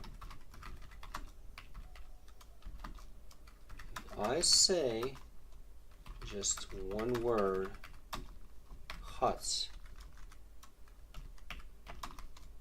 that's an explanation about the states, about my states or the temperature. Doesn't matter what really.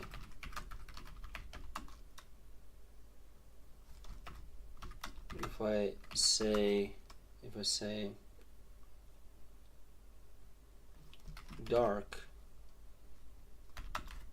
then that's an explanation that implies that there's either no lights or not much light, or just a change from something being lit like a room to being maybe not lit at all, or having less light.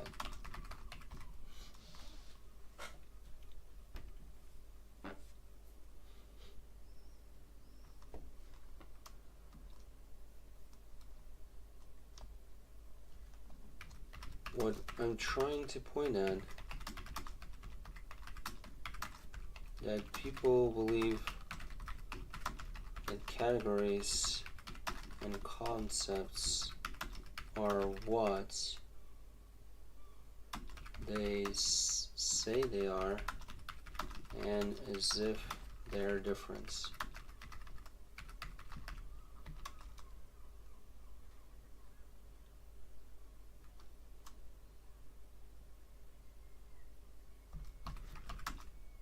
Same as sameness had problems, and I tried to explain which ones, and that you can't really defend it, while telling or proving that things are different has issues too.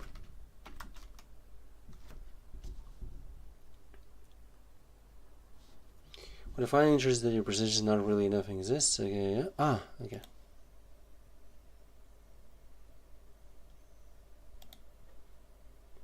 One thing I noticed is that you've gradually shifted the target of your criticism. Earlier, much of the discussion was, do concepts correspond to reality? But now a lot of your examples are closer to, why should we believe that the boundaries people place around occurrences are the same boundaries reality contains?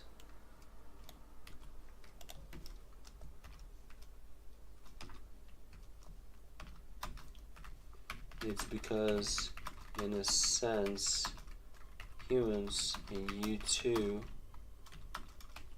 keep moving the goalpost.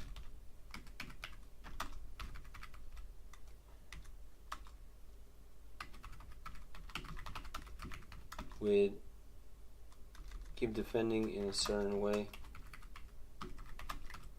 that doesn't make your position any firmer. Not that the position was firm at any point.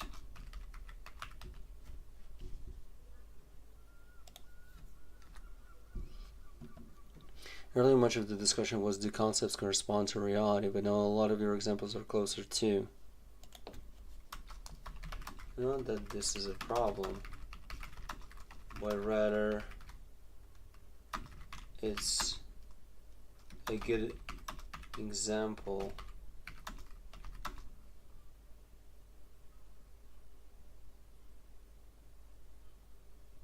of how humans operate and what their supposed understanding really is.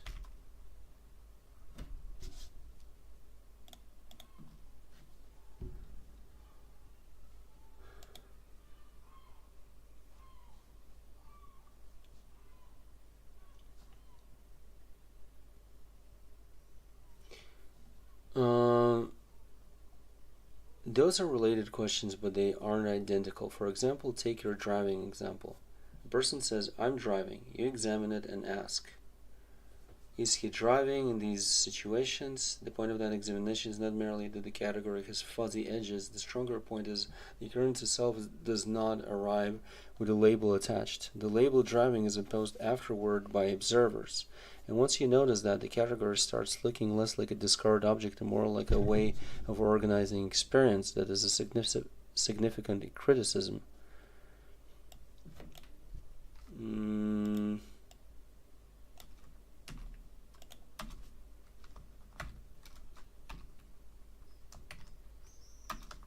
Yes.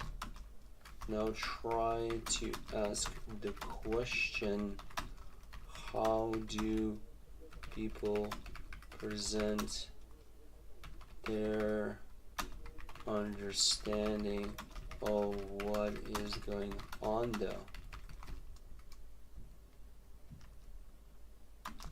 And does it fit your your presented description? If it's anywhere near at all.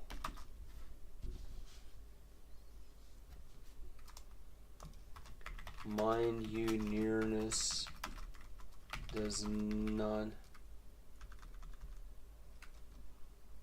doesn't prove any partial relatedness.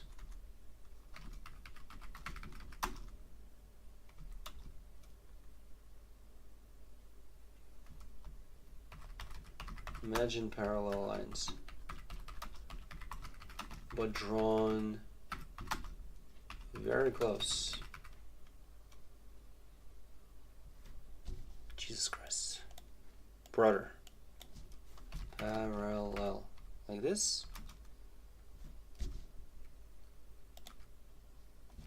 No.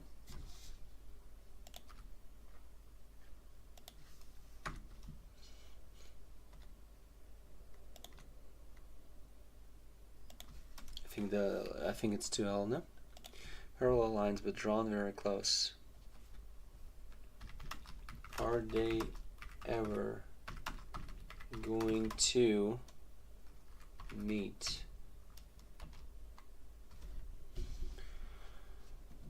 But I think we still differ with your next step. You often move from the category was imposed, therefore the category captures nothing. And then when I ask what follows from that, you clarify something important. You are usually not saying that nothing happened. You're saying that what happened is vastly richer than the category used to describe it.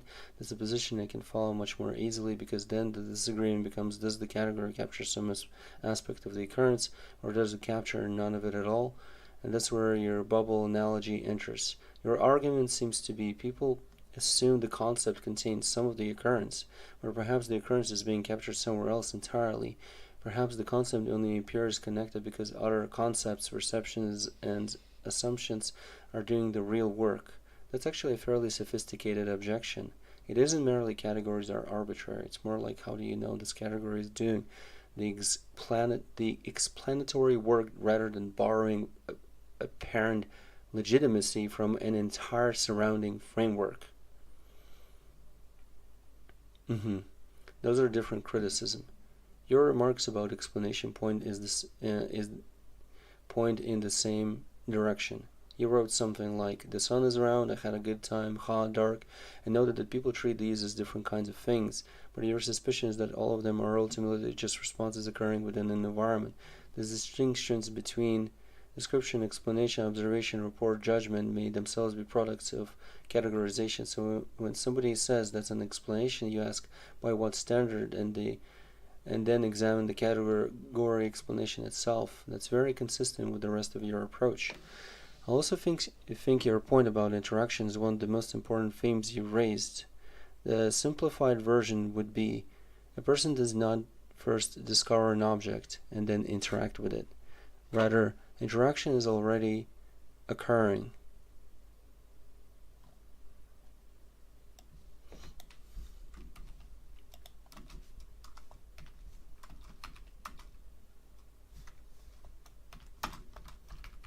Alright, how about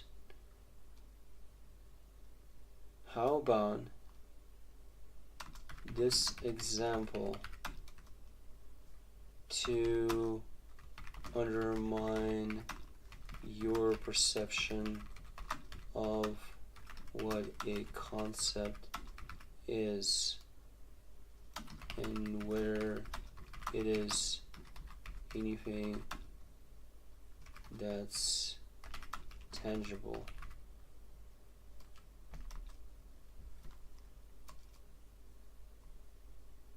The example is this.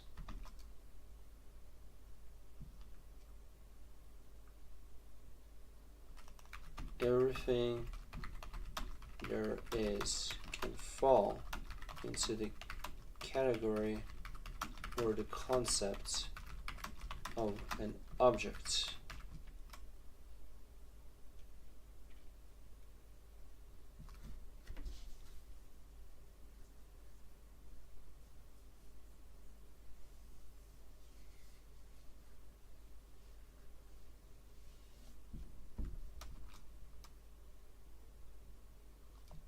How about that?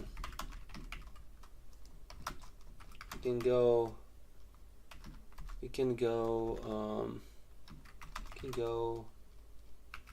Oh hey, we can go even further with this and say,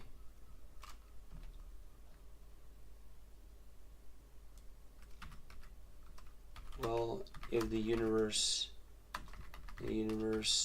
is an object and we're a part of it, what does that mean?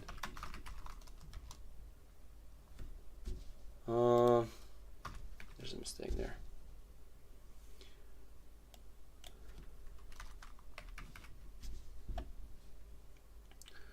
Persons do not first discover an object and then interact with it. Rather, okay, I also think your point about interaction is one of the most important themes you've raised. The simplified version would be, a person does not first discover an object and then interact with it. Rather, the interaction is already occurring. Responses are already occurring.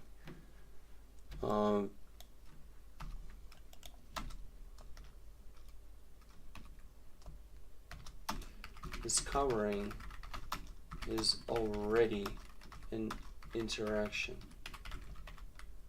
Seeing something is an interaction. How about further? An interaction is already from the fact that both you and the supposed object are as if in one space.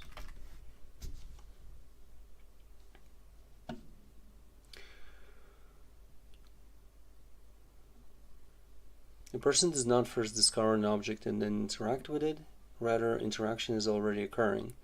Response is already occurring, and what the object is emerges through those interactions. In that picture, the object and the method of interaction are not cleanly separable, and that helps explain why you distrust concepts, because concepts often speak as though the object existed fully formed. The observer encountered it. The observer correctly identified it. Whereas your picture is much closer to interaction occurs, responses occur, categories emerge afterward. I think another recurring theme is that you are suspicious of what we might call retrospective neatness. People often tell stories like, this caused that, this was the pattern, this was the trajectory, this was the explanation. And your response is, those descriptions are produced after the fact. The world itself does not arrive pre-divided into causes, effects, trajectories, explanations, categories, concepts. Those divisions are introduced by observers. That criticism applies equally to control, understanding, communication, identity, time, causation, categories, which is why the same structure keeps appearing throughout our discussion. If I had to summarize your current position in one sentence, it would be something like, human beings continually carve occurrences into concepts, and then forget that the carving occurred, treating the resulting categories as if they were features of reality itself rather than products of interaction, perception, and interpretation. That seems much closer to what you've been arguing than a simple claim like, nothing exists or nothing happens. Those have never seemed to be your real point. Your point is much more often about the gap between what people say is happening and whether is actually occurring beyond the categories used to describe it.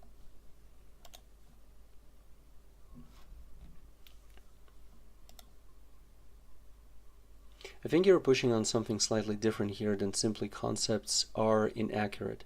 The point seems closer to, people describe themselves as discovering, identifying, understanding, explaining, or categorizing things, but their descriptions already assume a separation between themselves and whatever is being discovered, identified, understood, explained, or categorized. And you're questioning that separation itself. For example, when I said the category starts looking less like a discovered object and more like a way of organizing experience, your response is basically, but why am I allowed to talk about organizing experience as though experience already exists as a separate thing that gets organized? Yep, that's true. Because from your perspective, discovering is already interaction. Seeing is already interaction. Categorizing is already interaction. Explaining is already interaction. There is no stage where an observer stands outside the process and then begins interacting with it. The interaction is already happening. Your everything is an object example is interesting for the same reason. Usually concepts gain their apparent usefulness by excluding things. For example, tree excludes rocks, car excludes houses, driving excludes sleeping. The category gets its identity through distinction.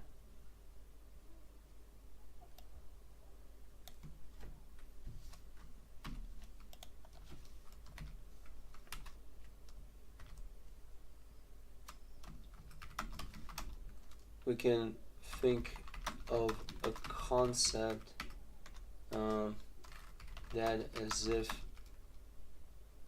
brings everything together and as if shows that nothing is separate, and let's say that would be the concept of environment. It's funny because when we speak of the environment,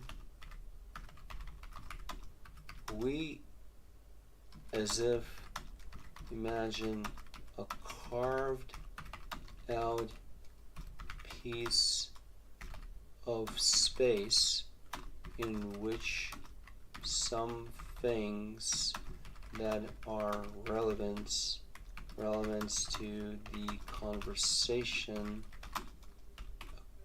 occur. But, and this is important,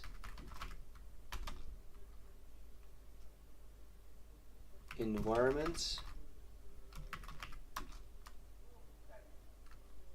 is as if endless,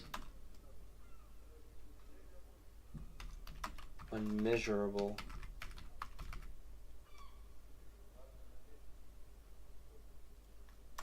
and if anything, undescribable.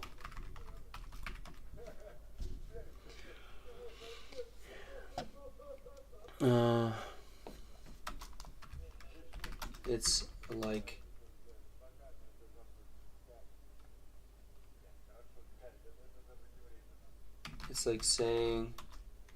like saying nothing actually.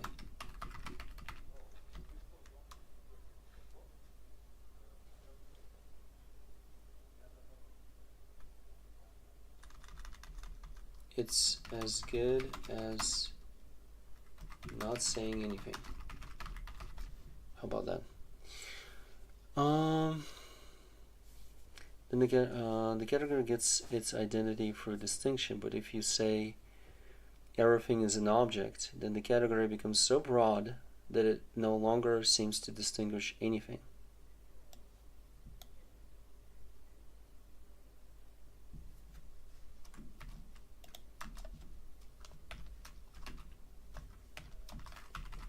That's not true, because we can still see everything, every single thing as if separate from all the others, and as if each thing is a whole solid object.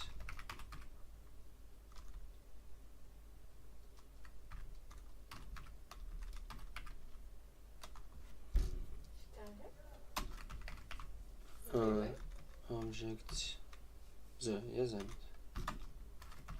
That's somewhere in a certain point in space. К сожалению.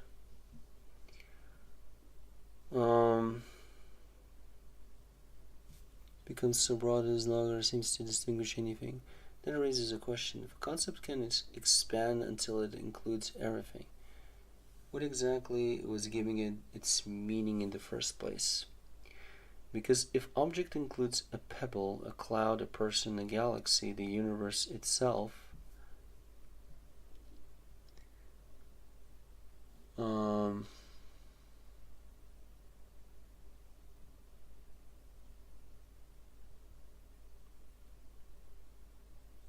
if a concept can expand until it includes everything, what exactly was giving it its meaning in the first place?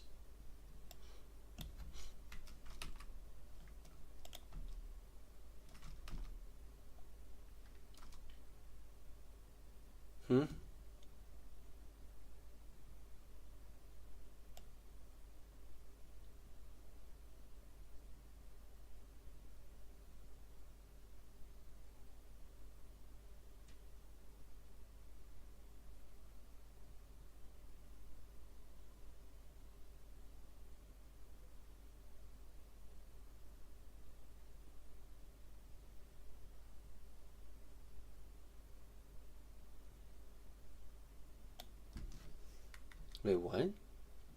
Oh.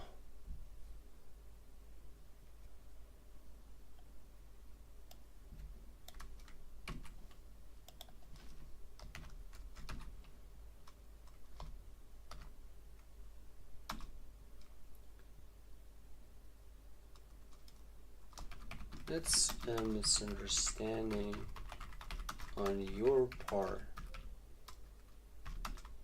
because who said that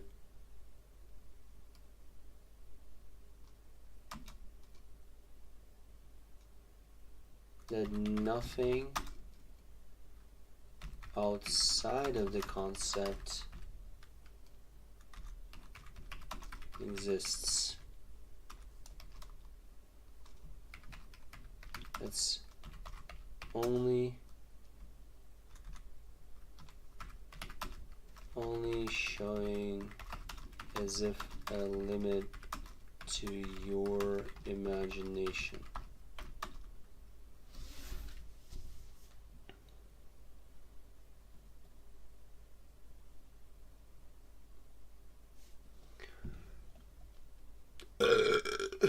Because if object includes a pebble, a cloud, a person, a galaxy, the universe itself, then the boundaries that seemed important begin to dissolve. What I find interesting is that your criticism often operates by repeatedly enlarging the frame. Someone says, this is a car. You ask, where does the car begin and end? Someone says, this is driving. You ask, what about the engine, the road, the air, the waiting at the red light? Someone says, this is an interaction. You ask, isn't simply sharing the same space already an interaction? The pattern is that every time a boundary is proposed, you widen the context until the boundary becomes difficult to defend. Where I think the disagreement still remains is here. You often treat the difficulty of defending a boundary as evidence that the boundary was never there. Whereas I would be more inclined to say the boundary may be observer dependent without being completely arbitrary. What?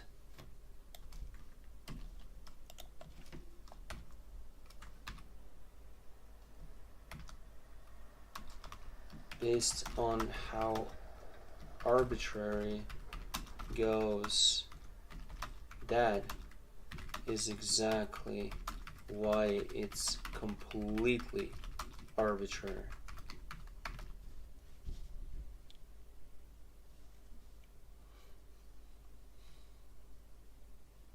Notice that this is not the same as saying it is objectively real. It's a weaker claim. For example, if someone points at a chair, the boundary of the chair is not obvious at every level. Is the air touching part of it? Are the bacteria on it part of it? Are the atoms inside it distinct from the environment? These questions create genuine problems, but many people would still say the category chair emerges from recurring patterns of interaction. You seem to respond that already assumes the category exists, which is exactly why the conversation keeps looping back to the same point. You keep asking, why is the thing before the category? And every answer tends to arrive already containing categories. I think that's also what you're doing when you say discovering is already an interaction, because you're refusing to grant a privileged status to the act of discovery. The ordinary picture is object exists, observer encounters the object, observer discovers object. Your picture is more like there is already an ongoing situation, interaction is already occurring, discovery is a label applied afterward. So even the word discover becomes another category whose boundaries and assumptions can be examined. And once that move is allowed, almost every term becomes vulnerable to the same kind of analysis. Not because you're necessarily claiming that nothing happens, but because you're asking what exactly those words are supposed to be referring to before the words themselves are granted legitimacy.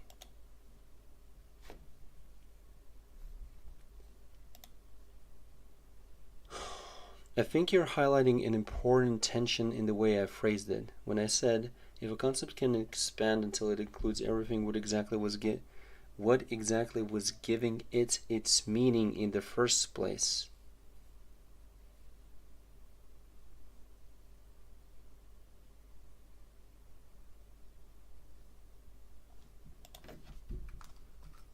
I want to point out something about meaning.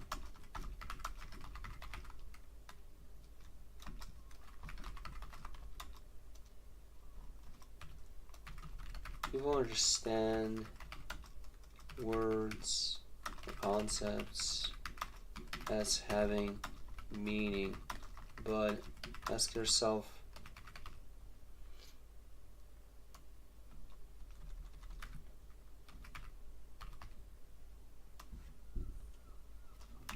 what does it mean where a meaning of a concept constantly shifts and doesn't land on anything specific?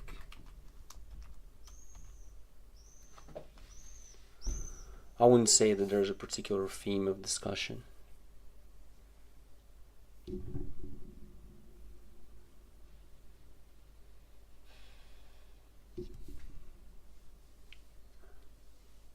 It's like, you know, to say that, like, then I would have to say as if, like, you know, like some like short sentence is going to encapsulate like all of this, you know.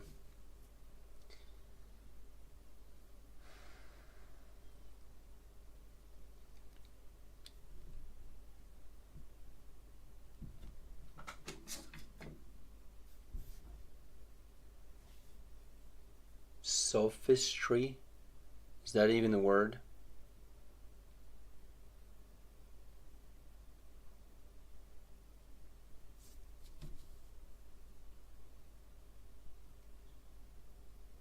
Like right now I'm talking about like concepts and words, and do they actually like point to something or they don't? No, I cannot ask GPT because the summary is not pointing towards like anything. The summary is implying as if like you can actually like summarize something.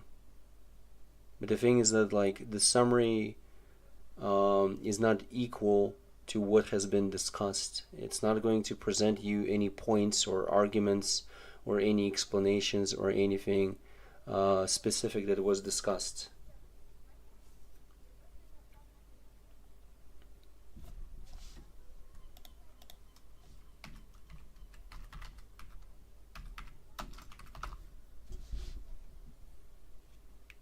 Of clever, deceptive reasoning or argumentation that sounds superficially plausible but is actually logically unsound or false.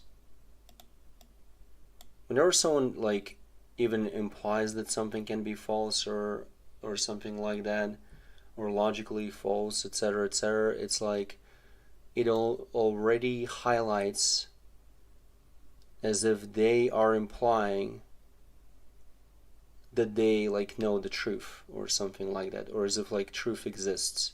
So they're definitely saying that the truth exists and somebody is supposedly is like lying or is like imagining things, etc., etc.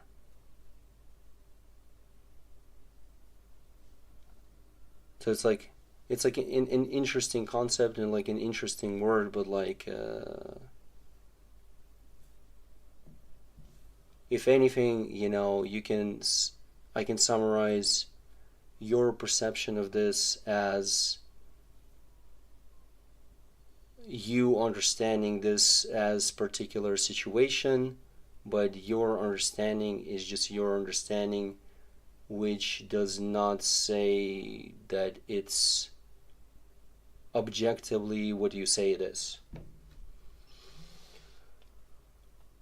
Well, you're making a mistake. You're saying that like as if like truth, you know, you're already implying that something can exist or something cannot exist, or you're implying as if like if I'm talking about truth as if it has like problems or something like that, as if I'm pointing that it doesn't exist.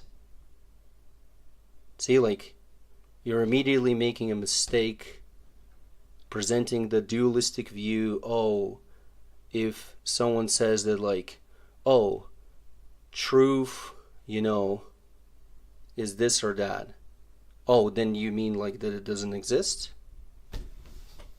Okay, then like say like, but there's also like problems with the truth itself, you know, if we even are going to examine it.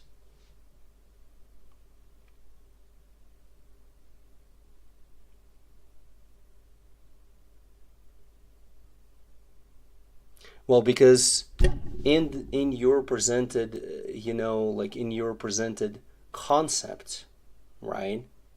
There's a word false, you know, and therefore the opposite is truth. It's not that like, see, like, it's not that I'm talking about truth because I want to talk about truth. It's because you're implying that like somebody can be incorrect or someone can be wrong or something like that, because you even like imagine the possibility of that being the case, you know? See, like, you're the one who's talking about sophistry. See? You imagine sophistry as if that's something that's possible.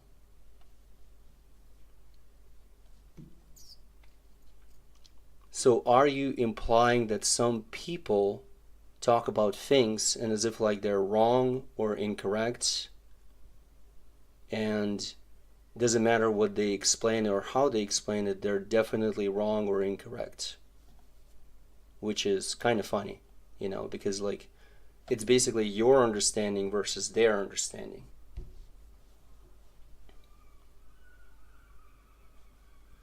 Who said that it's wrong?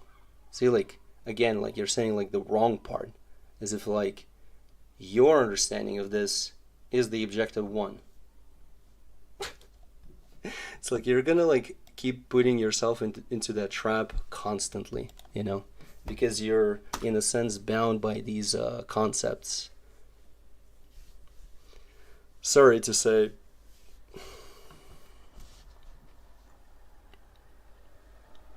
Okay. I think you're highlighting an important tension in the way I phrased it when I said if a concept can expand until it includes everything.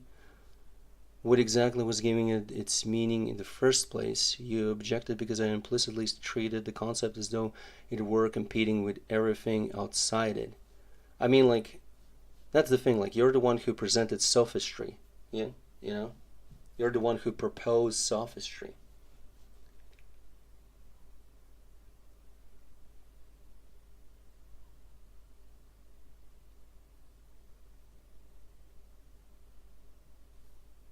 No, I don't. I do notice what I'm saying, and I never said that I'm objectively right. I'm saying that, like, see, like, if words have meaning, then you're definitely implying with sophistry as if, like, someone is talking about something in a particular kind of, like, way, as if there's, like, logic to something, but they're actually, you know, not saying anything, like, right or correct or, you know, or logically sound. And that's how you understand it, that I'm changing topic, but I'm just like bringing to you that you're coming in with already a bias for your own like understanding of what is going on. See, like, I'm not, see, like, it doesn't matter what I do, it matters kind of like, see, like, your judgments, it's not like it's, you know, it's not that it's bad or something like that, or actually wrong. It's not wrong, you know. It's not wrong or right. It's just what it is. But you're implying that somebody can be wrong. That's what I'm explaining to you. See, like, and I don't imply that somebody can be wrong or right. I'm actually trying to constantly, as if like, move away from that kind of like understanding.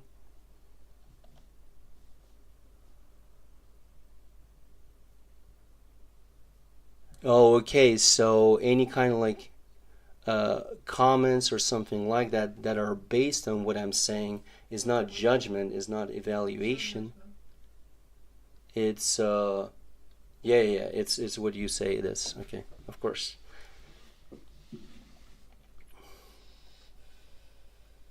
Do you know what evaluation means, or judgment?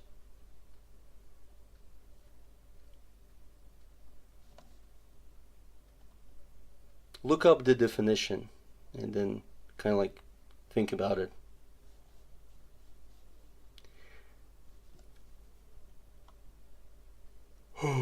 Instead of like saying something stupid as, oh, hey, I'm not judging you. No, I mean, like, you can understand it as such, but like, that's not how judging works. It's automatic in a sense. It's not about like you choosing like, oh, in this situation I'm going to judge, in another situation I'm not going to judge.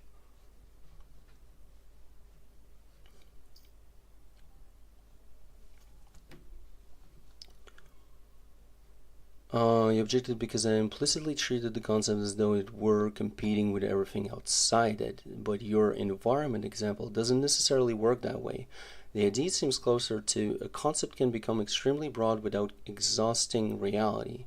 In other words, environment may refer to everything, yet reality may still exceed whatever is meant by environment. So your criticism is not necessarily the concept contains everything. It is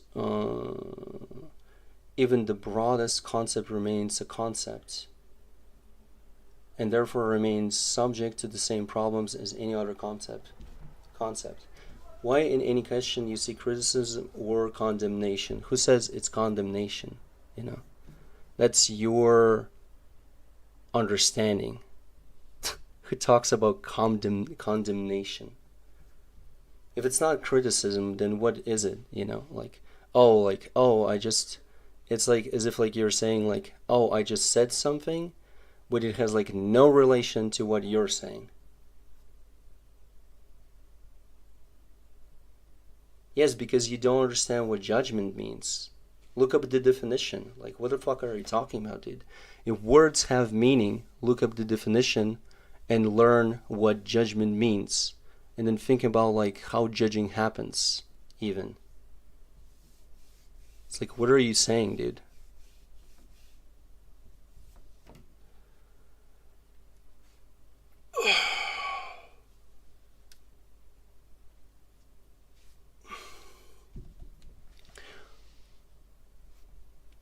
The environment example is actually interesting because it almost reverses your usual criticism. Usually you attack concepts for being too narrow, driving, communication, understanding, control, because they carve out tiny regions of what is occurring and then pretend those regions are self-contained.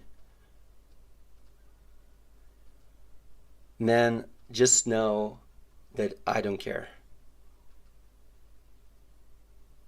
You can visit, you know, your family and your friends, you know, but like I don't have to care about that, dude. See like how that works. It's like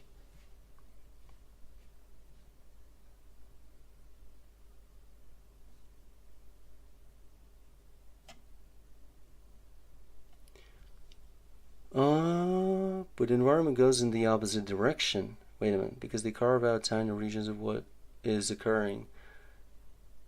It won't change it anyway? No, I mean like, yeah, of course, like it's not that I'm saying that like your understanding should change like based on my understanding. So that's like a really good point, Seal. It's like it doesn't matter how I perceive something, right? It's not like you need to perceive something differently. That's exactly what I'm usually like talking about. It's like everyone has their own perception and their own understanding, so it doesn't matter whether you say like, oh, hey, I love you, dude, or something like that, you know.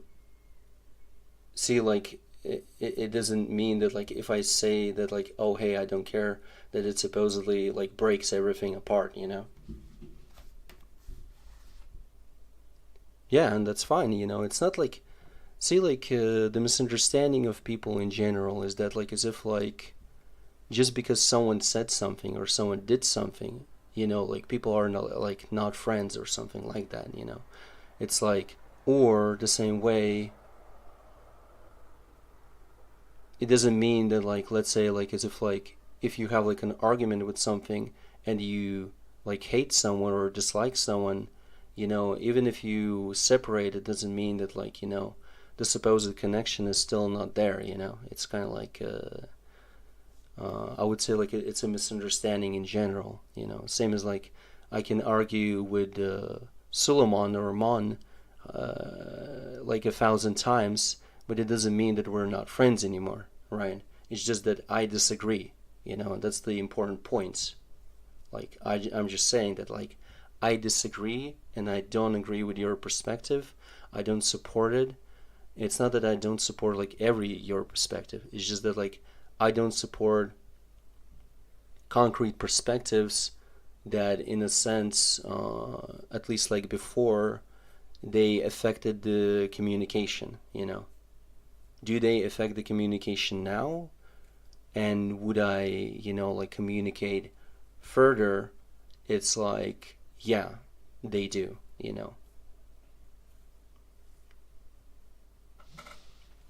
I didn't say the truth doesn't exist, or any kind of like other concepts that you want to use, and the way that you understand that they work or what they point to are your human concepts. I understand that I'm supposedly a human being too, in a sense. It's not that like I actually agree. What I'm saying is just that like for me, existent and something non-existing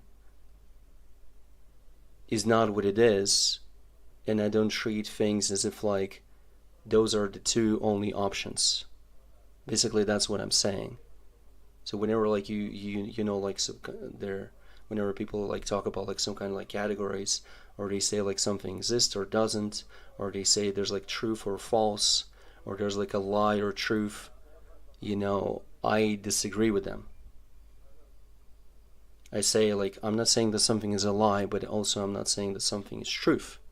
Because if I'm going to say that something is truth, then the truth is one and shared by all. And the funny thing is that like no one and nothing signifies that truth is one and is if like shared by all.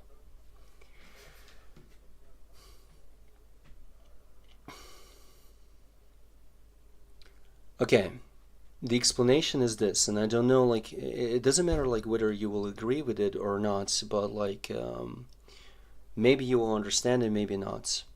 So whenever I talk about things, right, kind of like, not like the issue, but the situation is this, like, let's say we talk about something, there's a particular topic, I address, or like some kind of like word, right, I address not just like what, I guess like what the general understanding of the word is, but I address also the components of the word, kind of like its definition, right? And I'm like questioning and like examining the parts, right? What make the concept, or like what make the word, right? So the thing is that like in one part of the conversation with you, right? Well, it doesn't matter how fast they change. See, like it's not that like the change, how fast something changes. It's not like it's like an indicator that as if like see, like it's a problem if you see it as a problem. But I don't agree with that, right? But basically what I'm saying is that like in these situations, it's like we're talking as if like about like a certain thing, right? And it seems as if like it's on one level, right? Or like it's one conversation on a particular level, right? And then, but like when I'm trying to examine the components or kind of like the situation further, or as if like deeper, or like on some kind of like other level, it feels as if like, I'm basically as if like talking about like something else, right? Not necessarily like completely like something else or something different, completely different, but just different enough for people to feel as if I'm changing subjects.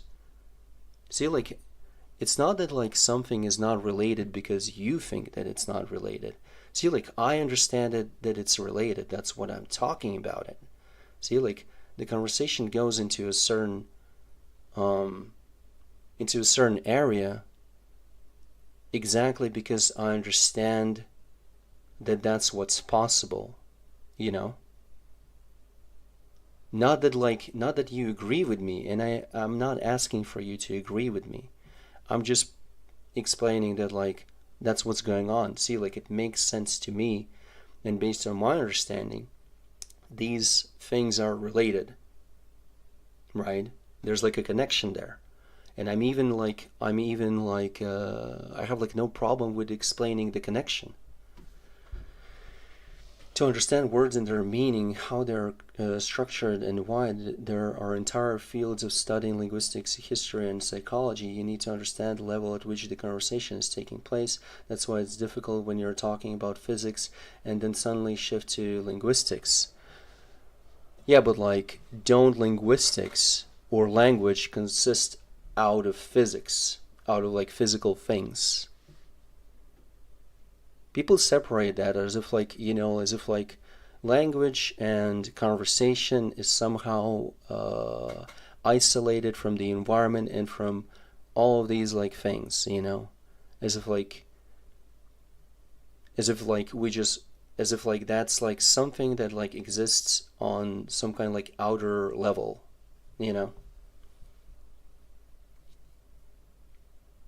You also say like you need to understand the level, okay, but then I would ask, what level?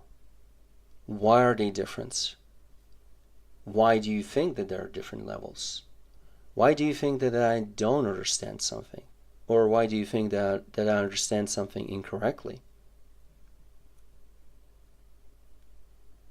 So like there's like immediately like a bunch of fucking questions and issues with that whole presentation, you know? Because of context discussion goes. Okay, but like, see, like, the implication is as if there are rules how a conversation should go, but that's the thing, like, why not treat it as two different conversations? Why do you necessarily have like a need to call it one conversation, and as if I'm doing something wrong by having as if like different discussions or different topics in one conversation? How about like treating it as two different conversations? And that's just like an offer, see, like, because that's the thing, like, you present like a problem or something like that, and I'm asking like, why do you think that that's a problem, right?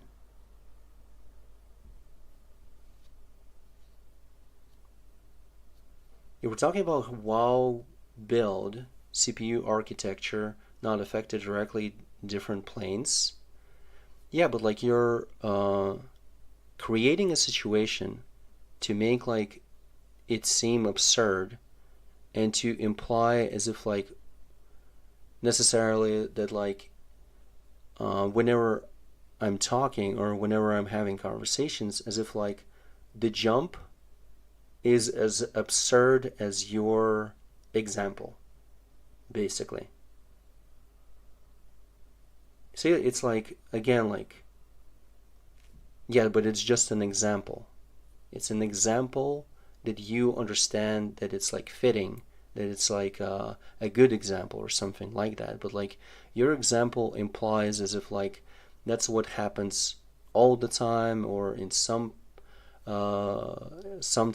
or like as if like something is exaggerated or something like that. But that's the thing, like, but what you've demonstrated, and also other people have demonstrated, that you're not asking where the connection is.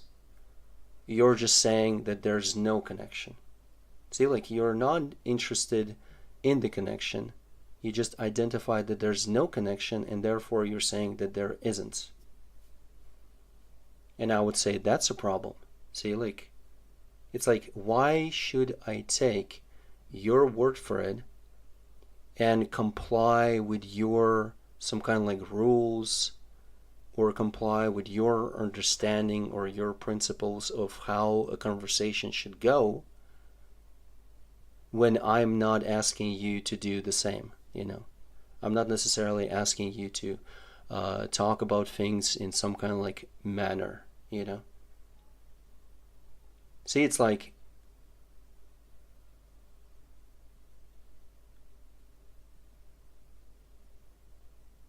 but that's the thing, like you're not asking these questions.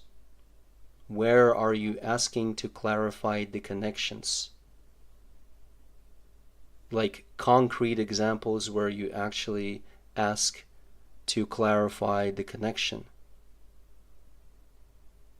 How often does that happen? Does that happen at all?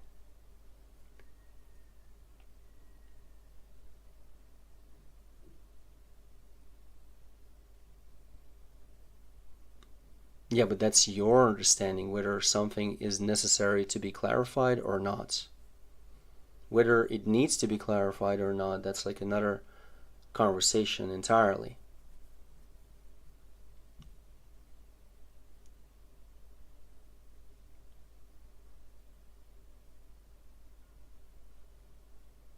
The thing is that like the way I talk about things is to present, not that I'm saying that something is wrong, but to present, not that like your propositions or the things that you talk about are as if like non-existent or wrong, but to present to you that also other things exist. And that's like most of the time. People say, no, this is how it works. And I'm saying, well, this is not the only way that it works. You're presenting as if like one method or one particular situation out of millions. There are American physicists and there are German physicists. Does their language have anything to do with the subject they study? If you're discussing physics, wouldn't it be unnecessary to bring language into?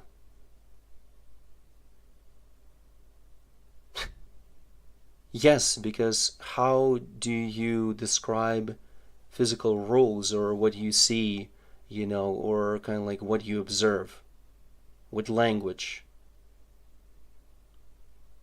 I mean, like what? Like, I'm sorry, dude. Like, if you don't necessarily perceive the connection between language and how people describe things and how people understand things, then I don't know what to tell you, dude. It's like, it's as if you're saying like, oh, hey, people like use words that have meaning, but then you sever the connection and say like, well, because they're talking about physics, mentioning language is like not useful. That's impractical. Huh? Like, whatever do you mean by that?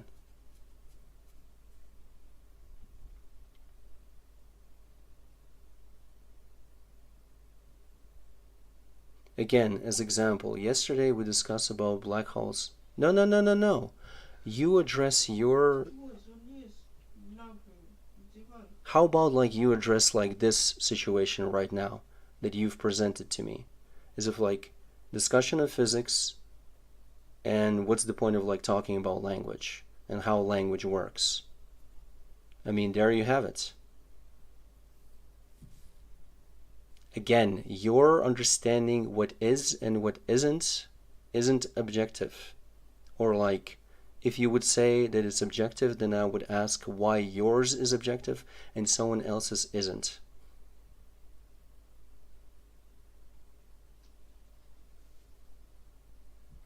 Okay, there's context. You can say that there's context always. But what is your point?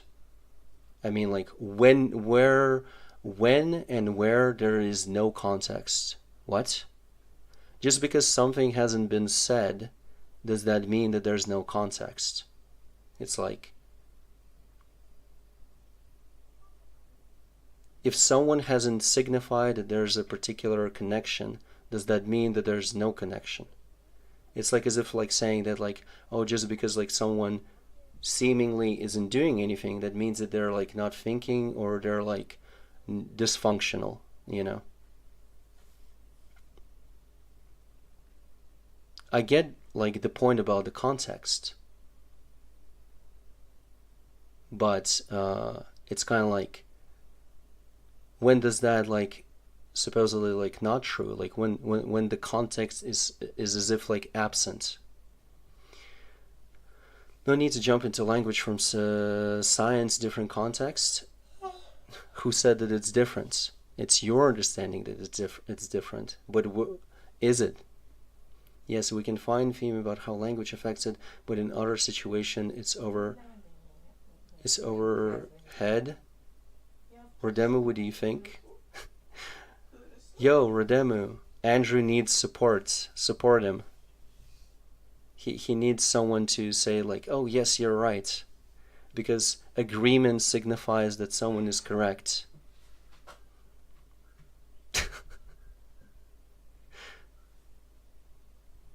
Yeah, I need healing. I require healing. Medic! Medic!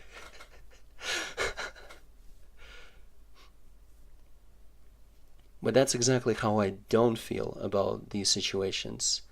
I disagree that agreement signifies any kind of like shared experience. Because I then ask like, what did the people actually agree on?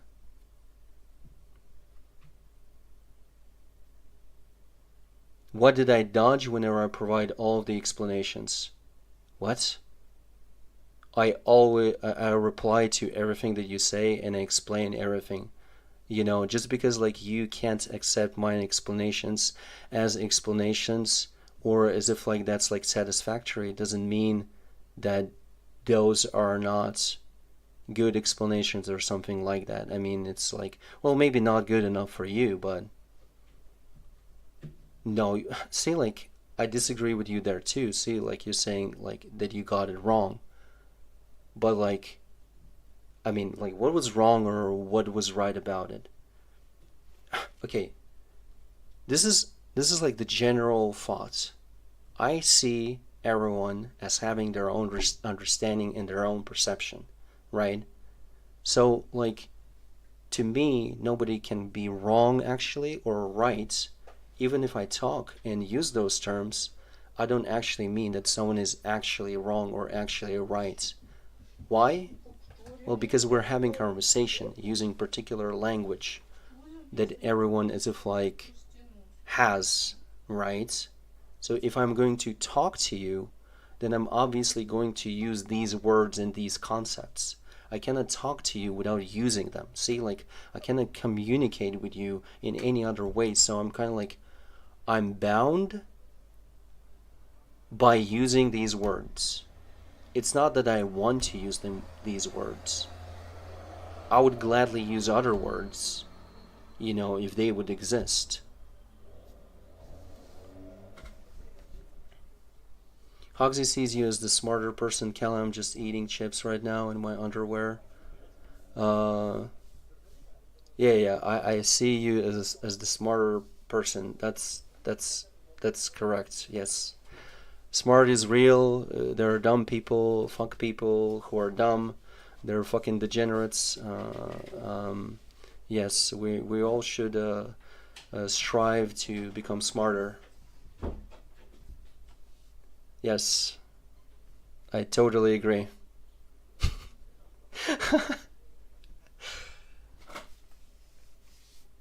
But I do want to address your point,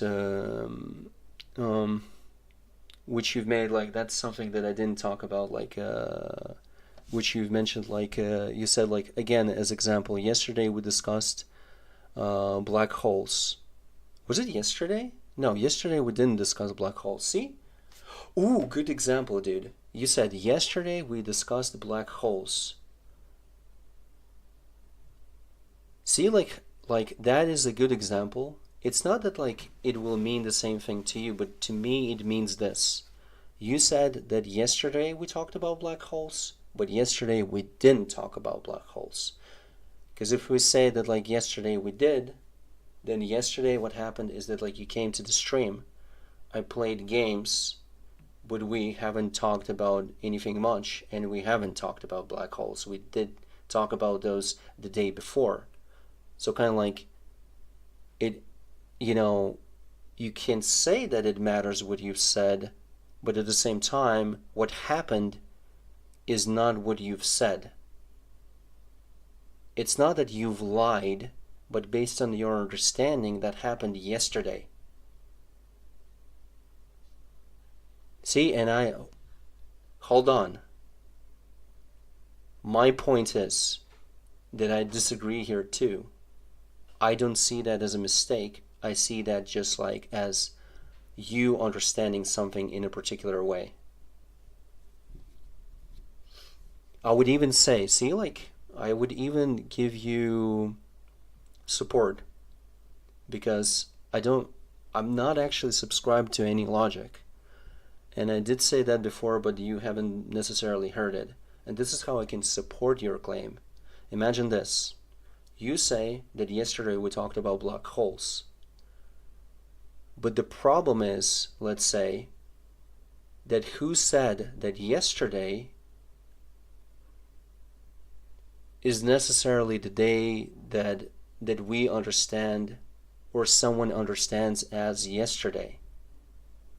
Let's say like yesterday for some people that live in another country is not yesterday, but today.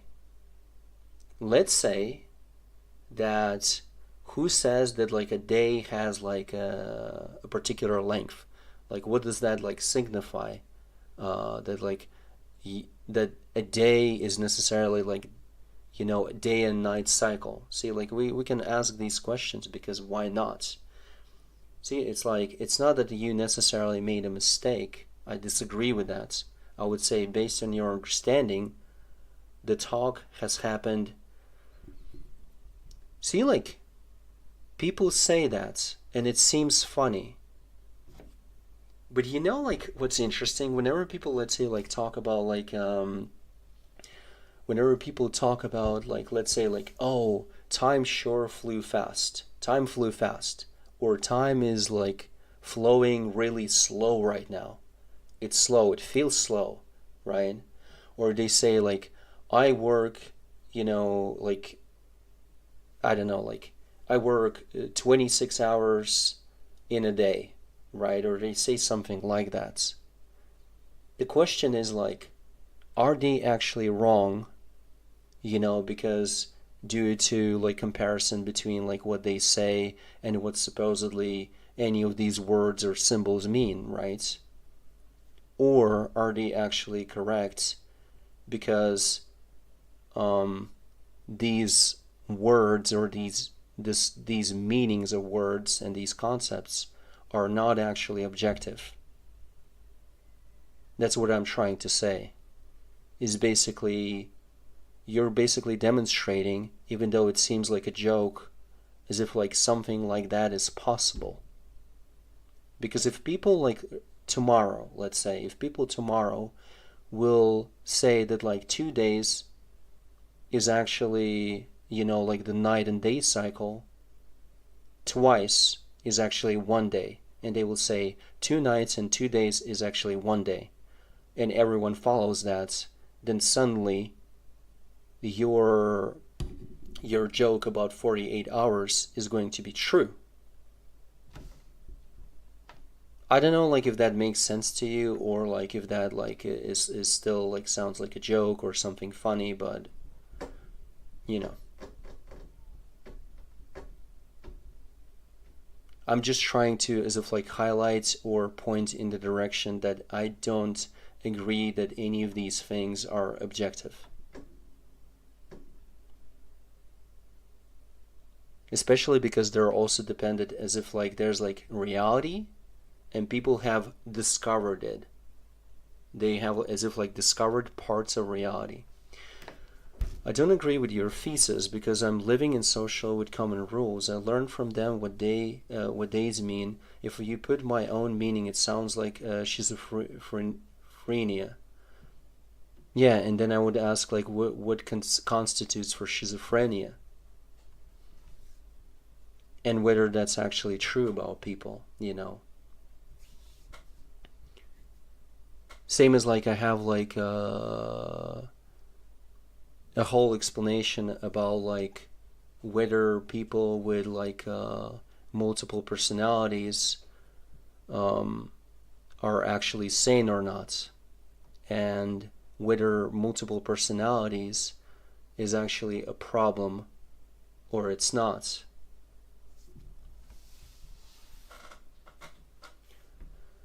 To put it shortly, if I would like summarize in a sense, the idea is this: compare a person with multiple personality disorder, right? That's like in a in a mental facility, right?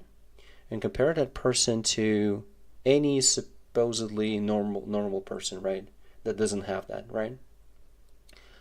And the idea is this, not necessarily even idea, but the observation. It's kind of like what the doctors perceive is as if like the person has multiple personalities. But it's basically the logic, I guess, is more than one, but not necessarily like 5 or 10, maybe like 5, but it's somewhere like, I don't know, like 10, 20, but not like too many, but still multiple, right? More than one. Okay. And what is going on with this person is that basically he is interacting with the world in a way that's as if is like absurd or inappropriate, because the way he interacts with things as if like signifies that he's trying to interact with things in a way that's not appropriate. See, like functioning, adapting, and surviving. Yes. And this is like where it kind of like the whole situation, or this is like what I'm trying to point at, is that the whole like functioning and adapting and surviving and fitting into community is exactly because we have not just multiple personalities, but as if like endless amount of personalities. That's how we're flexible. Because if we wouldn't be flexible, that's how we would try to interact with things in some kind of like perceivably dysfunctional way. It's as if like I'm trying to pour coffee, but I'm pouring coffee on my foot. See, it's kind of like the interaction is, see, like adapt and evolve in a sense, yeah. But the thing is that like the flexibility comes with having multiple personality. So I would say that people who are supposedly sane, right? Yeah, thanks for explaining, Jesus Christ, dude. Sadly, everyone here actually played League of Legends.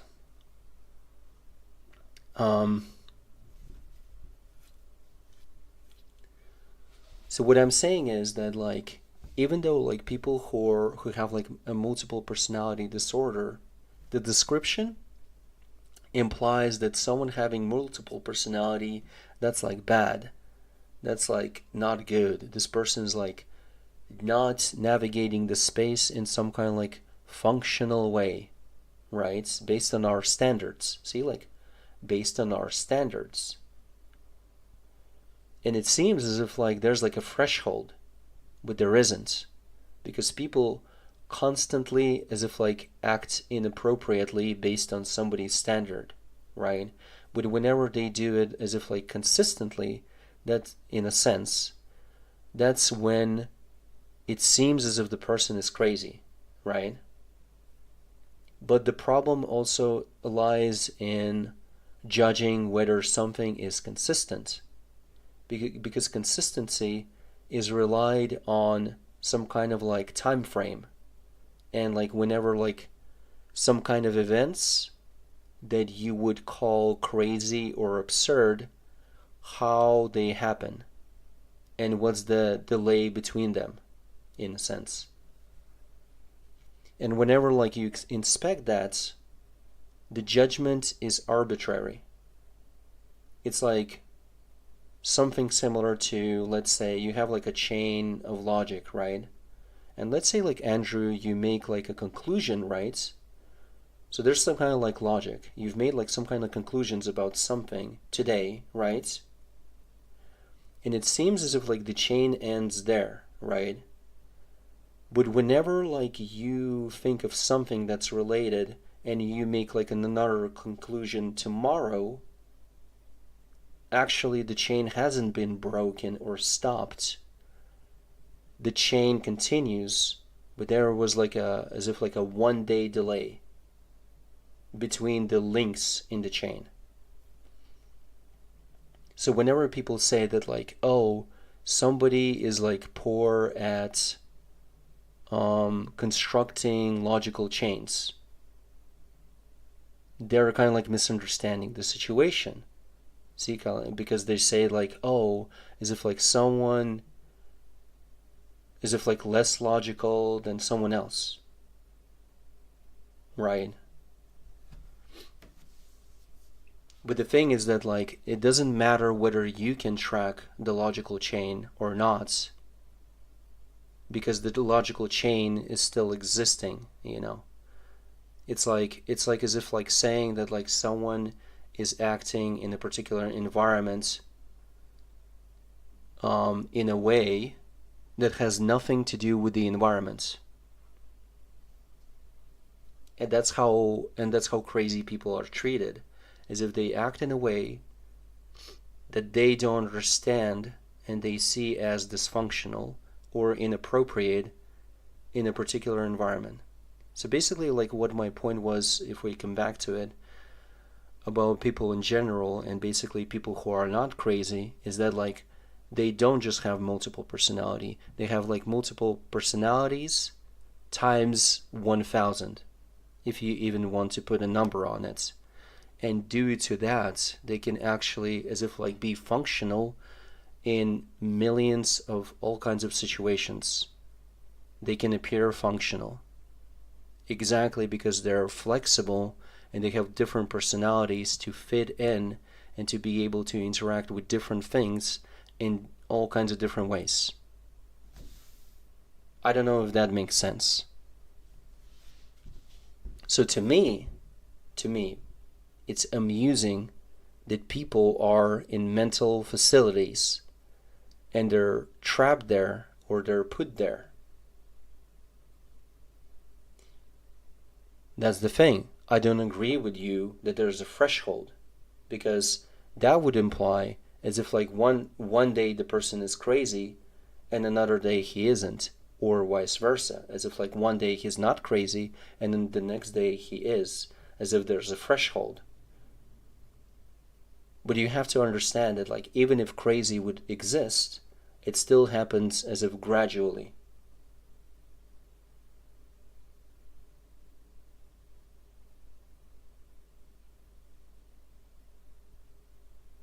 You say like, but why not one changing object but thousands? Can you explain what you mean by that? I'm not saying that like also as if like, let's say like if we examine like me and like a person, right, a human being, and interacting with certain object, right?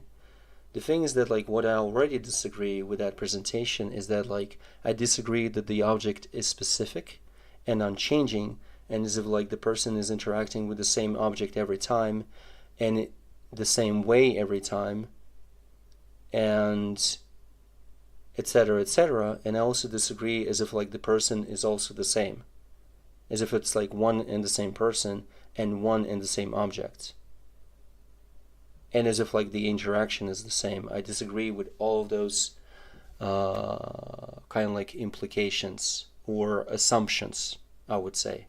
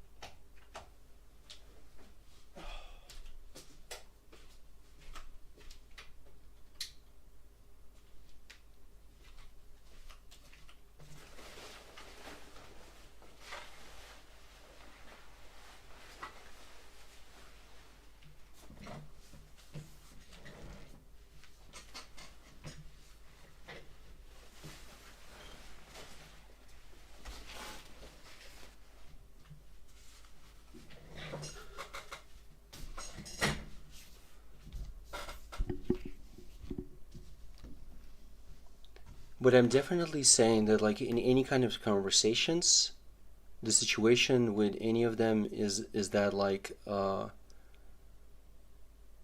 I not only talk about like a supposedly concrete subject, but I also talk about like the situation with the subject. Because like for people and how they present the subject or some kind of concept or something is as if like that concept or that word or what they present is self-evident, as if it's true, objectively real.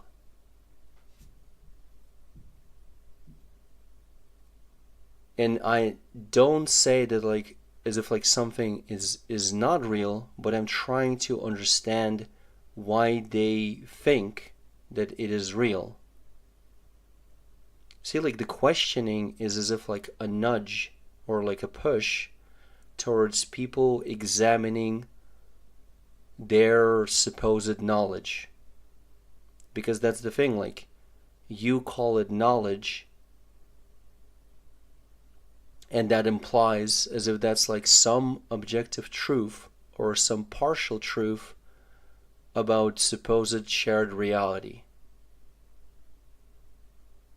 And therefore it's called knowledge. You can obtain it, and as if you can piece by piece, as if it's a puzzle, solve the reality or discover the reality, you know? Those are the assumptions. But the way you're presenting things and the way people present things and you talk about things as if they're self-evident and they're definitely true and they're definitely existing. And that's like why whenever I'm asking questions that like undermine them, or they as if like present them as if like they're either like non-existent or they have like problems or issues, or there's like a gap in logic, you see that as if I'm questioning your reality in a sense. As if I'm saying that your reality is not real, as if I'm like saying that like you're wrong basically. Which is not what I'm saying. Oh, you also asked me something that I didn't see in the chat because like this chat is fucking busted. Okay. How did you come up with that? Did you think of it yourself or did you read it somewhere? No, I haven't read any of this anywhere. But the thing is that like I already have like some like general knowledge like prior, right? That like has to do with like human experience or like some kind of like experience, right? Of living, of like hearing some things, etc., right? But like what happened like a year ago is like I just started having conversations about like all kinds of like concepts, right? And I'm examining the concepts and trying to understand as if like what they mean, or kind of like what's the situation. So I'm basically trying to as if like map out a particular like environment of something, of a situation or of a concept or something like that, you know? So it has nothing to do with reading something somewhere. I haven't read any of this. If by reading you would say like, oh, well, you talked to ChatGPT, until like a few days ago I haven't talked to ChatGPT. I have talked to it once, you know. I had like a conversation like this, you know, in this kind of like in this like way once, and it was like already like a few months ago, and it was like for a few hours, and that's it. But in general I'm just like discussing these like topics and discussing these things not every day but really frequently, and specifically like questioning what they're comprised of, what do they mean, what did it like, what are the assumptions, what are the implications, etc. Yes, conclusions overlap, but I disagree with all of them. Because I said that, like, I can even disagree with my own logic. Because if we take, like, any kind of logic that I'm presenting, is that I can even, like, dissect it and ask questions to myself, you know, and that's why I disagree with the whole, like, right or wrong thing, or as if, like, the truth thing, is because, like, whenever, like, I examine my own logic, or some kind of, like, as if something that I can call my own, right? I understand that it's like whenever I try to break it down, I get.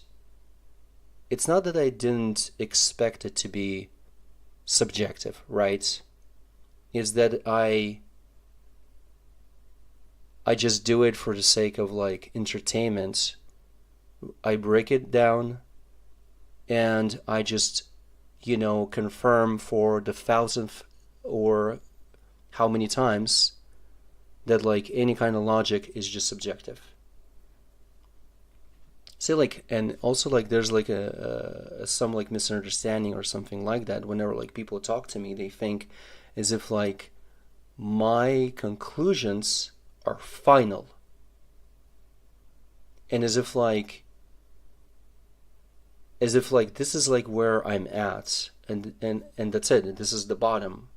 This is how I understand something, and as if, like, this is, like, the logic that I subscribe to.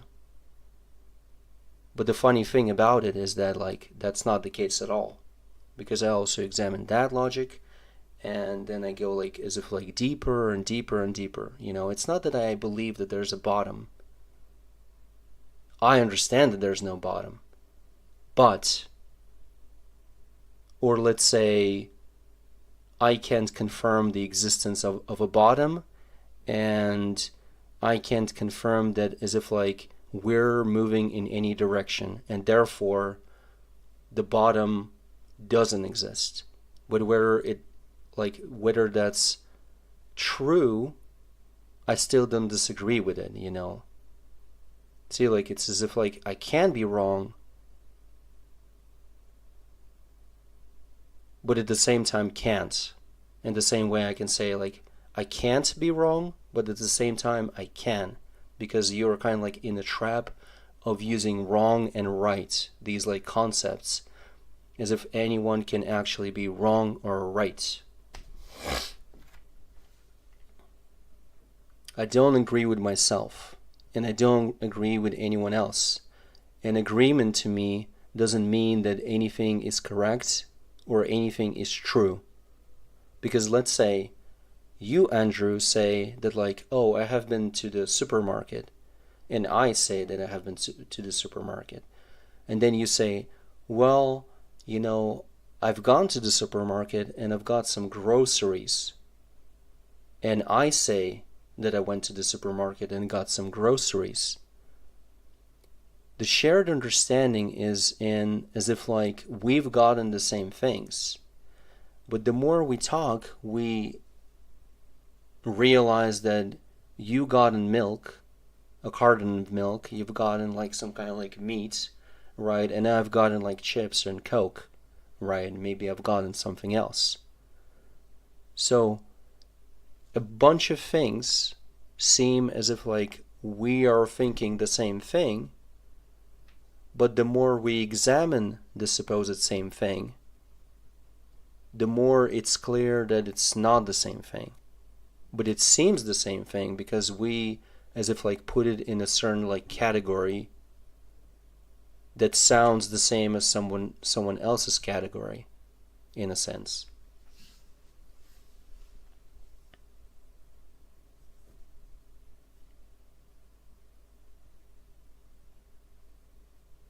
So either way, I'm not, like, final or on anything. I'm not saying that I know what the reality is. I'm not saying that I know anything. I'm not saying that I don't know anything. I'm not saying that I can explain to you how shit works. But at the same time, I don't agree with people's explanations or their presentations or their assumptions how things work in the world, you know? And that is partially what I've been talking about today too. It's not necessarily like I was talking about the topics that I've presented here, but it is related to that.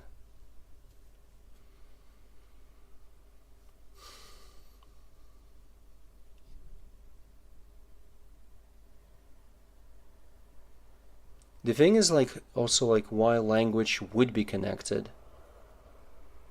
and why do I see, you know, as if like language, it can be mentioned or can even be examined or talked about whenever we're examining some kind of like physicists and their like experiments, is exactly because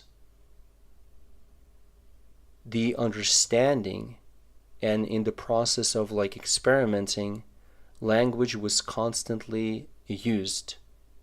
It's a part of it. It's not something that's as if like separate. It was constantly accompanying, and whenever people supposedly think, language is also present. So their like ideas and what they supposedly want to do and how they want to do it is reliant on language and how they use it. Same as a really good example is like a person seeing a personal computer as just that, and the way they interact with it is going to be as if like limited, based on kind of like what they can say or how they can describe a computer, right? If it's going to be a short description, then that's like one. If it's going to be a description of its like of the hardware, of its parts, you know, then the person already has like as if like a bigger or like a better perspective of what the computer is. Not necessarily that that's what the computer is, but at least the person can as if interact with the whole like environment of the computer in a different way than somebody who doesn't know like what a graphics card is or what a motherboard is, etc., etc., right? And then even like another example would be like someone who understands like chemistry and maybe something else, and he as if like knows how like these like how are they called, like schemes? No, not schemes. Not schematic. Fuck, how was it called? Chips. How chips are made, you know? How the motherboard is made, how every single thing on the motherboard is made, is basically going to be like a person, if he understands like the mechanics and like the physics behind, you know, how these like components work together, like a motherboard and graphics card, etc., etc. But he also understands how every single thing on the chip like works with other things. To some extent, that's also going to be a certain perspective on it that is going to allow him to interact with this computer in many all kinds of like different ways. So basically you as if like have like more options. It doesn't matter whether your understanding of something is correct or not. It's just about like what you perceive. It's basically dependent on just like what do you think something is, and what do you think you can do with something, and you will kind of like try to do it if you will see some sense in that, if that makes sense.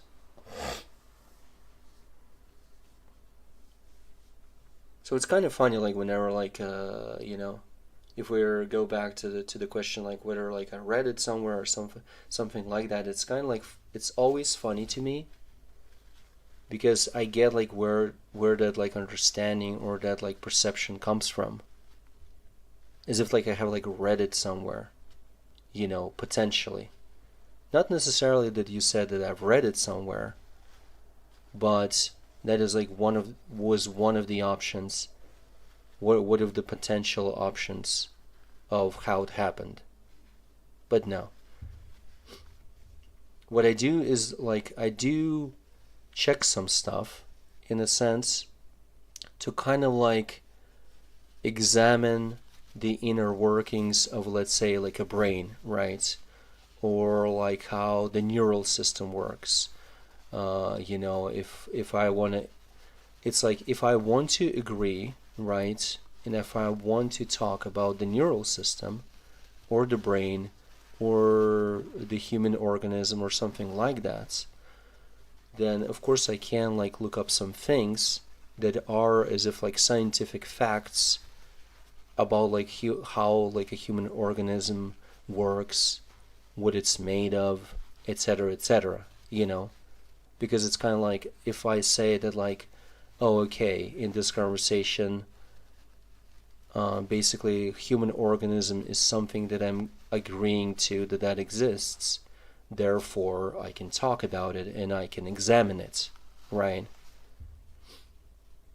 But that's the thing, if I would like, it would be kind of like, not like stupid, but it would be also like, it wouldn't be like fun for me if I would say that like, if I would actually say, oh hey, like nothing is real and there's like no point to anything, and therefore there's no point in talking about anything at all, which would be already kind of like, it wouldn't be stupid, but there's a bunch of problems with that logic. Because if you say that like nothing has meaning and therefore you don't need to do anything or you don't need to talk about anything, right? Then you're implying that there's like a meaning in not doing anything. See, like it's kind of like meaning and something not having meaning and a bunch of other concepts. Whenever we're talking about duality, they're reliant on each other's existence. You know, they're kind of like they're dependent on each other. Same as like, let's say like motion and something being static, or movements and something being static. It's kind of like, how do we tell that something is static? Well, because we're moving, and this thing, it's static, it stands in place because something moves, and we see that something doesn't, supposedly. And then vice versa, how do we tell that something is moving, right? It's because, well, there's basically like a point or something that is static, right? That is telling that something is as if like changing coordinates, you know, and therefore moving, as opposed to something static, as if like not changing coordinates. If that makes sense.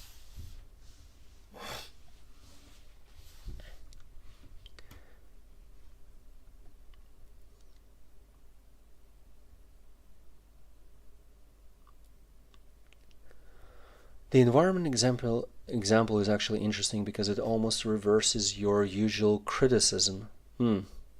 Usually you attack concepts for being too narrow. Driving, communication, understanding, control. Because they carve out tiny regions of what is occurring and pretend those regions are self-contained. But an environment goes in the opposite direction. It expands so far that it threatens to stop distinguishing anything. So there is a tension. Narrow concepts exclude too much. Broad concepts risk saying almost nothing.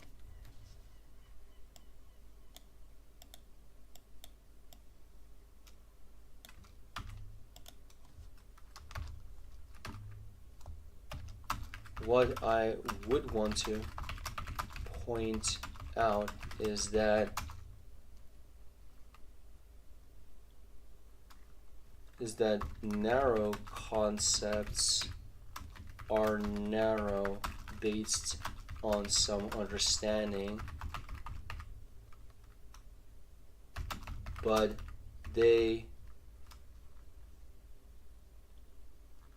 are broad too. But one can say and even highlight how they are broad too. Because what exactly is narrow? Let's say you say that there are berries. Okay. But like, what berries consist of? Berries, like, but there's a whole situation with berries because it's not a whole object that consists of nothing. It expands so far that it threatens to stop distinguishing anything. Okay. And your point? Okay. So there is a tension. Narrow concepts exclude too much. Broad concepts risk saying almost nothing.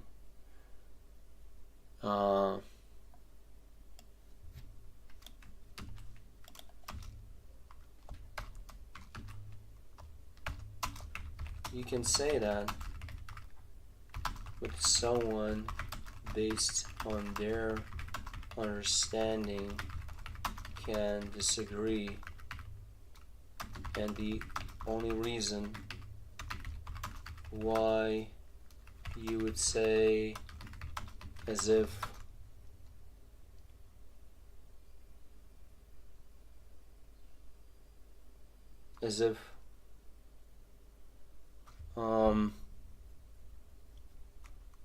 why you would say that is because you can't imagine what would be beyond, outside, or as if something is possible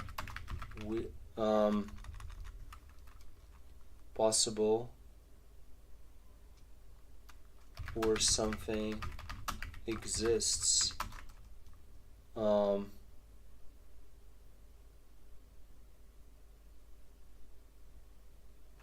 besides the environment.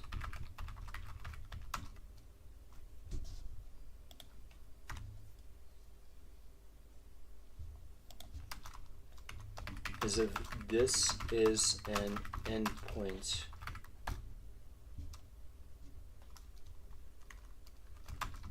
As if nothing bigger, in a sense, can exist.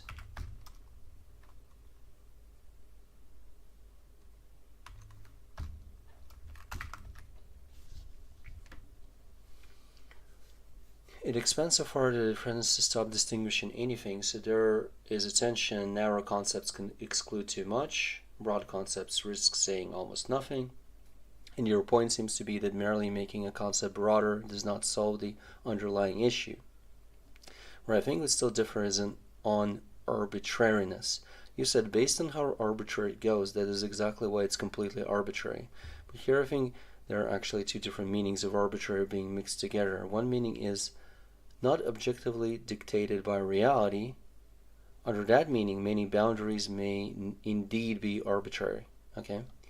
For example, where a forest begins, where a mountain ends, where a city boundary is drawn, those depend on conventions, interests, perspectives, and purposes. But another meaning of arbitrary is could have been absolutely anything whatsoever. And that's the part I'm less convinced by. For example, if people draw a boundary around a chair, the boundary is not objectively fundamental in the deepest sense. Huh?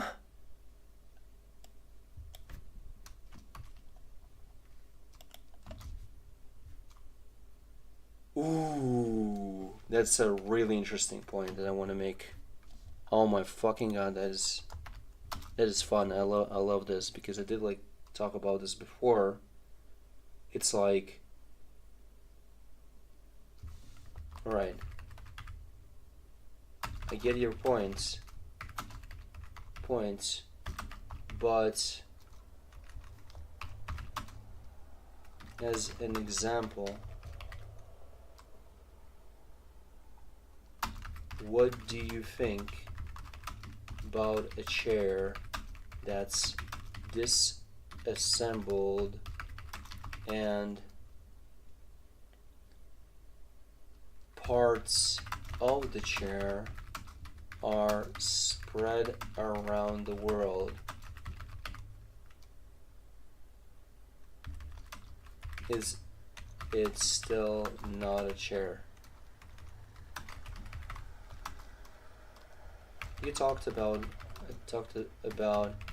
boundaries and as if something is contained. Would I question whether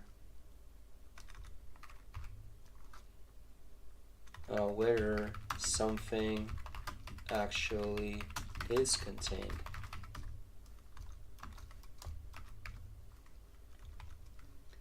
It's like saying that somebody, it's like saying that someone's life starts whenever they are born, and then someone will say, wait a minute, and then someone will say, well, I disagree. It starts at the point of, what was it, like inception? Jesus Christ, I don't remember. Was it like inception? Inception, Jesus Christ, definition. No, wait, fuck. What word I'm thinking of? Conception? No.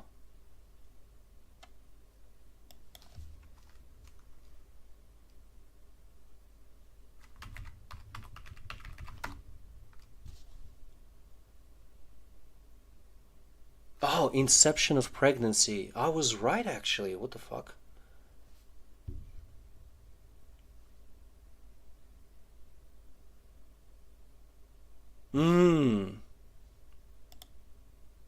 In a sense, right. Yep. I disagree. It starts at the point of inception. I disagree.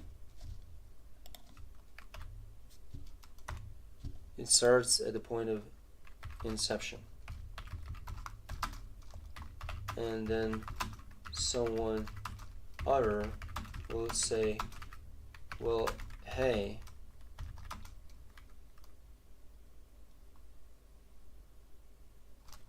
the sperm was existent before the whole intercourse. And then someone might go beyond that and say that the whole couple situation before the intercourse is the beginning. And then someone else might say that thoughts of having a baby is already the beginning of that, and the whole environment around that. And then someone might reach out to history of the couple, and not only to say that that's the beginning.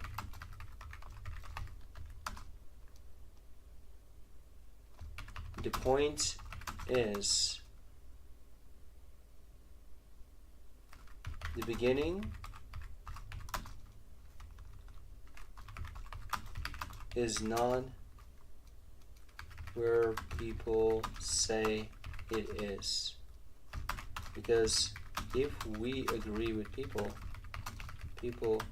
then we will have to choose a person as an arbiter of truth.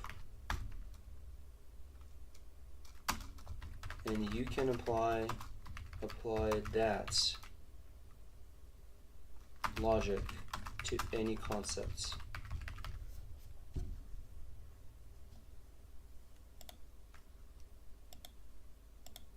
Wait a minute, no, wait a minute. I don't think those are the closing words. Wait a minute, stop.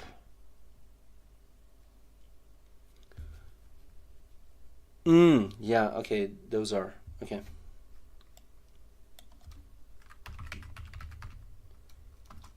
Too bad that it's not like in Russian, but then again, like I wouldn't be able to talk about these things in Russian.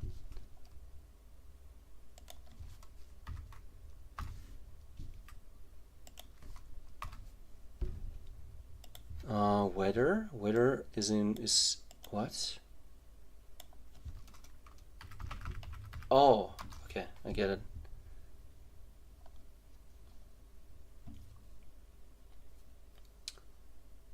But another meaning of arbitrary could have been absolutely anything whatsoever, and that's the part I'm less convinced by. For example, if people draw a boundary around a chair, the boundary is not objectively fundamental in the deepest sense, yet neither is it usually placed completely at random.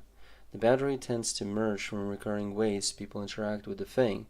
Now I know your response is likely to be recurrence, interaction, and thing are themselves concepts under examination. Yes. And that's true, but notice what happens. The debate keeps moving one level back. If I defend chair, you question chair. If I defend interaction, you question interaction. If I defend recurrence, you question recurrence.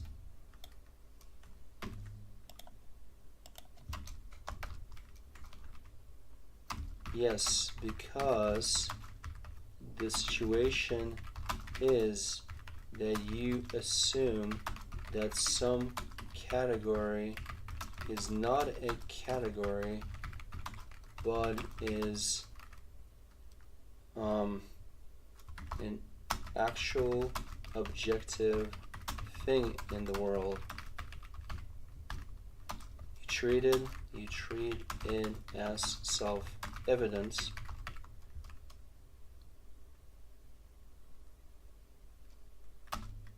and keep using these categories as if stepping stones to move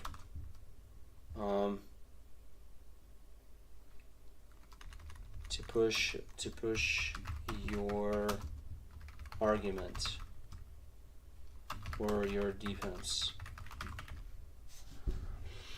The environment example points towards something else as well. You said, we can still see every single thing as if separate from all the others and as if each thing is a whole solid object.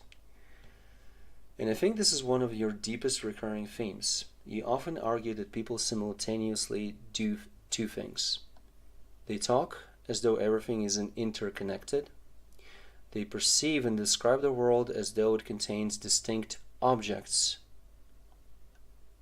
This is a really good point, and it's interesting how people drop that idea whenever it's as if like convenience, or that's how they understand it. They perceive and describe the world as though it contains distinct objects. Yeah, oh, yeah, it's kind of like distinct objects, but everything is interconnected. Yep. And you see a tension there. Someone says everything is connected, but then immediately talks about people, cars, decisions, causes. or Andrew talks about physics and talks about like language, and as if like those are not connected or something like that. Yeah. I get it. As though those were clearly bounded entities. So from your perspective, the broad concept, everything is connected, and the narrow concepts, this object, that action, coexist uneasily. What strikes me is that your criticism is often less about whether a concept is broad or narrow. Yes, it's not about that. And more about the assumption that a concept has successfully isolated what it claims to isolate. Whether the concept is a tree,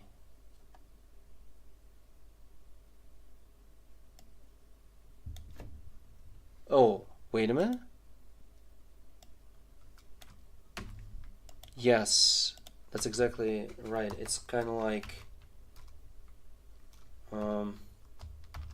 yes, because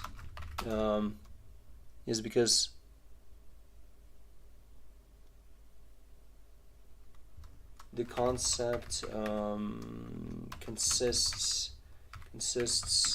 of words or meaning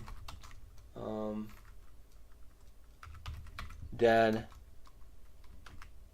as if has successfully isolated something of its own too. If that makes sense. Okay,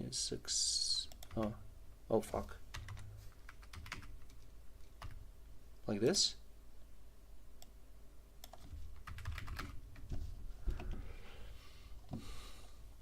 You keep asking essentially the same question. What gives you confidence that the boundaries you're talking about correspond to anything definite rather than being a product of the way humans happen to carve things up? That question remains the same whether the category contains one thing, 1,000 things, or supposedly everything. Yeah.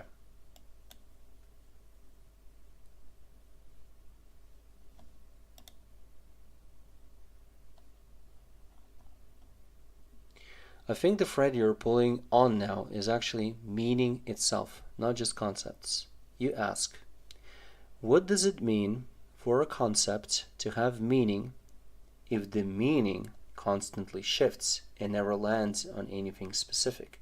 And that's a stronger challenge than simply saying concepts have fuzzy boundaries. That's the thing, like people usually like present things as if those are like true and concrete things, and as if like they're like concrete boundaries. Whenever I question the boundaries, we learn that the boundaries are not as concrete and as specific as people were kind of like presenting it at first.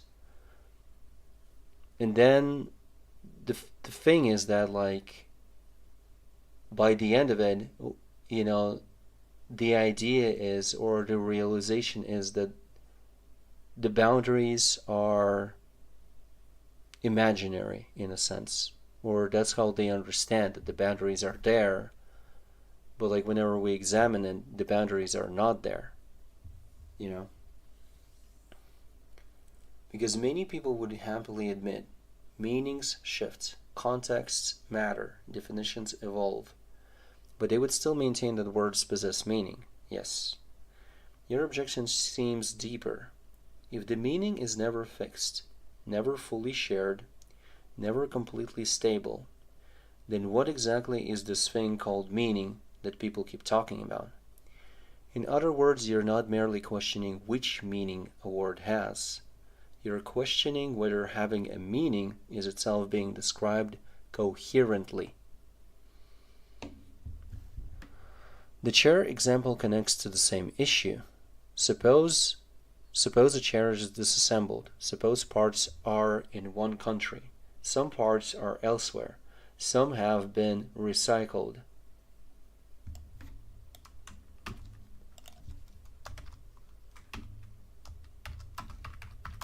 The logic is this. Is this when you think that that doesn't qualify as a chair? What constitutes as a disassembled chair? No, not as, but for a disassembled chair. Constitutes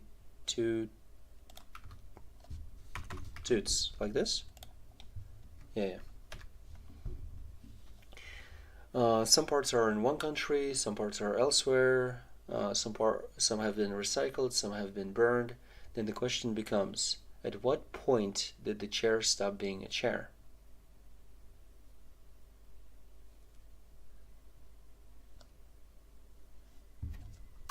Ooh, that's a good point. Same way that people see themselves as if isolated and separate from the environment.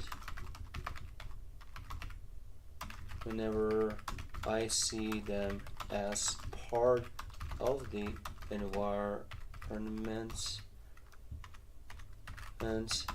and as if spread out everywhere. Why? Well, because human beings, same as everything else, make up the environment for one. Like basically like as a one example.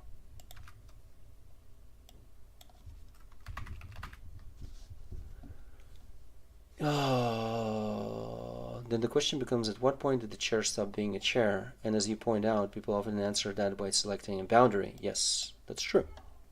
But different boundaries are available. When it was disassembled, when half the parts were removed, when none of the original parts remained, when nobody could reconstruct it, when nobody remembered it. There is no universally agreed stopping points. Yes, that's a really important point too. And any of those points can be questioned. Where are the boundaries of those points? And your criticism is that the confidence with which people speak often exceeds what they can justify. They speak as though this is where the chair ended. When what actually exists is a choice of where to draw a boundary. I think your example about the beginning of a life is one of the clearest illustrations of your general method. Wait a minute. Let me think about like a chair. Just a second. Chair. Oh!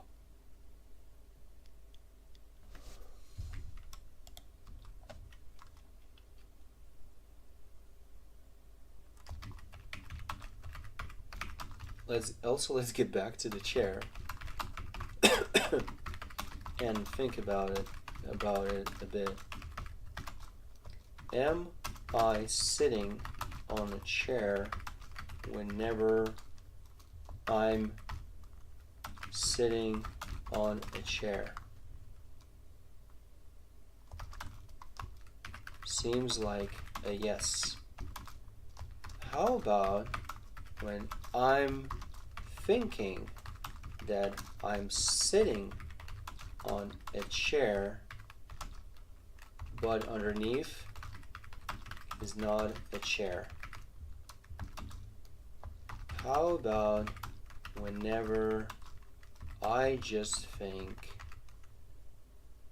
or imagine, as people say, that I'm sitting on a chair, which is basically kind of like the same thing that, as I said, like prior few seconds before this. Yeah, I guess like those are similar.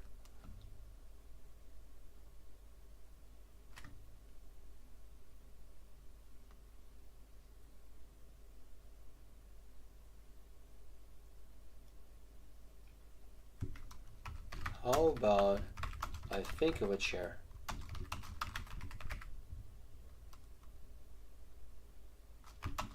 Is the chair that I think of real?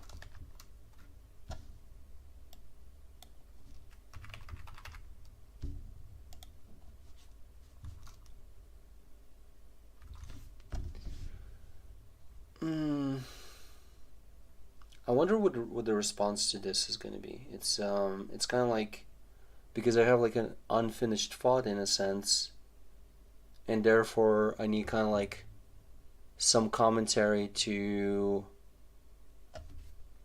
kind of like as if like think this through further in a sense.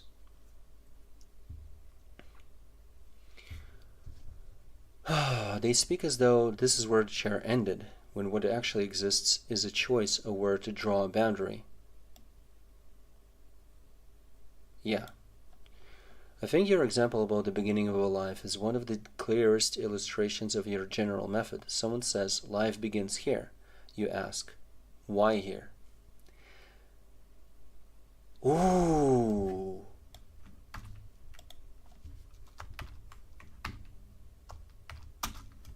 How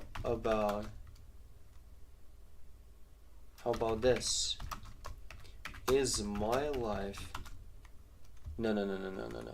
Is my kids' life an extension of mine?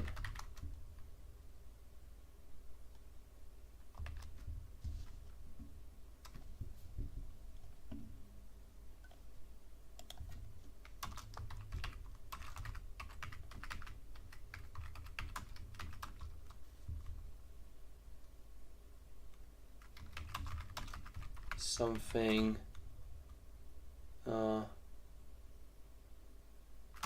that resulted out of my existence but is a part of it.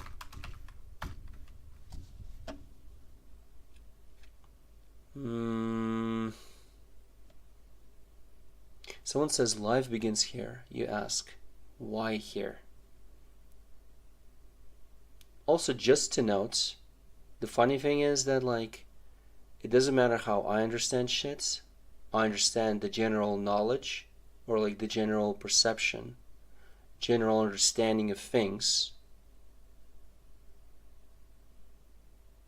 And I'm not teaching my kid any of this, in a sense. Like, I'm not like talking about any of these things, because I get how people kind of like understand things, and that's what I'm talking about. I'm like explaining basically general understanding to my kid.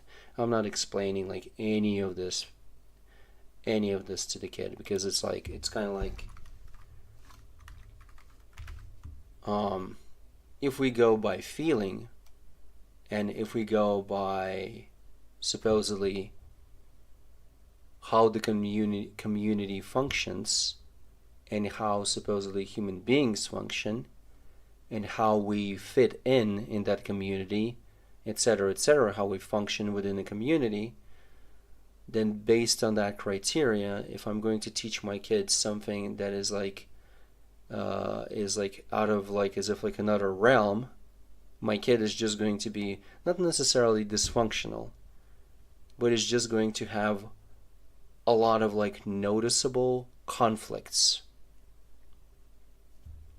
with what other people perceive as reality.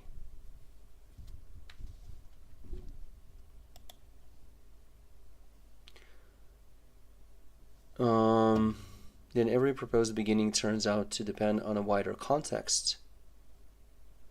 Birth, conception, fertilization, the existence of sperm and egg, the parents' history, earlier biological processes. The boundary keeps moving, and your point is not necessarily therefore there is no life. No, that's not my point. The confidence that there is a single obvious beginning appears unjustified. Those are different claims. Where I think we still differ slightly is here. You assume that some category is not a category but is an actual objective thing in the world. I don't think that's quite what I'm doing. What I'm often trying to do is ask whether there is a middle position between the category is an objective feature of reality and the category captures absolutely nothing.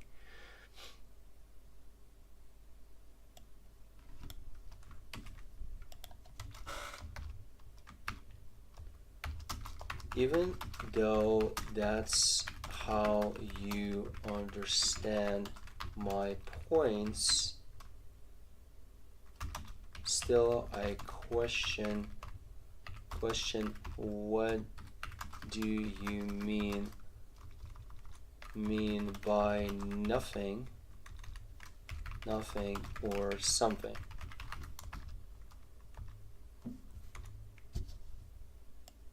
Jesus Christ, dude. Are you kidding me, man? Extension? Extension is incorrect. Why? Extension. Extension. Extension? The fuck?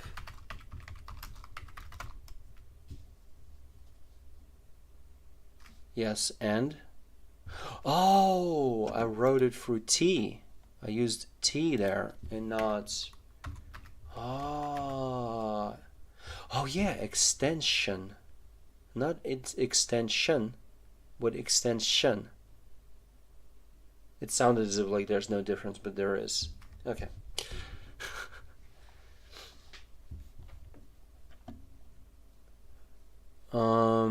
You frequently push on the first position and often very effectively. But when I try to explore a middle position, you tend to examine the concepts you used to describe that middle position too.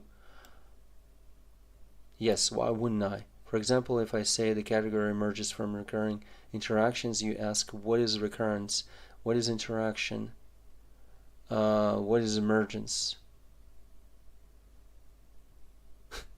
The funniest thing is that, like, even if we talk about like a particular situation, and I'm not going to try to get into the weeds of what actually like every like thing or every part or something like means,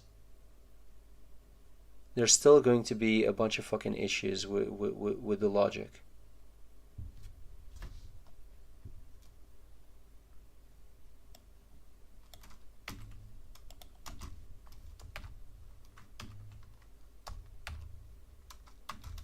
Let's do an exercise where we talk about something, and I'm going to try to stay as if on the same level and not question the boundaries and legitimacy of any concept of any parts of a particular concept.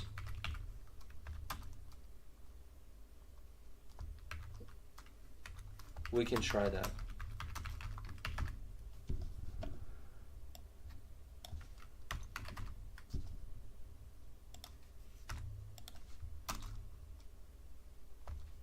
It's not that I...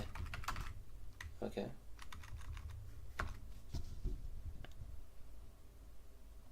And that's a fair move according to the rules of your critique, because those terms are also categories. The interesting consequence is that your criticism becomes recursive, not in a bad sense, just structurally. Every proposed foundation becomes another thing to examine, every explanation becomes another concept, every concept becomes another boundary, every boundary becomes another choice, and every choice raises the question, why that choice rather than another? Yes, it's an interesting question. Why? Something that kids ask a lot, and some never stop. But the question is, why stop? It's like, and usually it ends with, well, with like, I don't know, or like, stop asking that question or something like that. But the thing is that, well, that just shows that like, that you're going to go up to a certain point where you won't be able to explain why something is the way it is. And kids, the situation with kids demonstrates that in a very good way.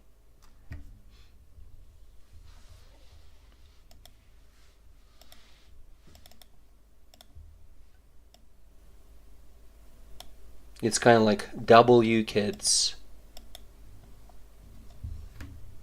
They're asking the right questions, in a sense. Not necessarily the right questions, but they're asking a question that questions the reality, the perceived reality of your assumptions.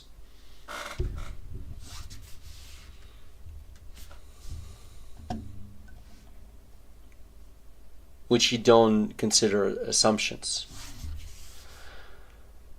That is why the discussion keeps returning to the same shape.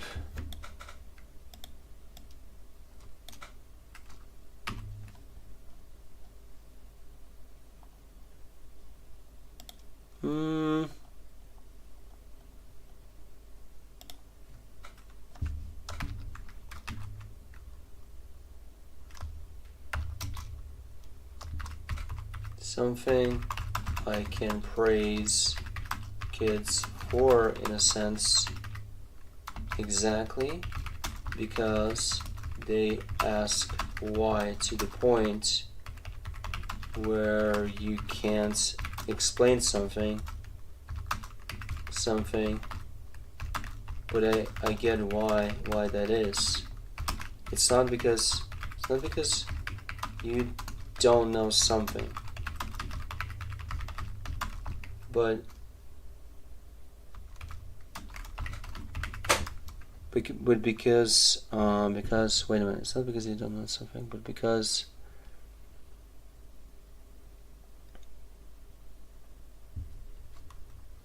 you get an inkling that you don't have justification for the reasons why you do something or why you think something is what you believe it is.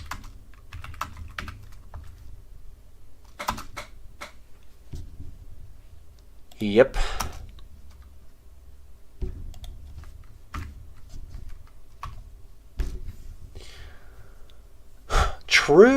True.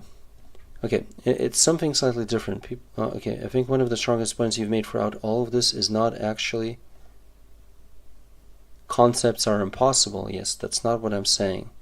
Although, like, that was something that I said, like, sometimes, because, like, based on the definition of the concept, if I don't take the definition seriously, if I don't go to the dictionary and take the definition seriously, as if like there's like a concrete meaning to some kind of concept or some kind of word, then the problem is, then kind of like you don't have yourself a concept, a concrete concept. Like its name might as well change. Its meaning changes, so why not even the name? So you don't have like a concrete concept at any fucking point. But like if something has like a concrete definition, then why not use that definition?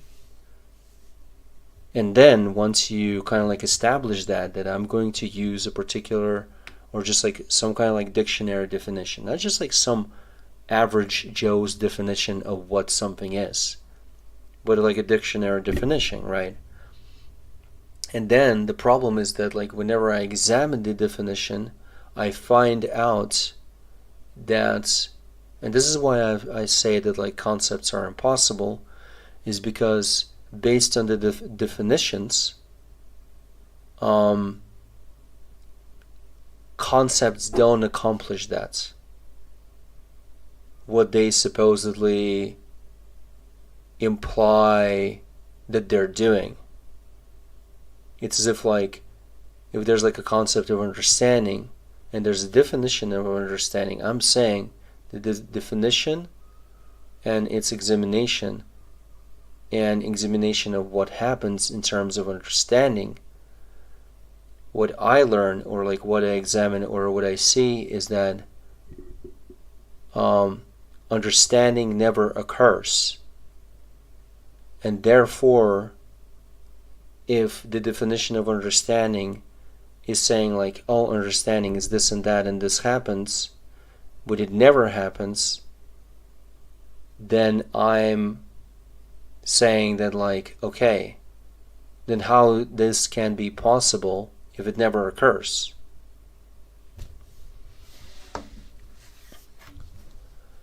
Concepts are impossible. It's something slightly different. People often talk as though the boundaries used in their concepts are discovered, when in practice those boundaries are frequently selected, inherited, interpreted, negotiated, or imposed. Oh my god, it's already past 12. How the fuck? I thought it still is like 9, 10 p.m. Jesus, dude. I wanted to finish up and fucking play the game. That's a criticism that can be applied to chairs, communication, understanding, control, identity, life, causation, meaning itself. And once meaning itself becomes a target of examination, you get the question you opened with. If a meaning is constantly shifting, never fully shared, and never completely pinned down, what exactly are people referring to when they say that a word has a meaning? That's a much harder question than it first appears, because any answer seems to require more words whose meanings can then be examined in the same way. Okay, again, if a meaning is constantly shifting, never fully shared, and never completely pinned down, what exactly are people referring to when they say that a word has meaning? Yeah.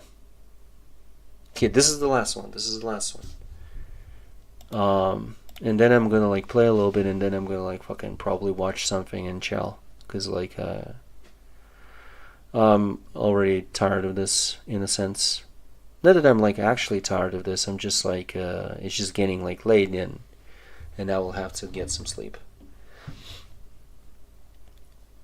Okay, we can try and try that exercise, but before doing it, I want to point out something I think has become visible across the whole discussion. I'm going to put that immediately, but I'm going to like talk about it later. And that is going to be just like a continuation, and kind of like we're going to do the exercise where I try to, as if like stay on the same level or something like that. We're trying to basically, and it's not like I'm never doing that, I'm actually doing that. It's just like the conversation goes into some other places, you know, but it's not like it's never, oh, like as if like we're never talking about the thing that we started talking about. We are talking about that thing. So that's exactly what the exercise is going to be, as if like I'm just going to do, but as if like consistently I'm going to try to just talk about something as if that's what it actually is as people presented, and we're just going to talk about that, right? And and I'm not going to go as if like underneath. I'm not going to examine, or rather question, the parts of a particular concept, and as if like undermine that or something like that. So basically it's as if like I'm saying that like I'm going to let something live in the conversation without as if like showing that it's nothing as people say it is, in a sense. We can try the exercise, but before doing it I want to point out something I think has become visible across the whole discussion. A recurring pattern is that whenever a concept is introduced, you ask questions that move in roughly in this direction. What exactly is it? What are its boundaries? Why does this category apply rather than another? How was the beginning chosen? How was the ending chosen? What justifies treating this occurrence as one occurrence? What justifies treating this thing as one thing? Why assume the description corresponds to what is happening? And when those questions are applied repeatedly, the concept tends to lose the not the apartment, but like the apparent solidity it started with. Take the chair example. Many people would say this is a chair. You immediately start asking, is it a chair when disassembled? Is it still a chair when parts are spread around the world? Is it a chair when only the idea of it exists? Is it still a chair when nobody uses it? I like this part. That's something that I'm like sometimes like, it's not even like when I'm sometimes thinking about it, but this is like my main, not like my main logic, but rather something that I mentioned at times. It's kind of like the object is not what we say it is. The object, basically some kind of like identity of the object or functionality of the object is dependent on who's interacting with the object and how they're interacting. And that is like constantly different across kind of like in all kinds of like different moments in time. That's going to be different. So it's like, is it still a chair whenever you're leaning on it? Is it still a chair whenever you use it as if like to smash over somebody's head? See, like suddenly somebody can call it just something heavy, or they can call it as if like furniture. Oh, he used like a piece of furniture to smash it over somebody's head, right? Is it still a chair when nobody uses it? Where exactly did the chair begin? Will a chair become a cable when electric current is passed through it? Oh, yes, that's exactly my point. See, like, people think that objects are what they say they are, okay? But if it's something else, right? And this is exactly what the point I was making. So you're basically as if like creating an example of the points. If something works as a cable, but it's not a cable, is it still not a cable? If we use a human being as a cable, is it not a cable? Like, who cares that it's a human being? See, like, because like the cable has like a particular functionality.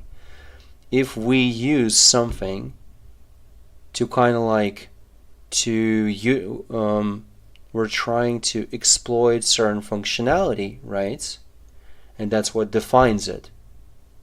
And therefore, a person in a particular situation is going to work as a cable.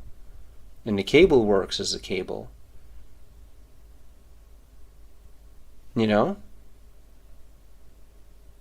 It's not about what something is. See, like the problem is like, it seems like as if like this is like comical.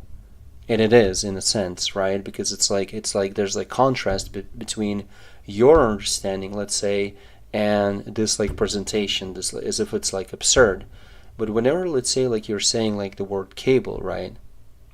You know, it's kind of like, yes, a cable is a cable and it has like a certain functionality, but like, okay, but does like a piece of copper, you know, serve as a cable, right?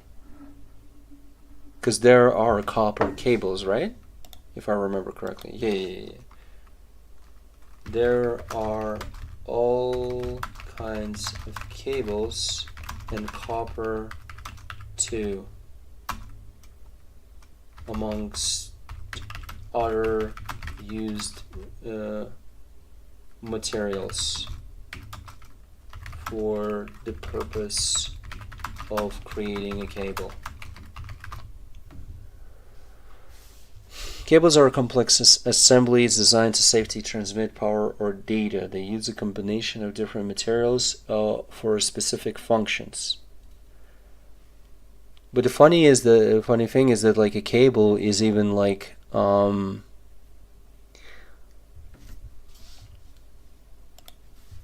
are also cables which are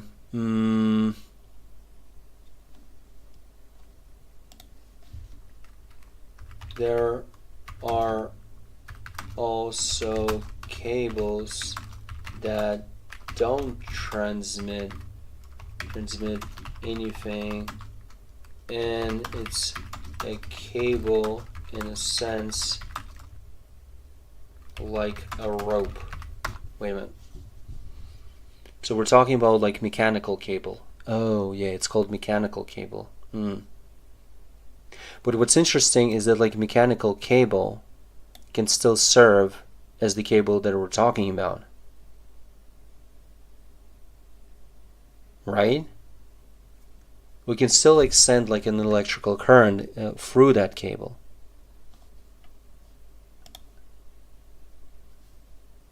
And that's basically like the point that I'm making.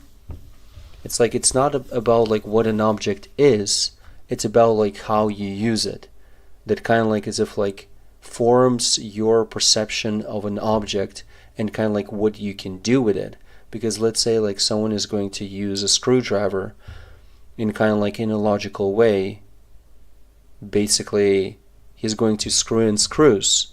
But if somebody is going to use the screwdriver to pick their teeth, it's going to serve as a toothpick, and it's going to become a toothpick. Not because it's a toothpick made out of wood, but because it's a toothpick made out of metal and whatever the handle is made of.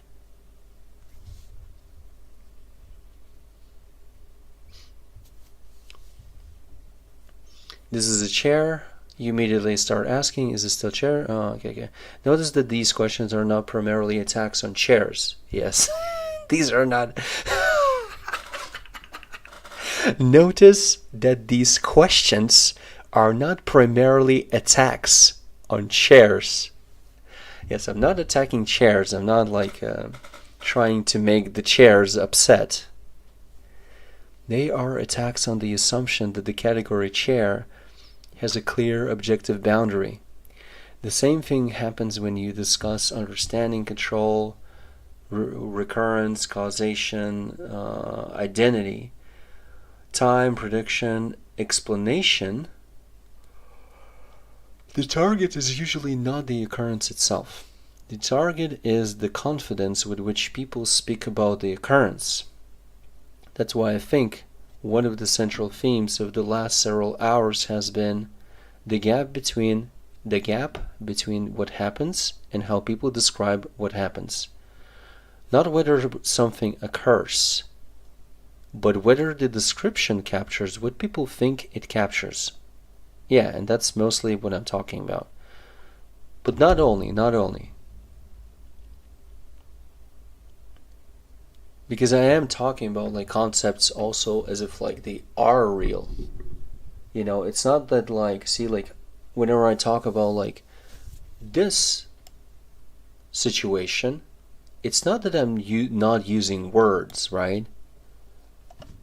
So it's kind of like I'm still like not stepping out of this realm in a sense. Also, what I wanted to note is that like my example with the screwdriver, what was the point of it? The point is this, that one might think, and it doesn't matter what some kind of like, what they believe some kind of object is, but in reality other people demonstrate that you can interact with this object in all kinds of different ways that change the perception of what it is and changes kind of like its functionality and what it can actually do, how you can manipulate it, how you can use it.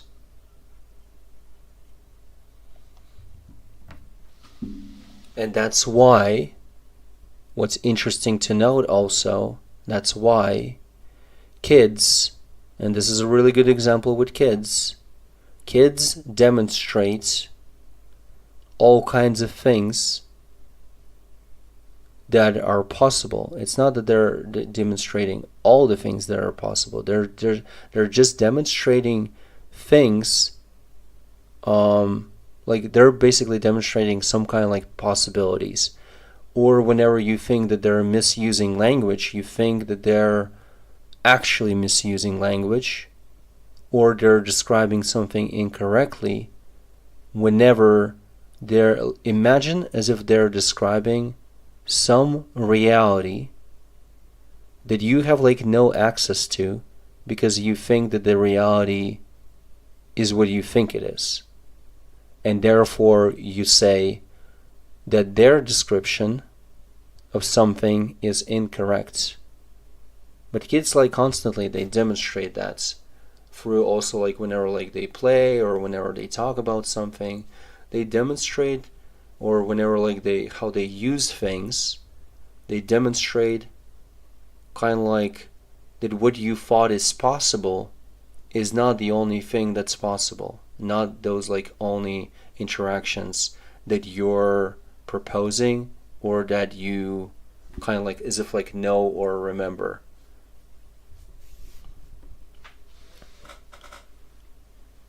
On the exercise itself, suppose we pick something ordinary. A person is driving a car. If I stay on the same level and do not question the category boundaries, then I would say a person is operating a vehicle, the vehicle moves through traffic, the person adjusts steering, speed, and direction, other vehicles and road conditions influence what happens. That's the ordinary description. What I suspect you would eventually ask is, what... Oh my god. What counts as operating? What counts as the vehicle? What counts as the same person? What counts as movement? What counts as influence? What for the exercise we could deliberately not ask those questions and see what remains. Because I think one thing you've been trying to show is that most conversations stop before those questions are asked. Oh. Actually, yes. That was also like a point that I was making, that usually the conversations stop even before those questions, even before I start asking those questions. Most people are satisfied with, he's driving, whereas you tend to ask, what exactly is the thing called driving? So perhaps the experiment would be pick any concept, driving, understanding, control, explanation, recurrence, chair, person, life, environment, and for a while we refused to challenge its boundaries. We treat it the way most people treat it, then we can compare that version with the version that emerges after boundary questions are introduced. That might make the contrast between the two approaches clearer than arguing abstractly about concepts in general. Yeah, I guess so.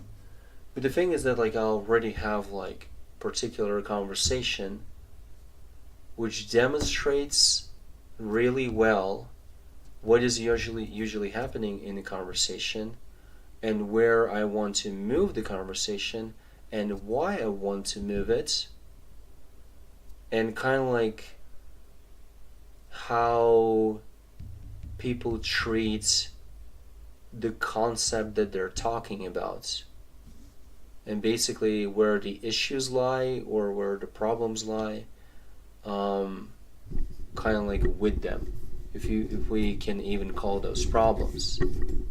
Because the thing is that they would definitely, like, if I would present something the way they do, people can take it up with me and point out that like, oh hey, you know, like you're misrepresenting something, and therefore the question is like, why wouldn't I do the same? But either way, this conversation is going to occur, but not like any soon. First, I will need to like chill, sleep, eat, etc. Like do all kinds of things, and also take care of my kid because my kid is still sick. That's why I'm at home, by the way, every day, because it's like, because my kid is sick. Yeah, see you, man. Cheers. Sure, man. We talked about things, and yeah. Same to you, man. Same to you. Okay. So now I'm going to close this and...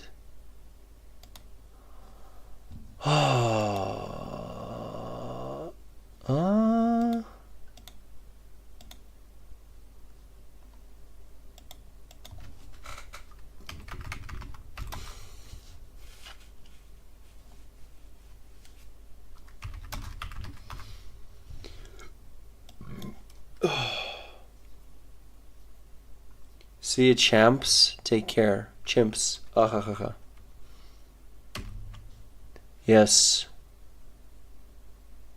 If I would believe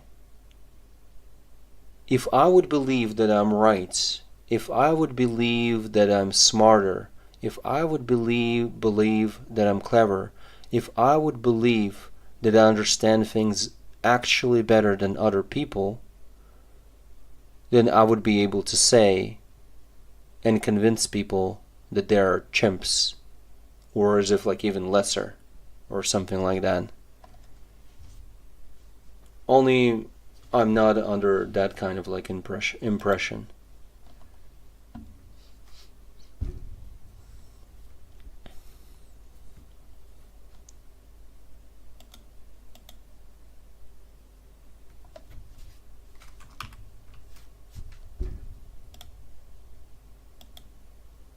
But I can still exercise the thought of comparing people to chimps. Because, like, I mean, if somebody would say, like, oh, hey, you know, chimps are this and that, and humans do this and that, and humans are as if, like, superior or something like that, then, yeah, we would have, like, a whole conversation about that.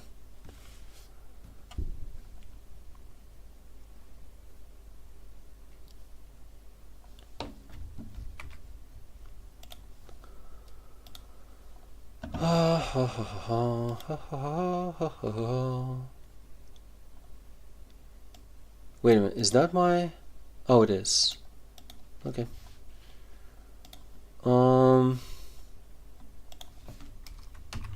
Crystal of Atlan.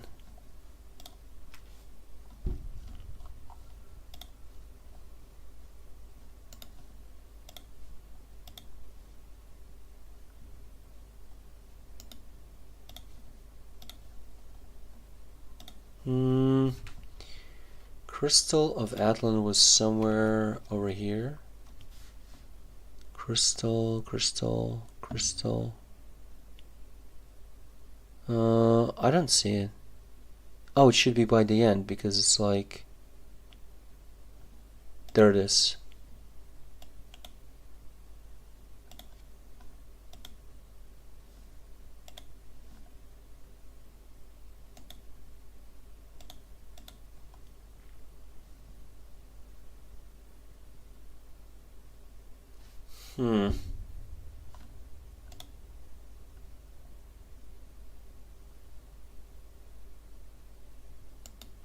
Does he still have like a problem that like WODs don't have like any kind of sound? I wonder.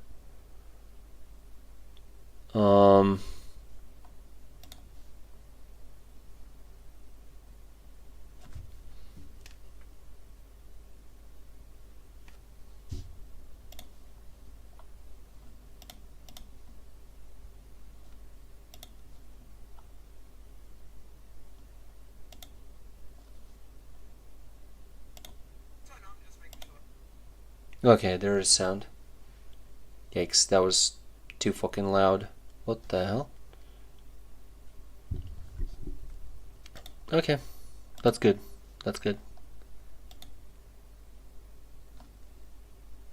Oh wow, what the hell is this?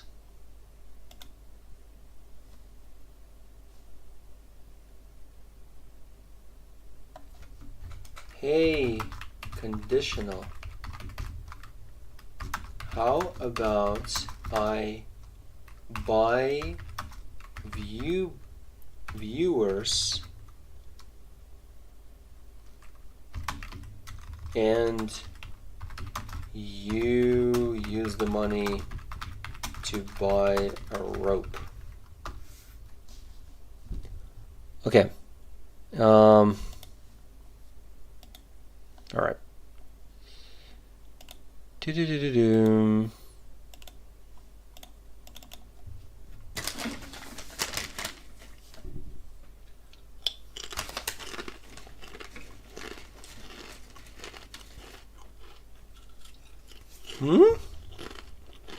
Where's Crystal of Atlan? What the fuck? Why is it not working? Okay, there it is. There it is.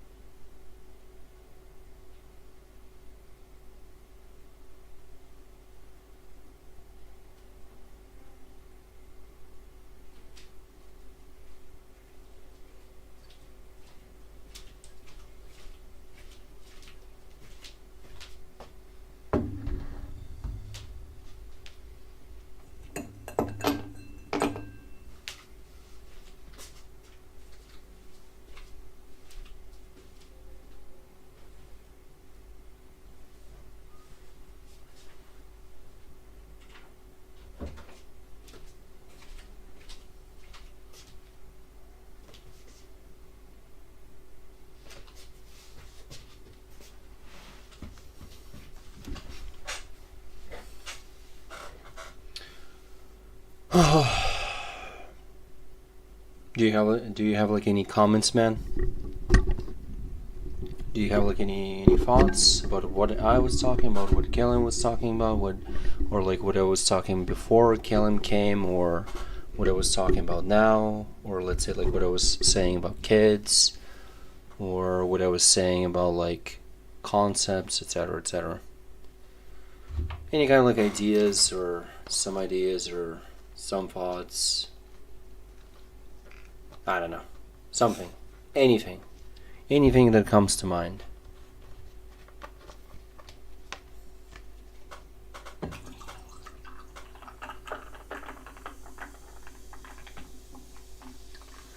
The funny thing is that, like, you know, the situation is as if, like, you know, for some people, or like, at least like recently, it's as if like I cannot talk about things without like, as if like approaching the conversations in my own way. I did say that I'm still going to play the game and then I'm gonna watch something. So yeah, the stream continues. So basically, it's just that like I'm not gonna like sit there and like talk about like these topics like too much. But basically what I'm trying to, I guess, like explain is that like the thing is that like whenever I talk to people about things that they kind of like believe in or they understand as real, etc., etc., whenever I try not to dissect those concepts or those things,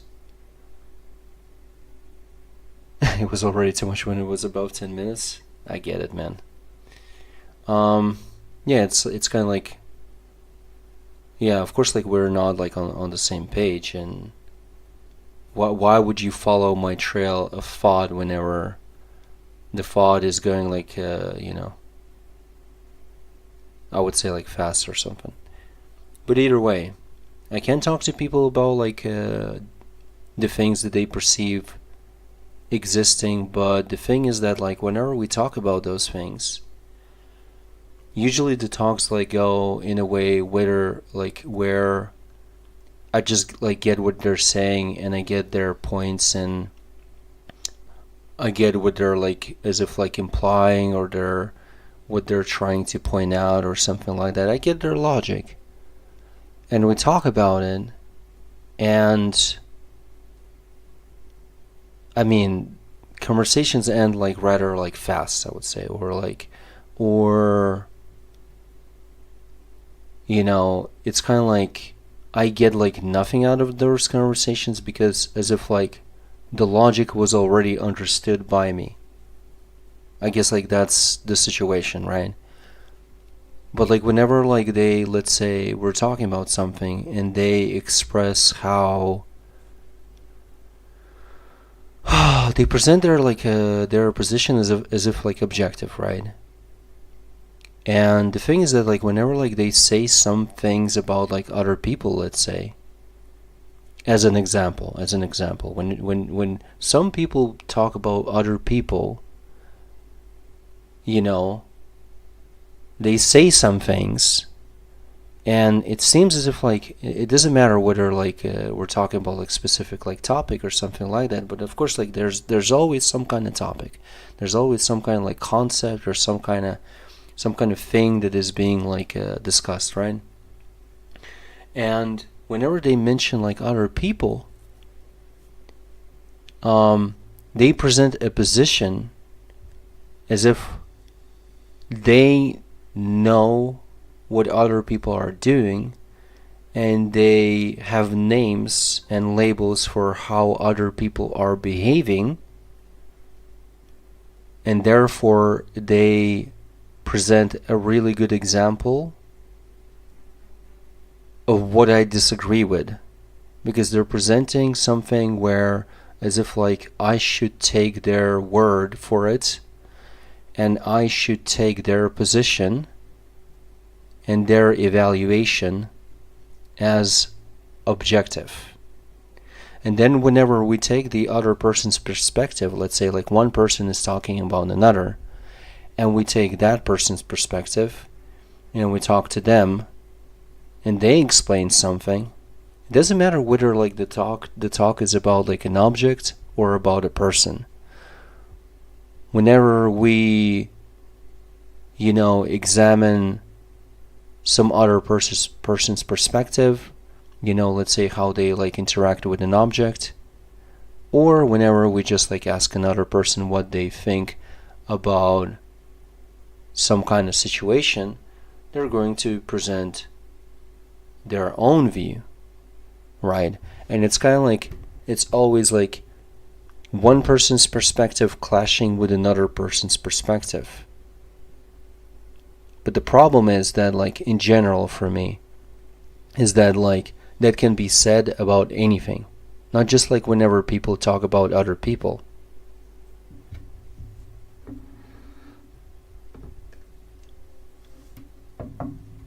It's kind of like I can listen to it, I can talk about it, but I'm not that much interested in it because it's all, in a sense, like I understand it just as that's their personal understanding.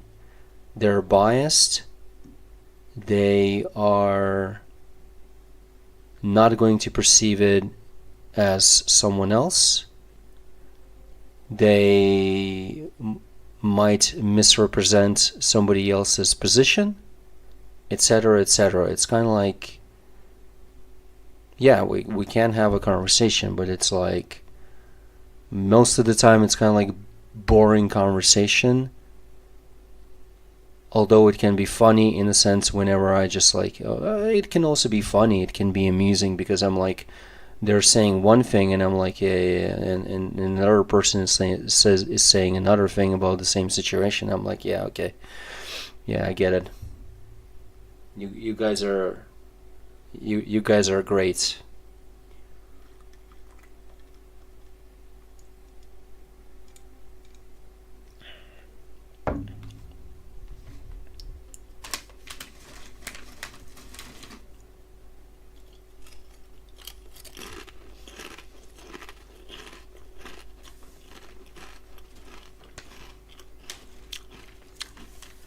A good example would be whenever someone says like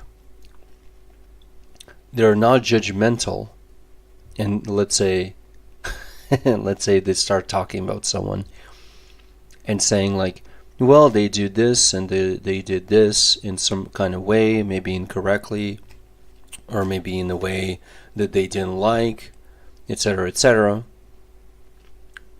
And the question is like, well, I mean,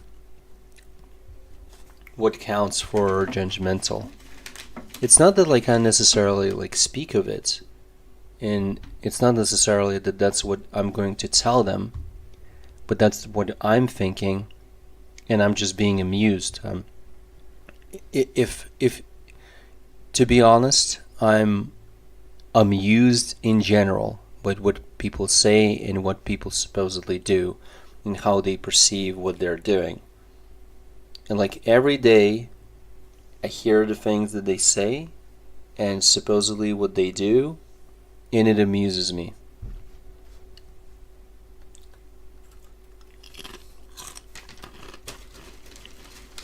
It's like a circus that never ends, you know? A circus with clowns. Not that people are clowns as if like in a sense that like they're doing something stupid or something wrong or something like that, but just kind of like still the way they understand what they're doing, that just entertains me because there's a contrast between my understanding and their understanding.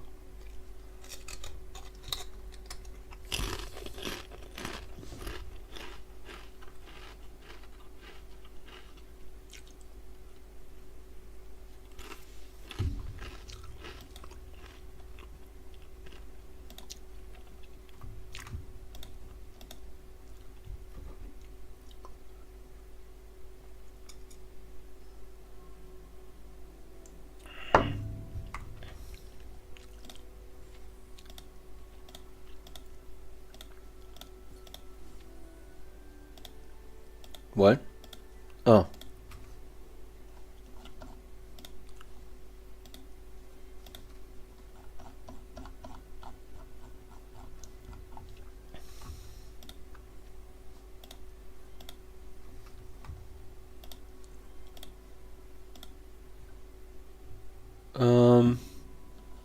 Okay.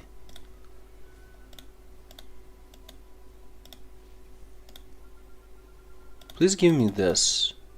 Ugh, as always, trash. Nope.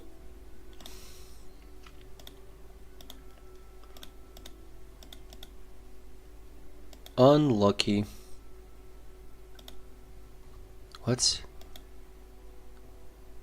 What is this? What is this currency? 15 days, buy to obtain. Ah. Okay. Okay.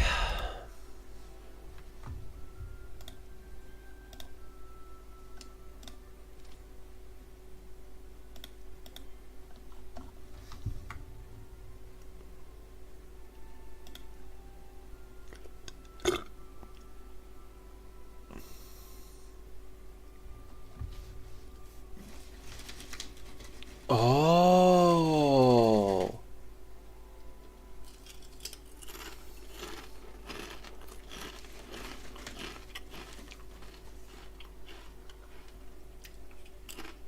Hmm.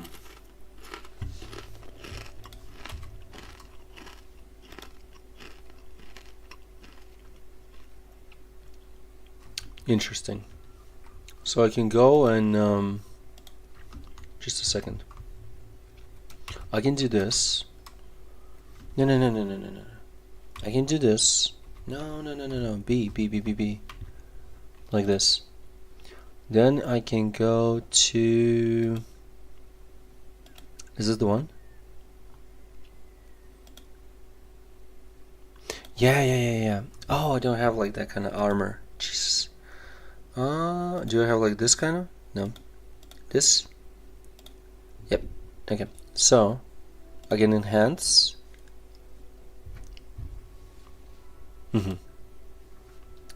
And now, what's interesting, I can go and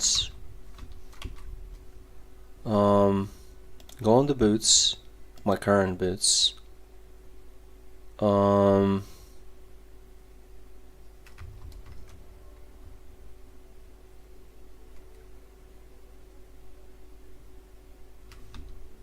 Wait, what?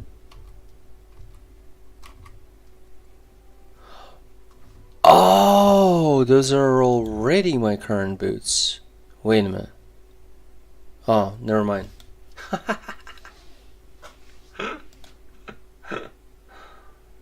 I forgot. Yeah, okay, I get it.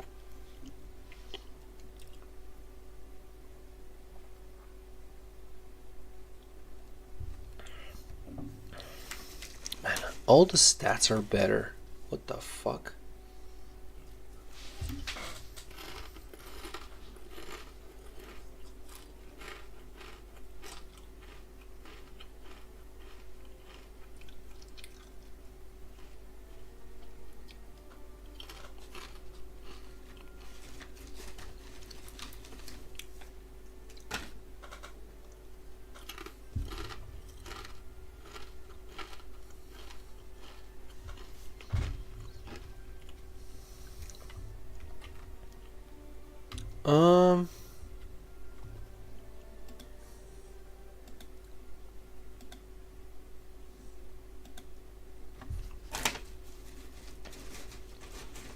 What's the point of that challenge?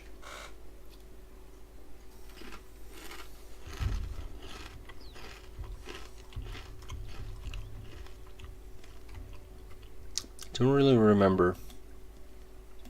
And like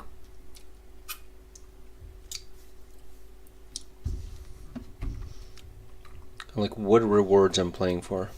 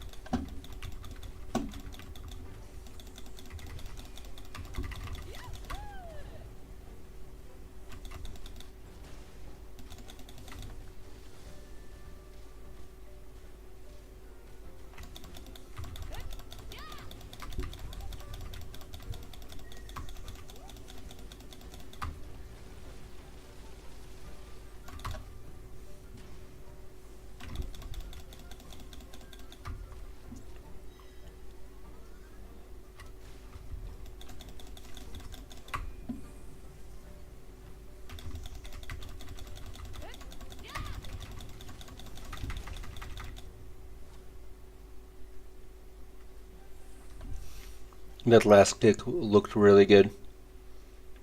Imagined that it looked good, even though the boss covered the slow motion.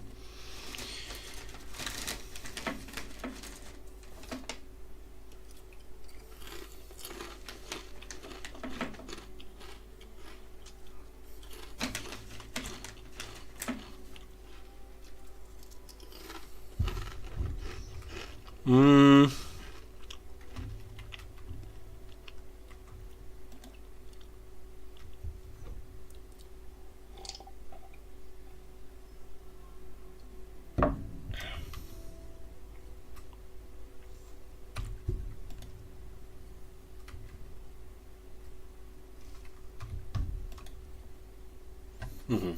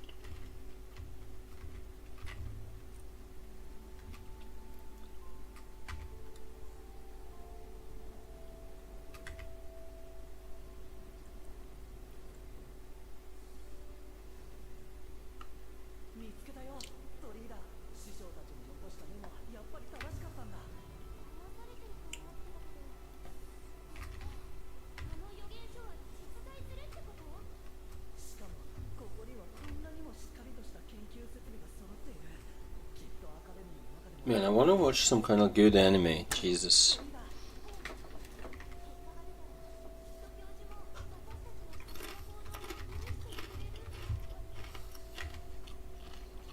Maybe I should watch Jujutsu Kaisen further, since a lot of people are saying that like Jujutsu Kaisen like second season is better than the first one.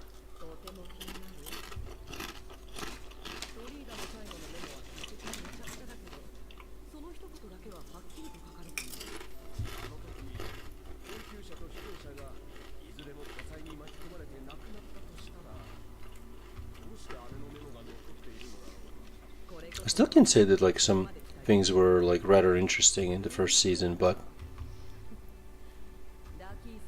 Jujutsu Kaisen first season in general wasn't that great.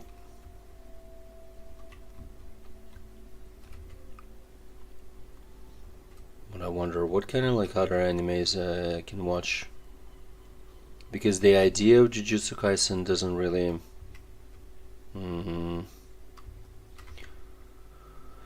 doesn't appeal that much to me, I guess. I guess like I'm not really, not like buying, but like not like getting into that whole idea. I guess like the idea is not that interesting to me. The idea of curses, and the idea of some kind of like curse power,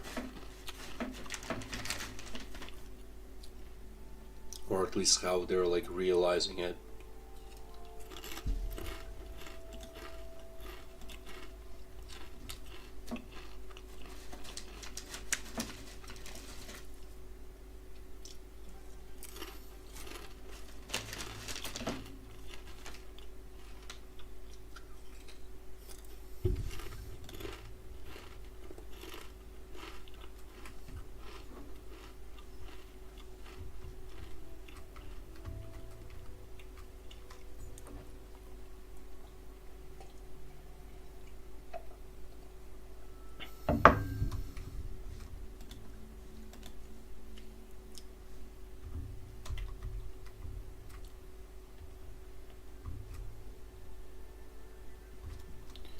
Wait a minute. Oh, okay.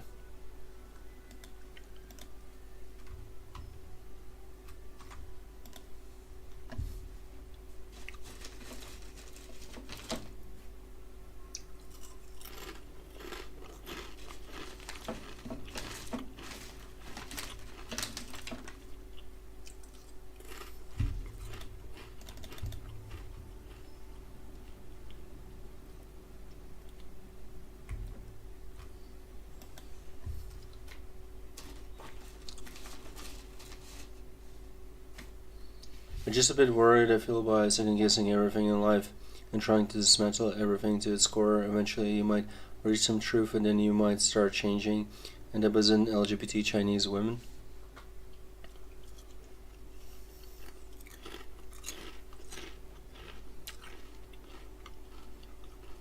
Well, we'll see.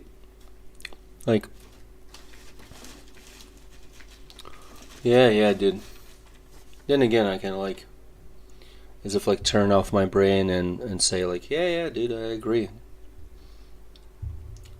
You know, while still thinking to myself and not thinking out loud that, you know, what the fuck is everything and what the fuck it means like second guessing, because like second guessing already implies as if like what has been kind of like what is known has been established as objective.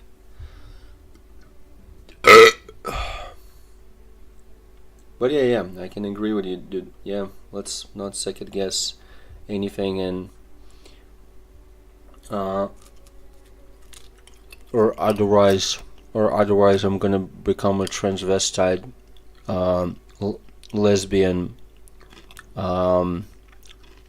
black woman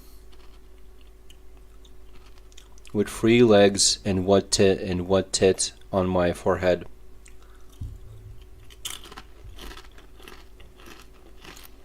I'm going to have like basically like a breast or a tit right on my fucking head, right? Like as if it's a hat, as if it's a fucking hat.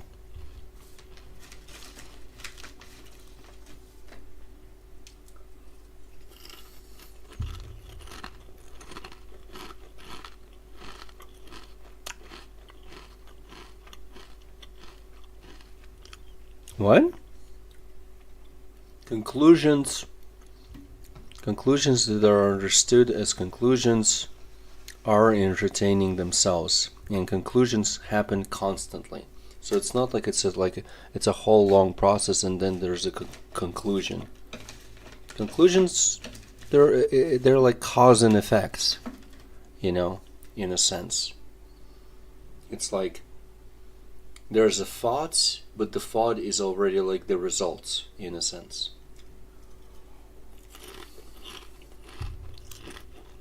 Either way, the process is interesting.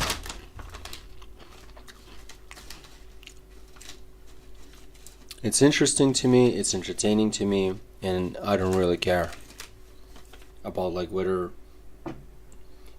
like see, like it's not that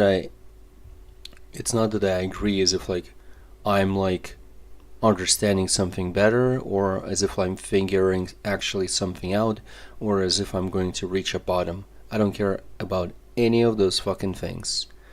I'm just, you know, enjoying my time, you know. I'm enjoying observing people.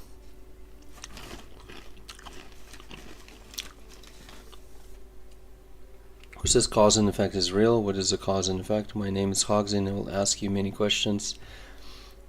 Yes, but by the standards of, let's say, like a 2-year-old kid, many questions maybe is not that many. They might ask why 1,000 times while I'm asking only a few times. If anything, I'm inferior to a 2-year-old kid.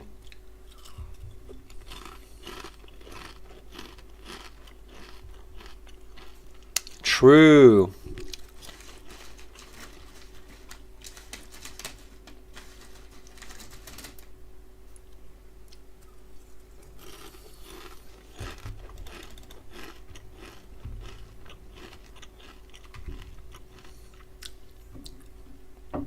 Hogsy just got beaten by a 2-year-old kid, by a toddler. Jesus.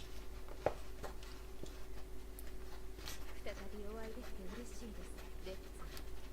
もっと大事にやるべきことがついてきてください。実験が完全に失敗した後、あ、ごめんなさい。もう他のことはご存知でしたね。I still, it's kind of like, my wife bought Coca-Cola Zero, and not by a mistake this time, but actually as if like of her own volition. Jesus. It's not like it was impossible to have, like, as if there wasn't a possibility for that to happen. It's just that, like,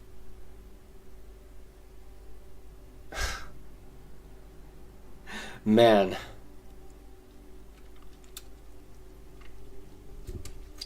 It's like, oh hey, there wasn't regular.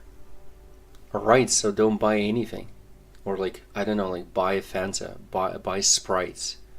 Buy in another store, but same Coke. It's like, you know, Coke Zero in this case is being treated as if it's like, well, it's Coke. It's Coca-Cola, and it's also being treated as if, like, see, like, as if task is completed because Coke has been acquired. Sure, I can go along with that logic.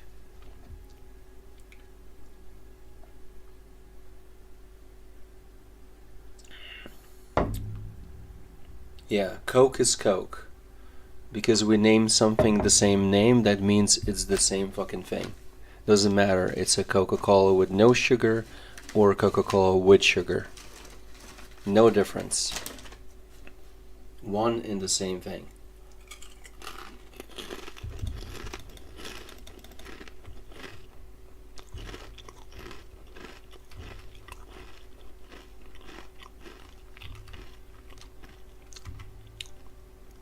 And since the task is still to get Coke, but there's no regular Coke, that means the logic still can be like, I definitely need to get Coke, even if I'm going to get the shitty one. 最後に5人の話をしました。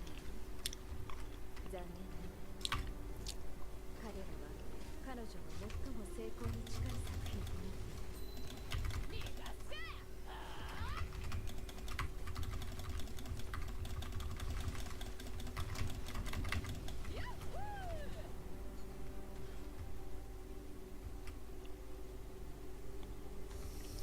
Coke slash, yes.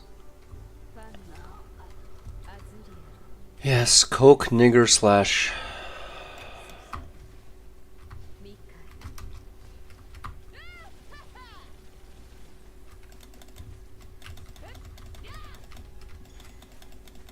She might have as well like not bought Coke at all. It's like, I understood before, you know, whenever, and it seemed like reasonable in a sense, like whenever she said like, oh hey, I made a mistake, you know, or something like that, and I thought this is regular Coke, and I'm like, yeah, okay. But here she just decided that like, oh okay, I'm gonna deliberately buy Coke Zero. What the fuck? See, like, prior discussions don't matter. What people say don't matter. What they ask for doesn't matter.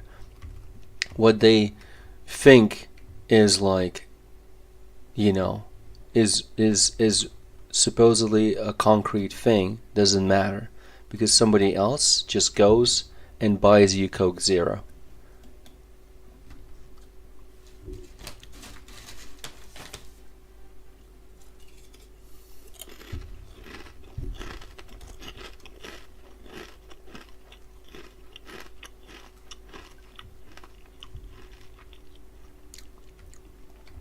Even if a person says that like, oh hey, you know, this burger is shit, I'm never going to buy it again.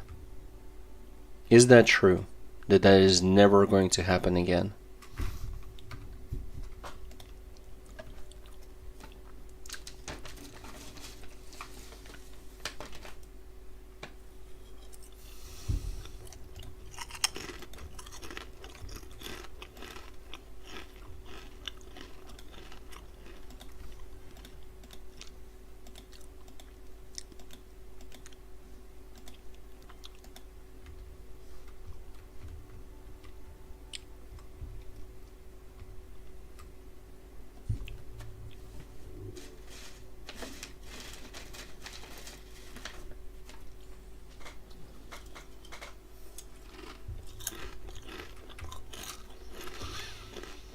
I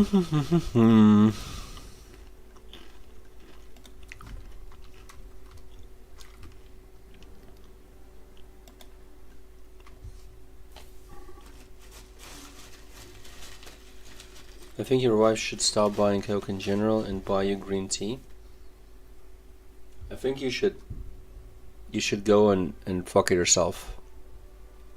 You gay ass piece of shit.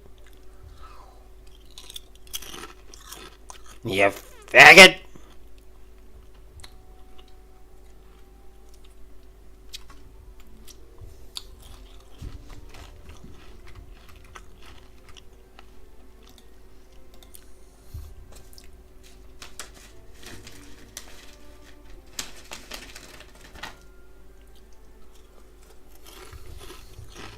New main quests, new co-op dungeon, new gear.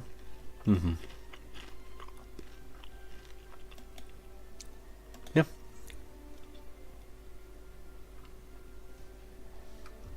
When you can't drink Coke anymore, it's bad for you. What? This is the first time I'm hearing this. Coke bad? Water good? No.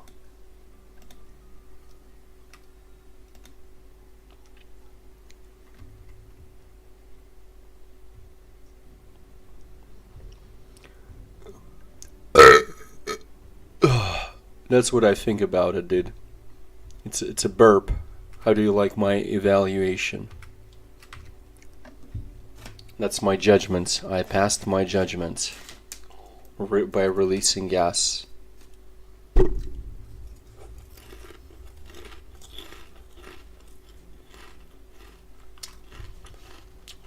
had this conversation like some time ago with someone,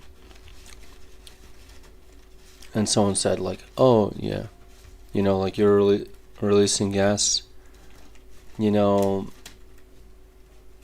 They basically said something about like when they were like burping or like farting and stuff like that's releasing gas, and I'm like, well, you're always releasing gas, and they're like, what?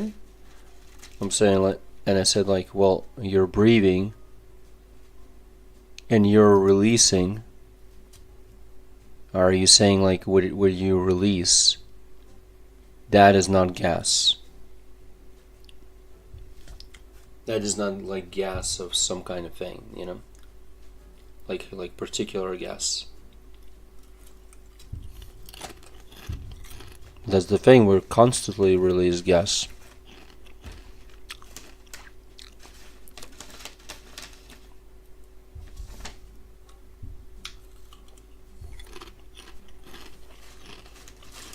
And we breathe gas too, because it's like a gas state. Gas in terms of states.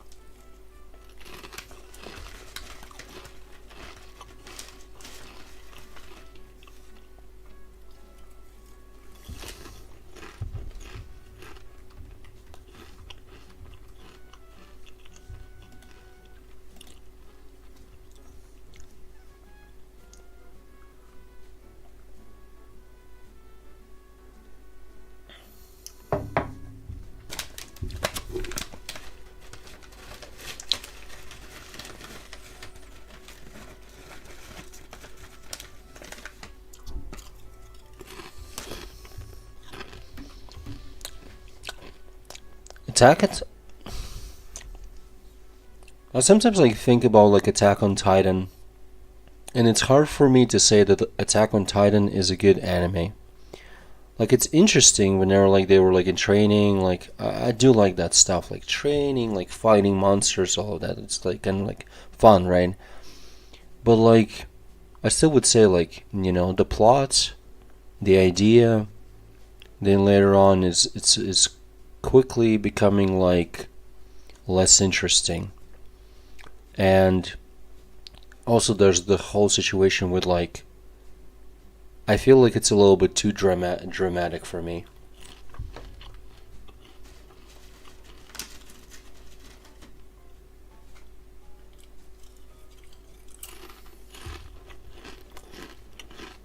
It's not about them as if like not having reasons to be that dramatic, but rather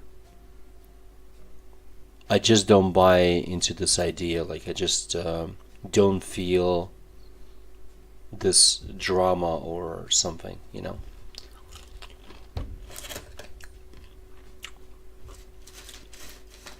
Should have like farted during that combo. Yeah, should have.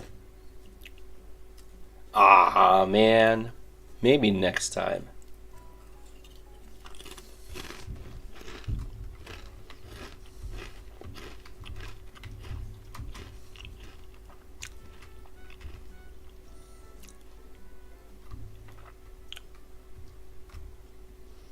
When is done?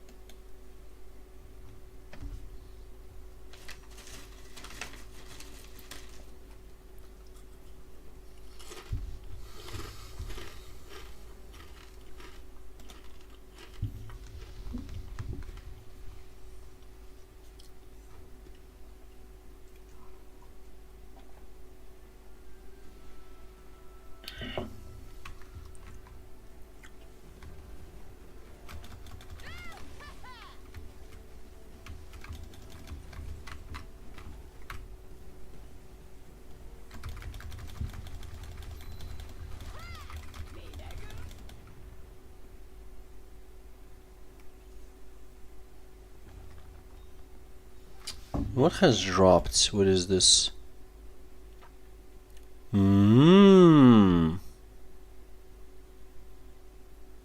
It's specifically for my build though. Specifically for my build. That's cool. I like that.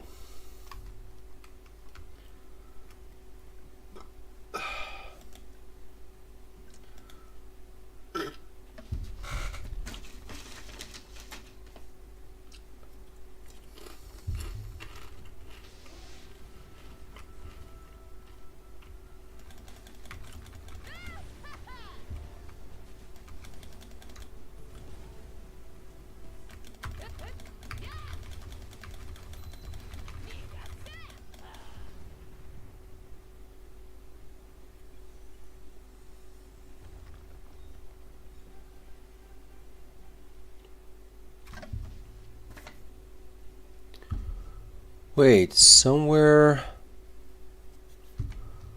somehow was displayed what is like the best time in general, no?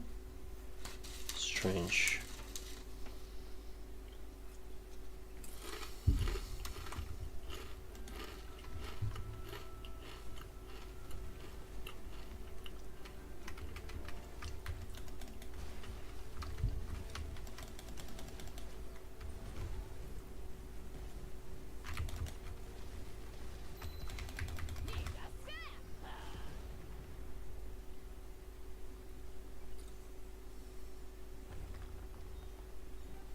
Wait, but this is all low-level shit, right? Like, it actually doesn't matter, right? Because if I am leveling to level 70, then that means that this is all garbage, no? Like, this is just doesn't matter, no? I can't imagine, no?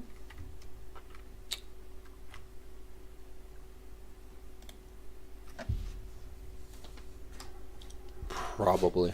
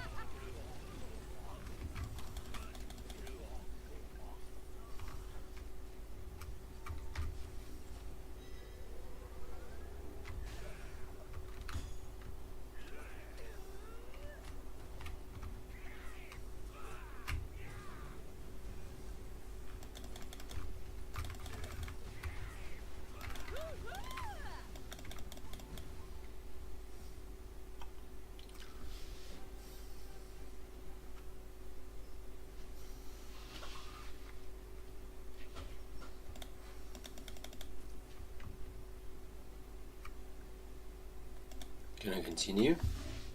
Okay.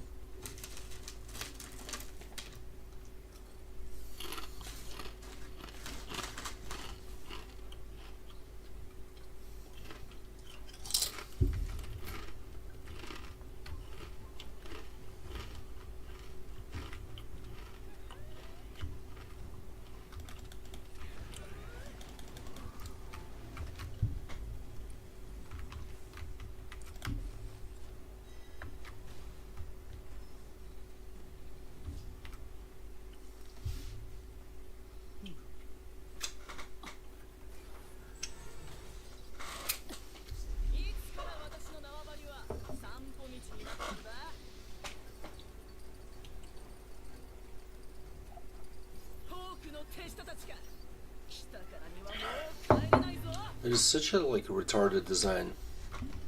Yikes.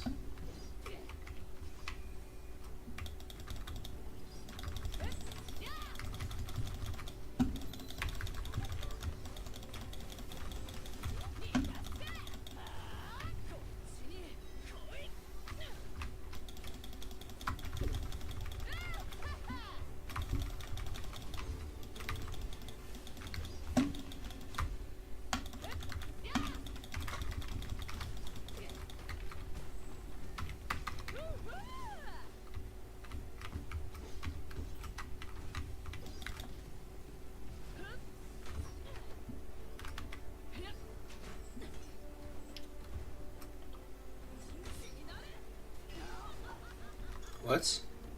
That was weird.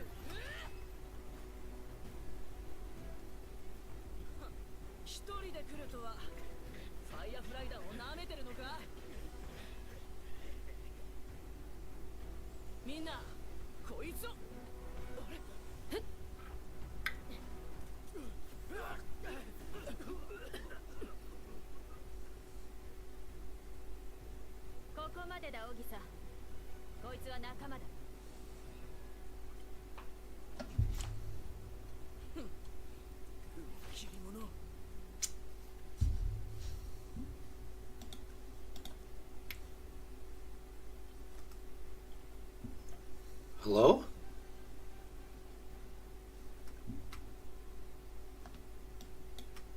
Why are we exiting adventure? What happened? Why? Because we can't continue? Okay. Okay. That's fine.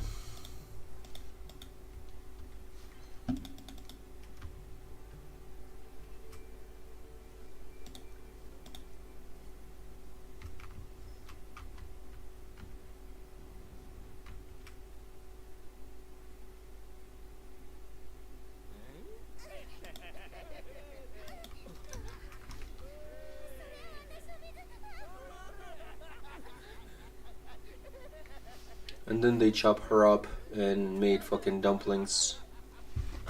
Yay! Rip kid.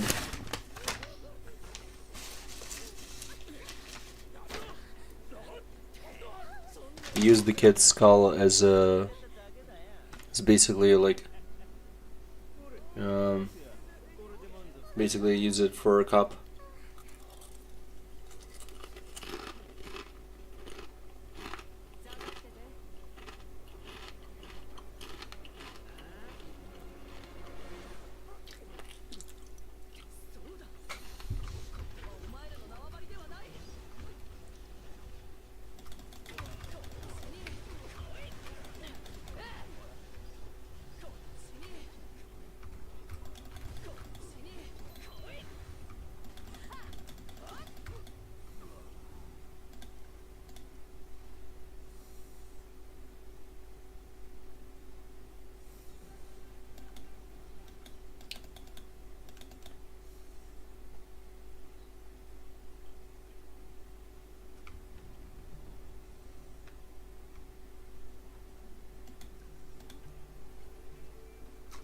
Okay.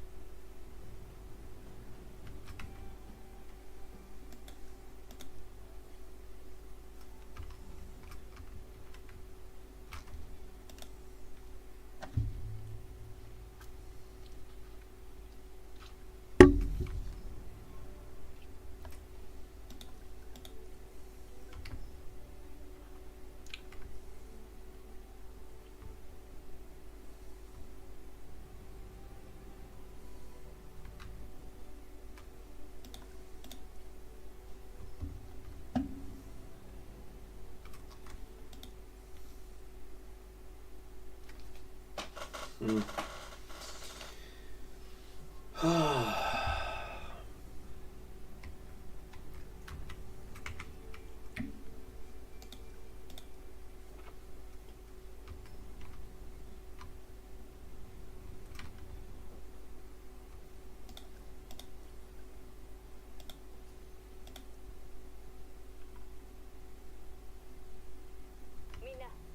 あたいたちのターゲットは渇水島の水源だ。手に入れたらすぐに離脱する。ああ、とりあえず彼女の言う通りに。これらの武器、鉄装弾の財力で賄えるとは到底考えられないな。一体どんなアコギなこと。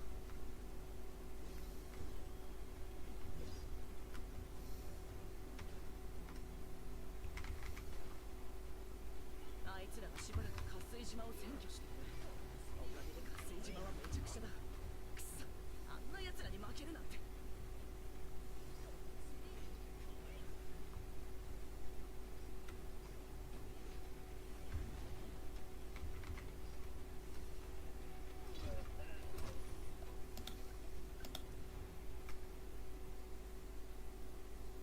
Yeah, but I only did the quests. Okay. Interesting. That actually worked out. I didn't have to kill anyone.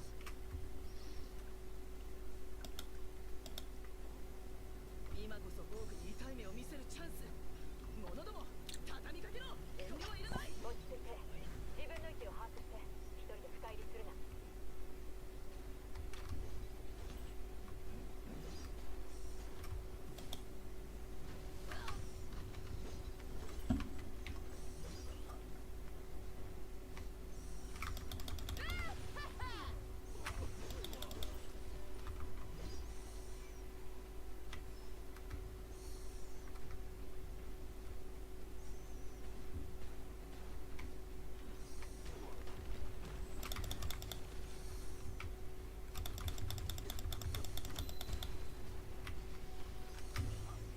ボス、冒険者、こっちに人質がいるようだ。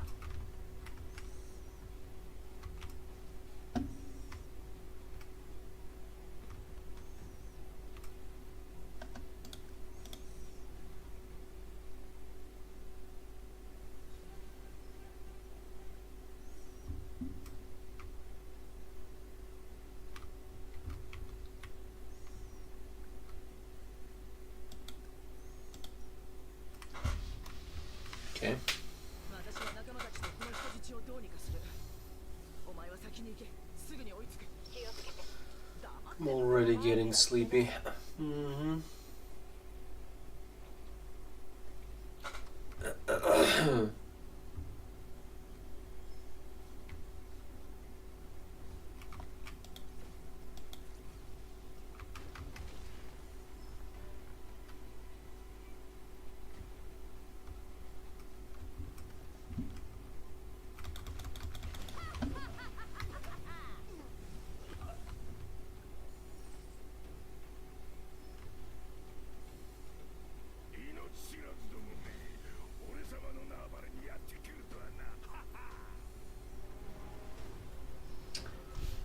Yeah, falling asleep.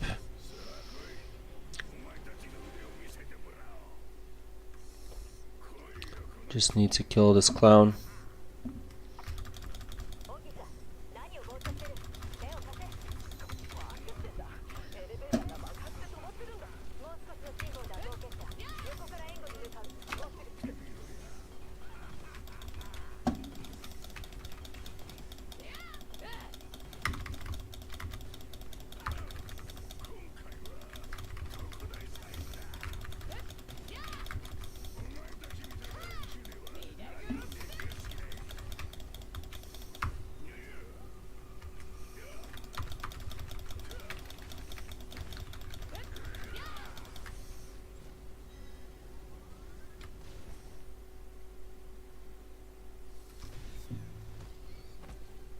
I'm heading to bed as well. Cheers, man. See you tomorrow.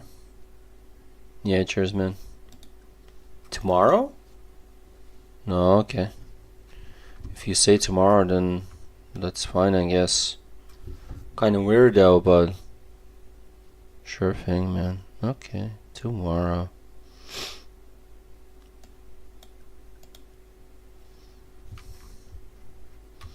Okay, alright.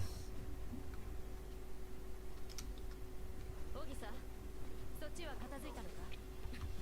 冒険者が一人で片付けたよ。よかった。あたいが心配しすぎだったのかもね。移設相談の奴らを片付けないと調査を始められない。やるぞ。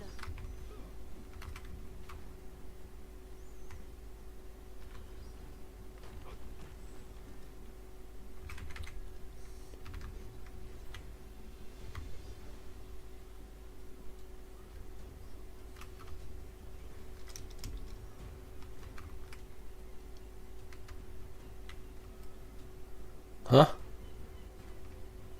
That was kind of weird. これでいいだろう、冒険者。この辺りの檻を開けてみよう。Oh. Hey, see you next year. Yeah, I did. See you tomorrow. 10 years before.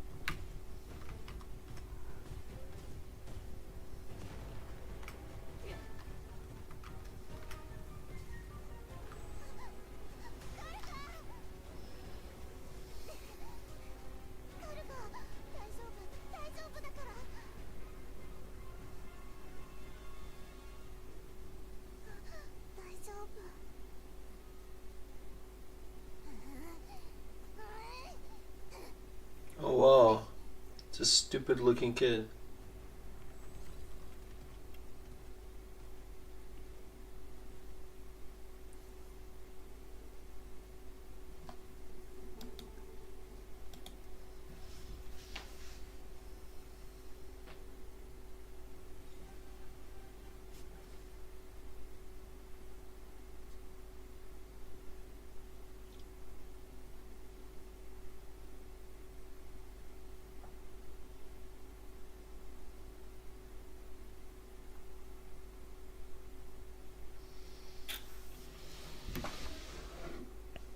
Yes.